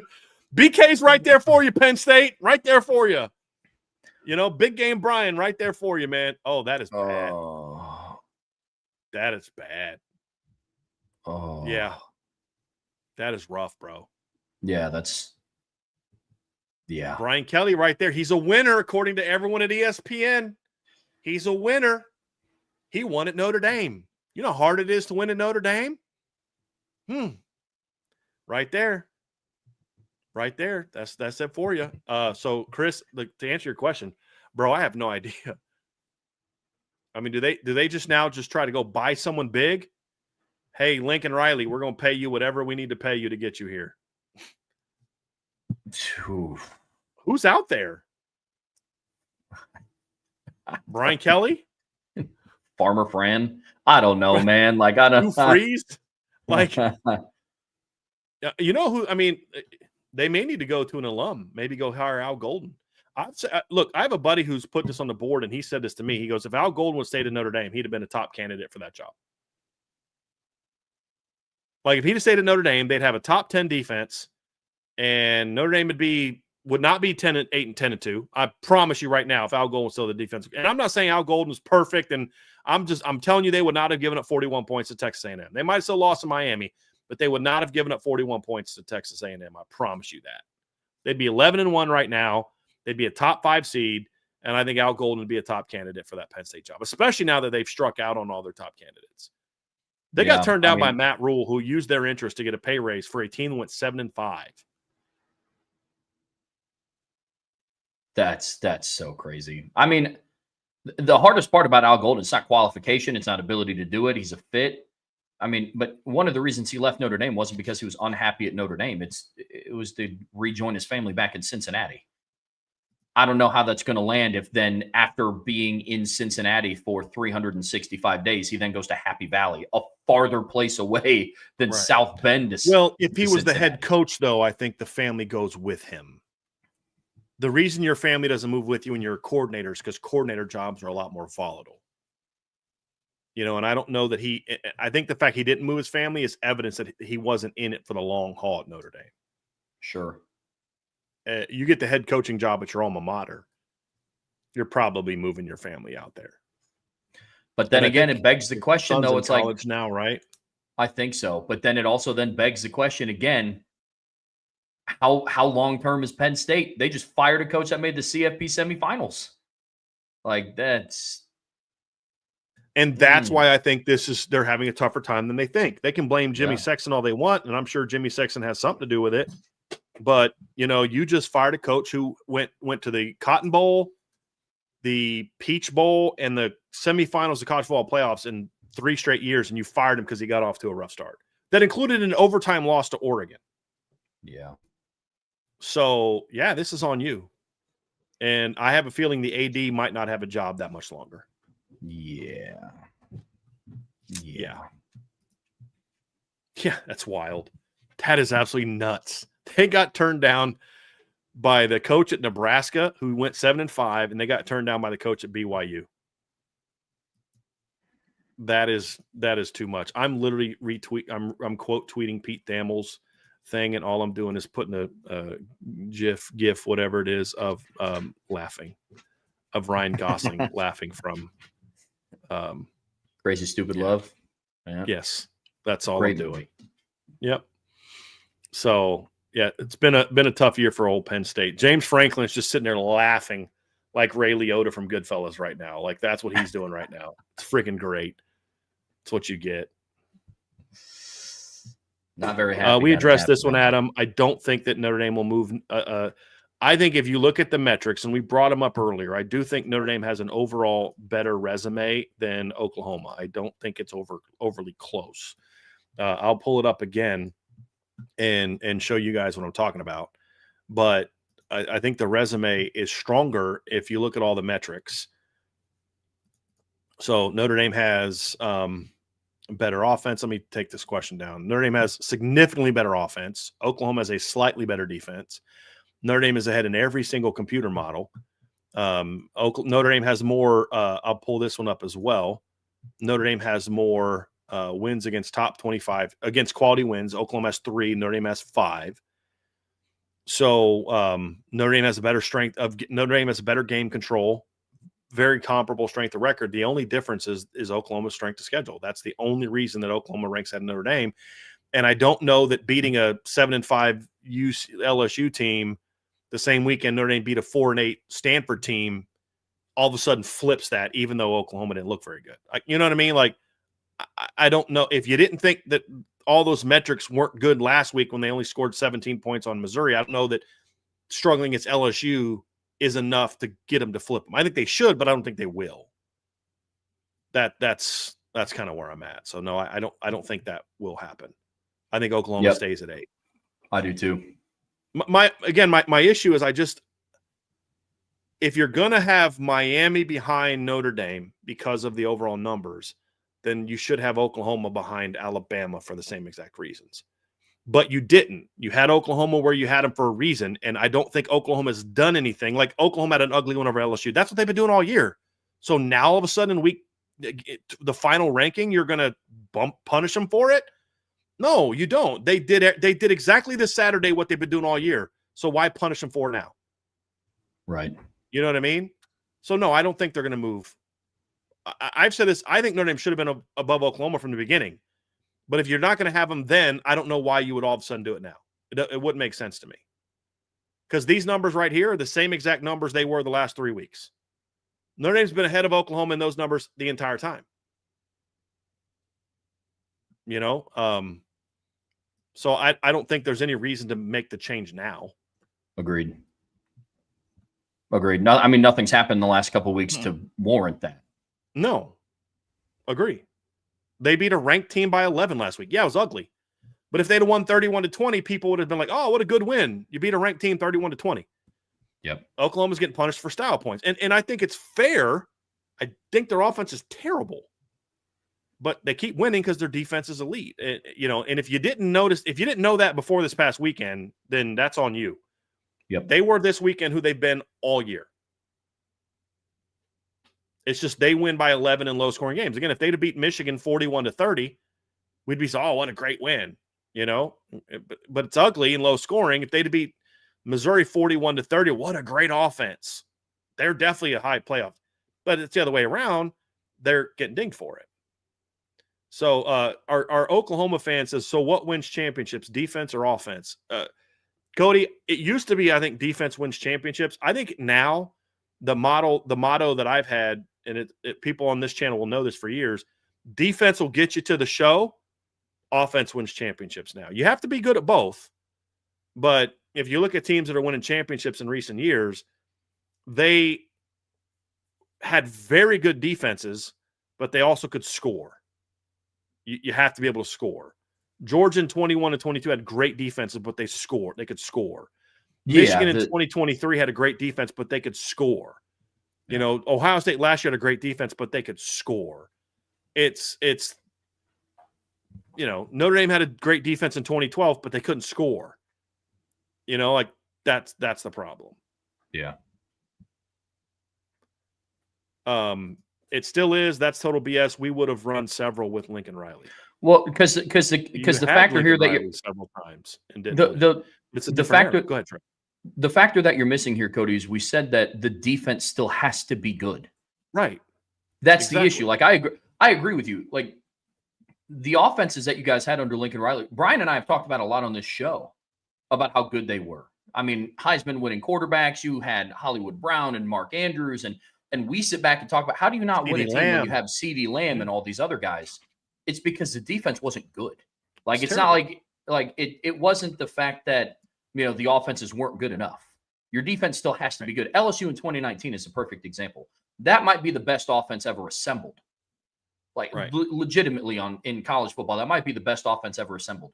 Their defense did enough. Right. And Oklahoma's defense under Lincoln Riley wasn't able to do enough. I mean, exactly. The Rose Bowl against Georgia in 2017, like you didn't lose that game because of your offense. Right. Couldn't stop anybody. Like it's 2018, the Oklahoma team in 2018, which I think the best Oklahoma team that Lincoln had was the 17 team. I think 18 was their second best. That team scored 48.4 points per game. But they gave up 33. Yeah. Well, you get to the semifinals, you're playing an Alabama team that scores 45.6 points per game, but they hold teams to 18. That's the difference.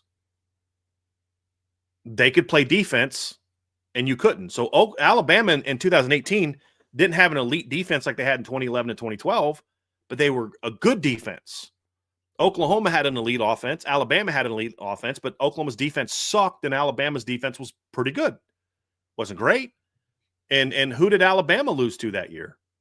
A Clemson team that scored 44 points a game, but only gave up 13.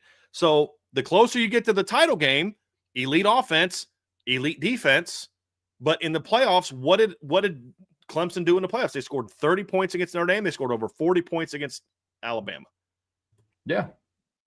Yeah. Again, I draw a reference back to that 2019 LSU team. Insane offense.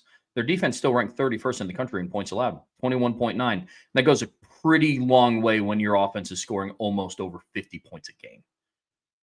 I mean, so again, defense has to be solid. Has to be. But yeah. So again, defense gets you to the show, but offense is going to win you championships. We have never said you can be sucky on defense and win a championship. You have to be good in both areas, but the teams that are winning championships now can score. Simple as that. Mm-hmm. They just don't have garbage defenses. Cody, take a deep breath and listen. Okay? We were scoring 45 points a game in 2017. Help me out. In 2017, you scored 45 points a game, but you also gave up 27. Right? You get what I'm saying? 27. So your margin of your difference in scoring was 18. Georgia's difference in scoring was 19 because they could stop people. The team that won the championship that year, Alabama, only scored 37 points. Only gave up 11.9 points per game.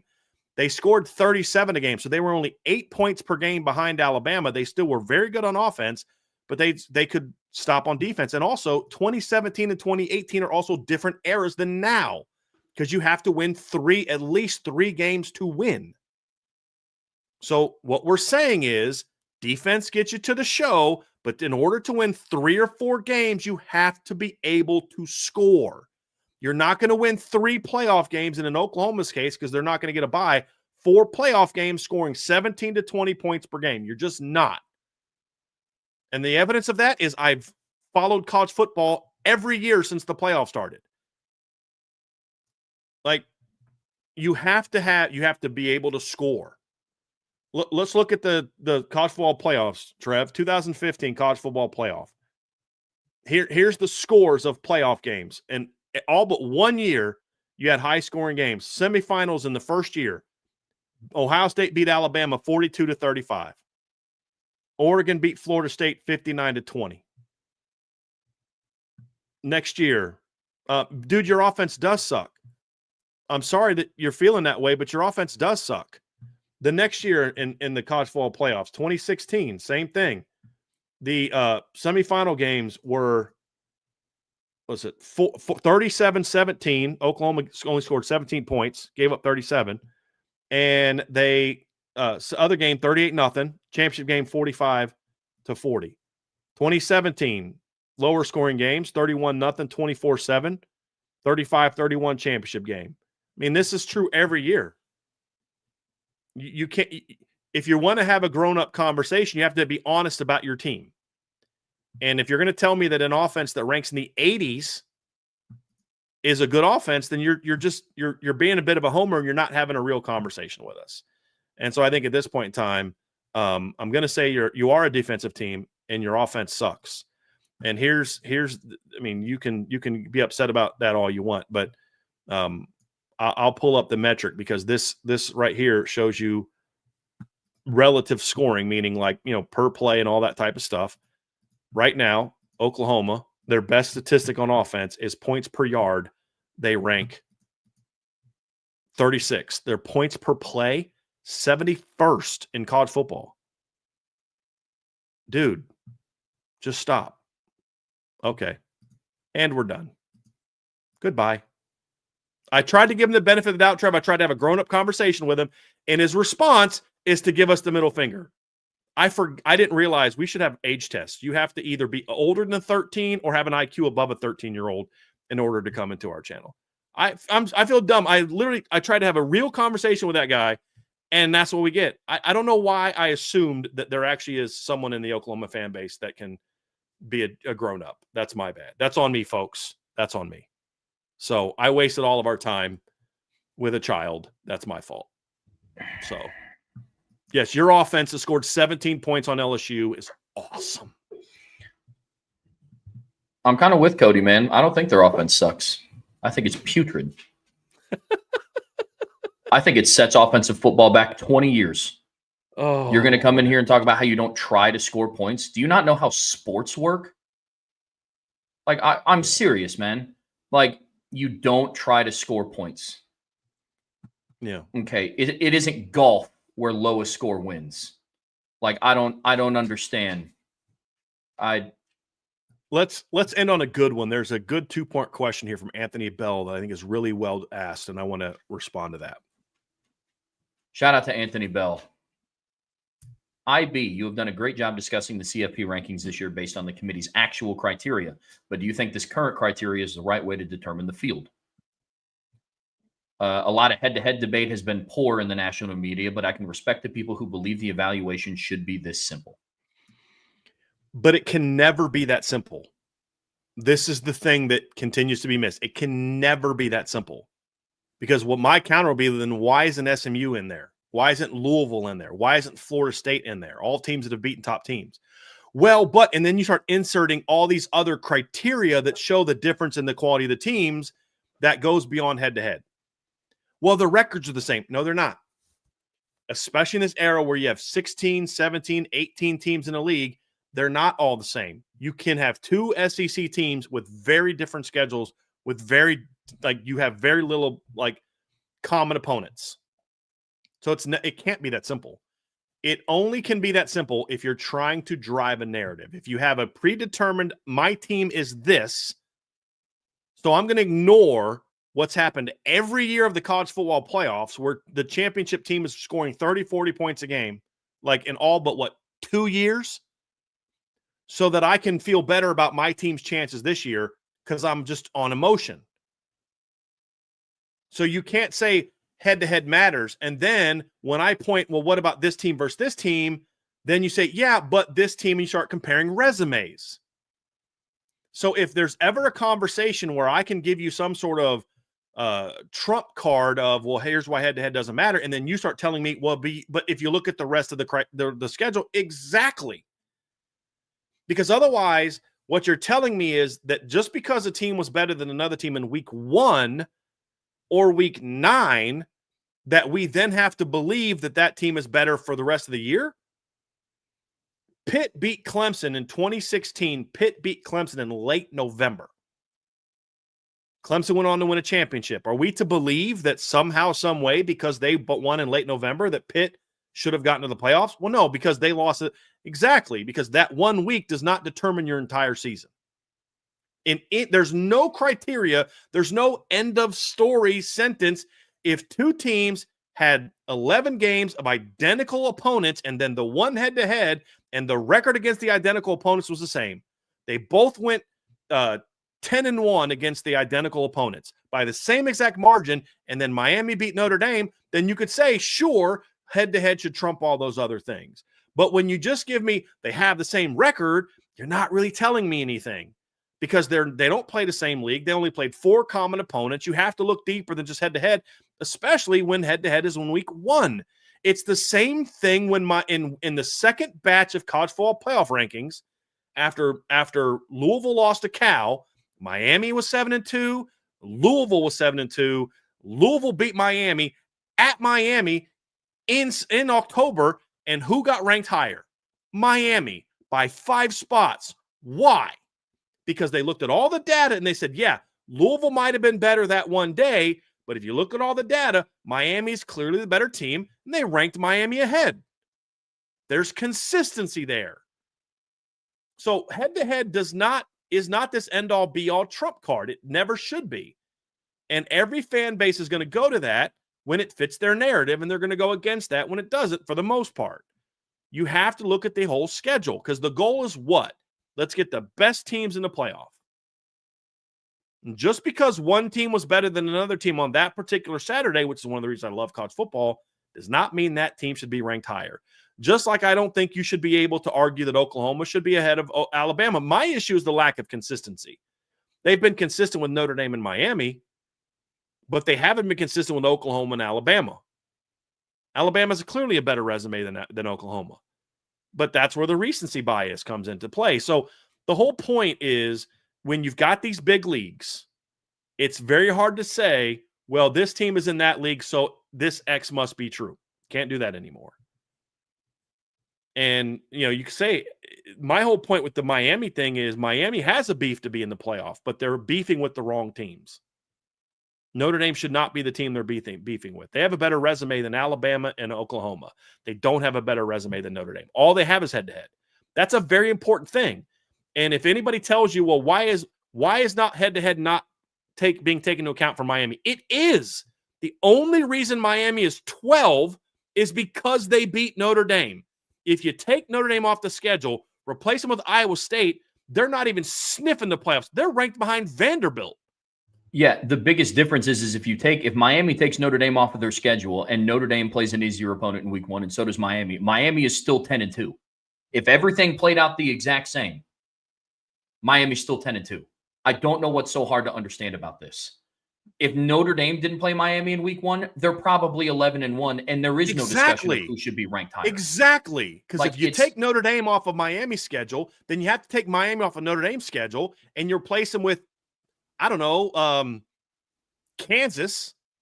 Notre Dame's 11-1 with a 1-point win to an 11-1 SEC team, and nobody's talking about Miami being ahead of Notre Dame. Nobody. And Miami is still 10-2.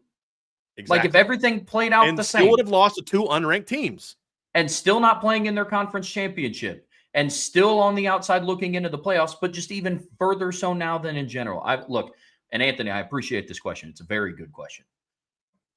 I've used this analogy before. When you look at what the committee uses as criteria to evaluate college football teams and who should be in the playoffs, it's like making a pizza. And what Miami fans are doing right now is they're just bringing a bag of shredded mozzarella cheese to the table and saying, hey, guys, I brought you pizza. That's not what this is. It's everything. It's the crust, it's the sauce, it's the cheese, it's the toppings, it's everything that gets involved. That's what the committee is looking at. It's strength of schedule. It's your relative scoring metrics. It's where you're at in the FEI, the FPI, the Sagarin, all those things, and head-to-head. But it's not just head-to-head and same record. I think Miami should be in. Like, it's just – and I think these are two people that think Miami should be in the playoffs. The conversation just isn't We think Miami has a legitimate beef to be in, just not over Notre Dame. And I'm not saying that because I'm a Notre Dame fan. I'm saying it – I'm talking about it as much as I am because I'm a Notre Dame fan.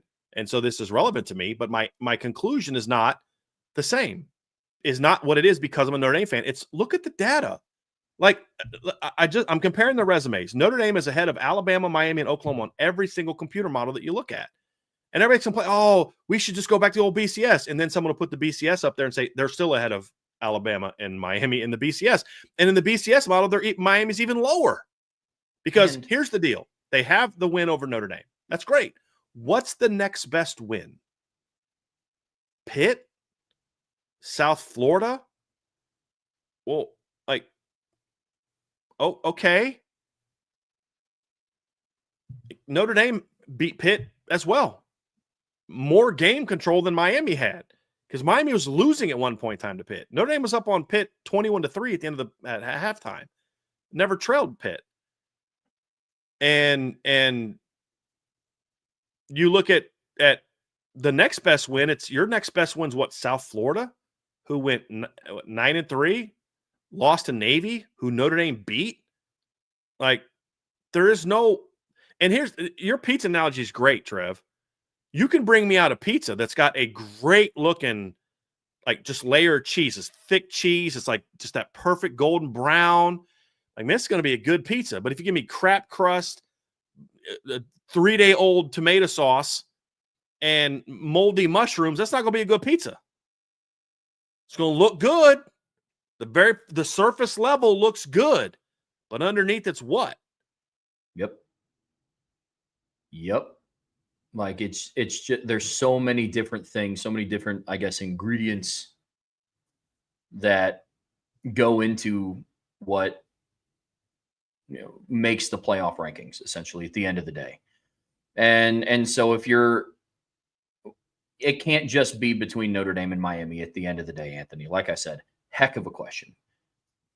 But it's unfortunate that people, Miami fans specifically, who even like try to use certain ESPN talking heads, if they just listen to the show. I mean, if you just listen to what Heather Dinich said in the show last week, she was like, all right, Notre Dame and Miami were in the same bubble. And after evaluating everything, the committee was like, yeah, Notre Dame's at the top of that bubble and Miami's at the bottom. And even a win over Pitt is not going to then move Notre Dame or Miami above Notre Dame, because the committee's not looking at it the way that fans do.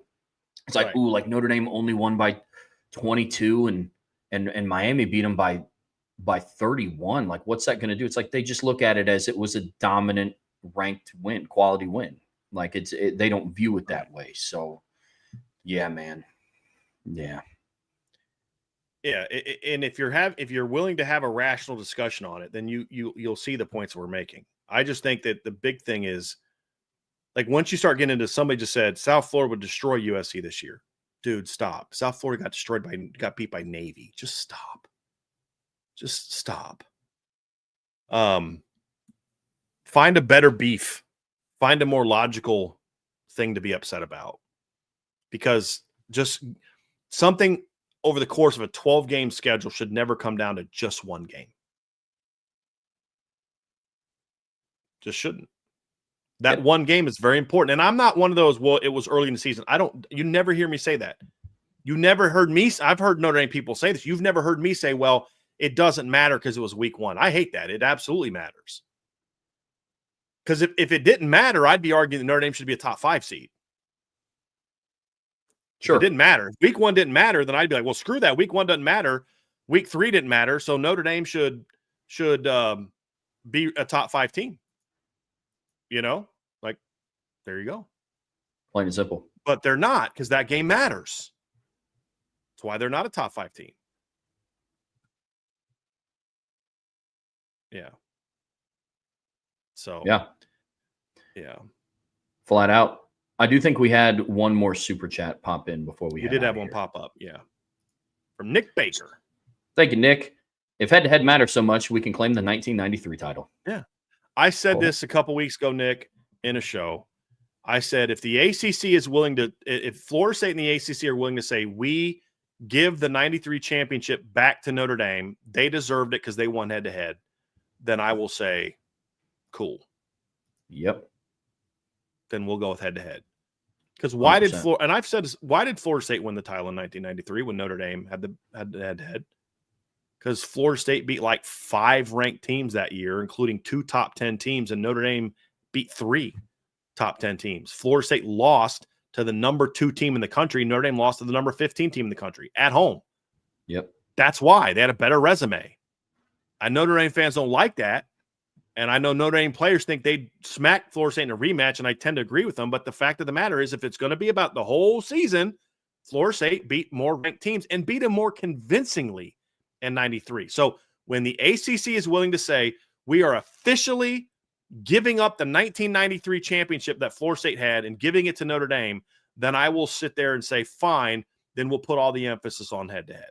How about that? Yeah. I'm down for that. And even then, it would still be, I would grant Miami the notion that they should be in the playoffs, which I do also think now, just maybe not ahead of Notre Dame. But sure, I'm with you. I'm absolutely with you. Well, folks, that is going to do it for us here today. The Oklahoma fans are super butthurt about us saying that we think Notre Dame is better than Oklahoma. It's hilarious. Are they? I've banned like 4 of them already. Yes, it's hilarious. Yikes. They are super upset about that. Yikes. Well, they're trying harder to get a rise out of you than what their offense does to score points. So on that note, if your offense had as much fire as you idiots did, your team might actually get to 20 one of these days. Oh, I'm sorry. I forgot. It's the goal is not to get to 20. That's the goal. This is too funny. Yes. They'll never see it coming. All right, folks. Well, on that note is going to do it for us here today on the Irish Breakdown Podcast. The guys are, I believe, live on IB Nation Sports Beat right now. They are live already, yeah. So hop on over and check them out. And then Bryan and I and Vince, I believe, will be back around 7:30, 7:40 to recap the college football playoff rankings. I'll be going live at 6:50 with the guys at CFB Nation. So make sure you subscribe to the CFB Nation channel. We're going live at 6:50 to talk about the rankings. Then we will then go live on IB at around 7:30, 7:40. Right on. Well, folks, on your way out of here, hit that like, hit that subscribe, hit that notification bell, share this podcast with your friends and family. Anybody that you know loves Notre Dame and college football as much as you do. We will be back on here again tonight around 7:40. Tune into CFB Nation around 6:50. Give Bryan and both of the Bills a listen. And as always, best way to support what we do here is subscribe to the premium message boards at boards.irishbreakdown.com. So until really in about 2 hours here, that's Bryan. I'm Trevor. We'll see you back here very soon on the Irish Breakdown Podcast.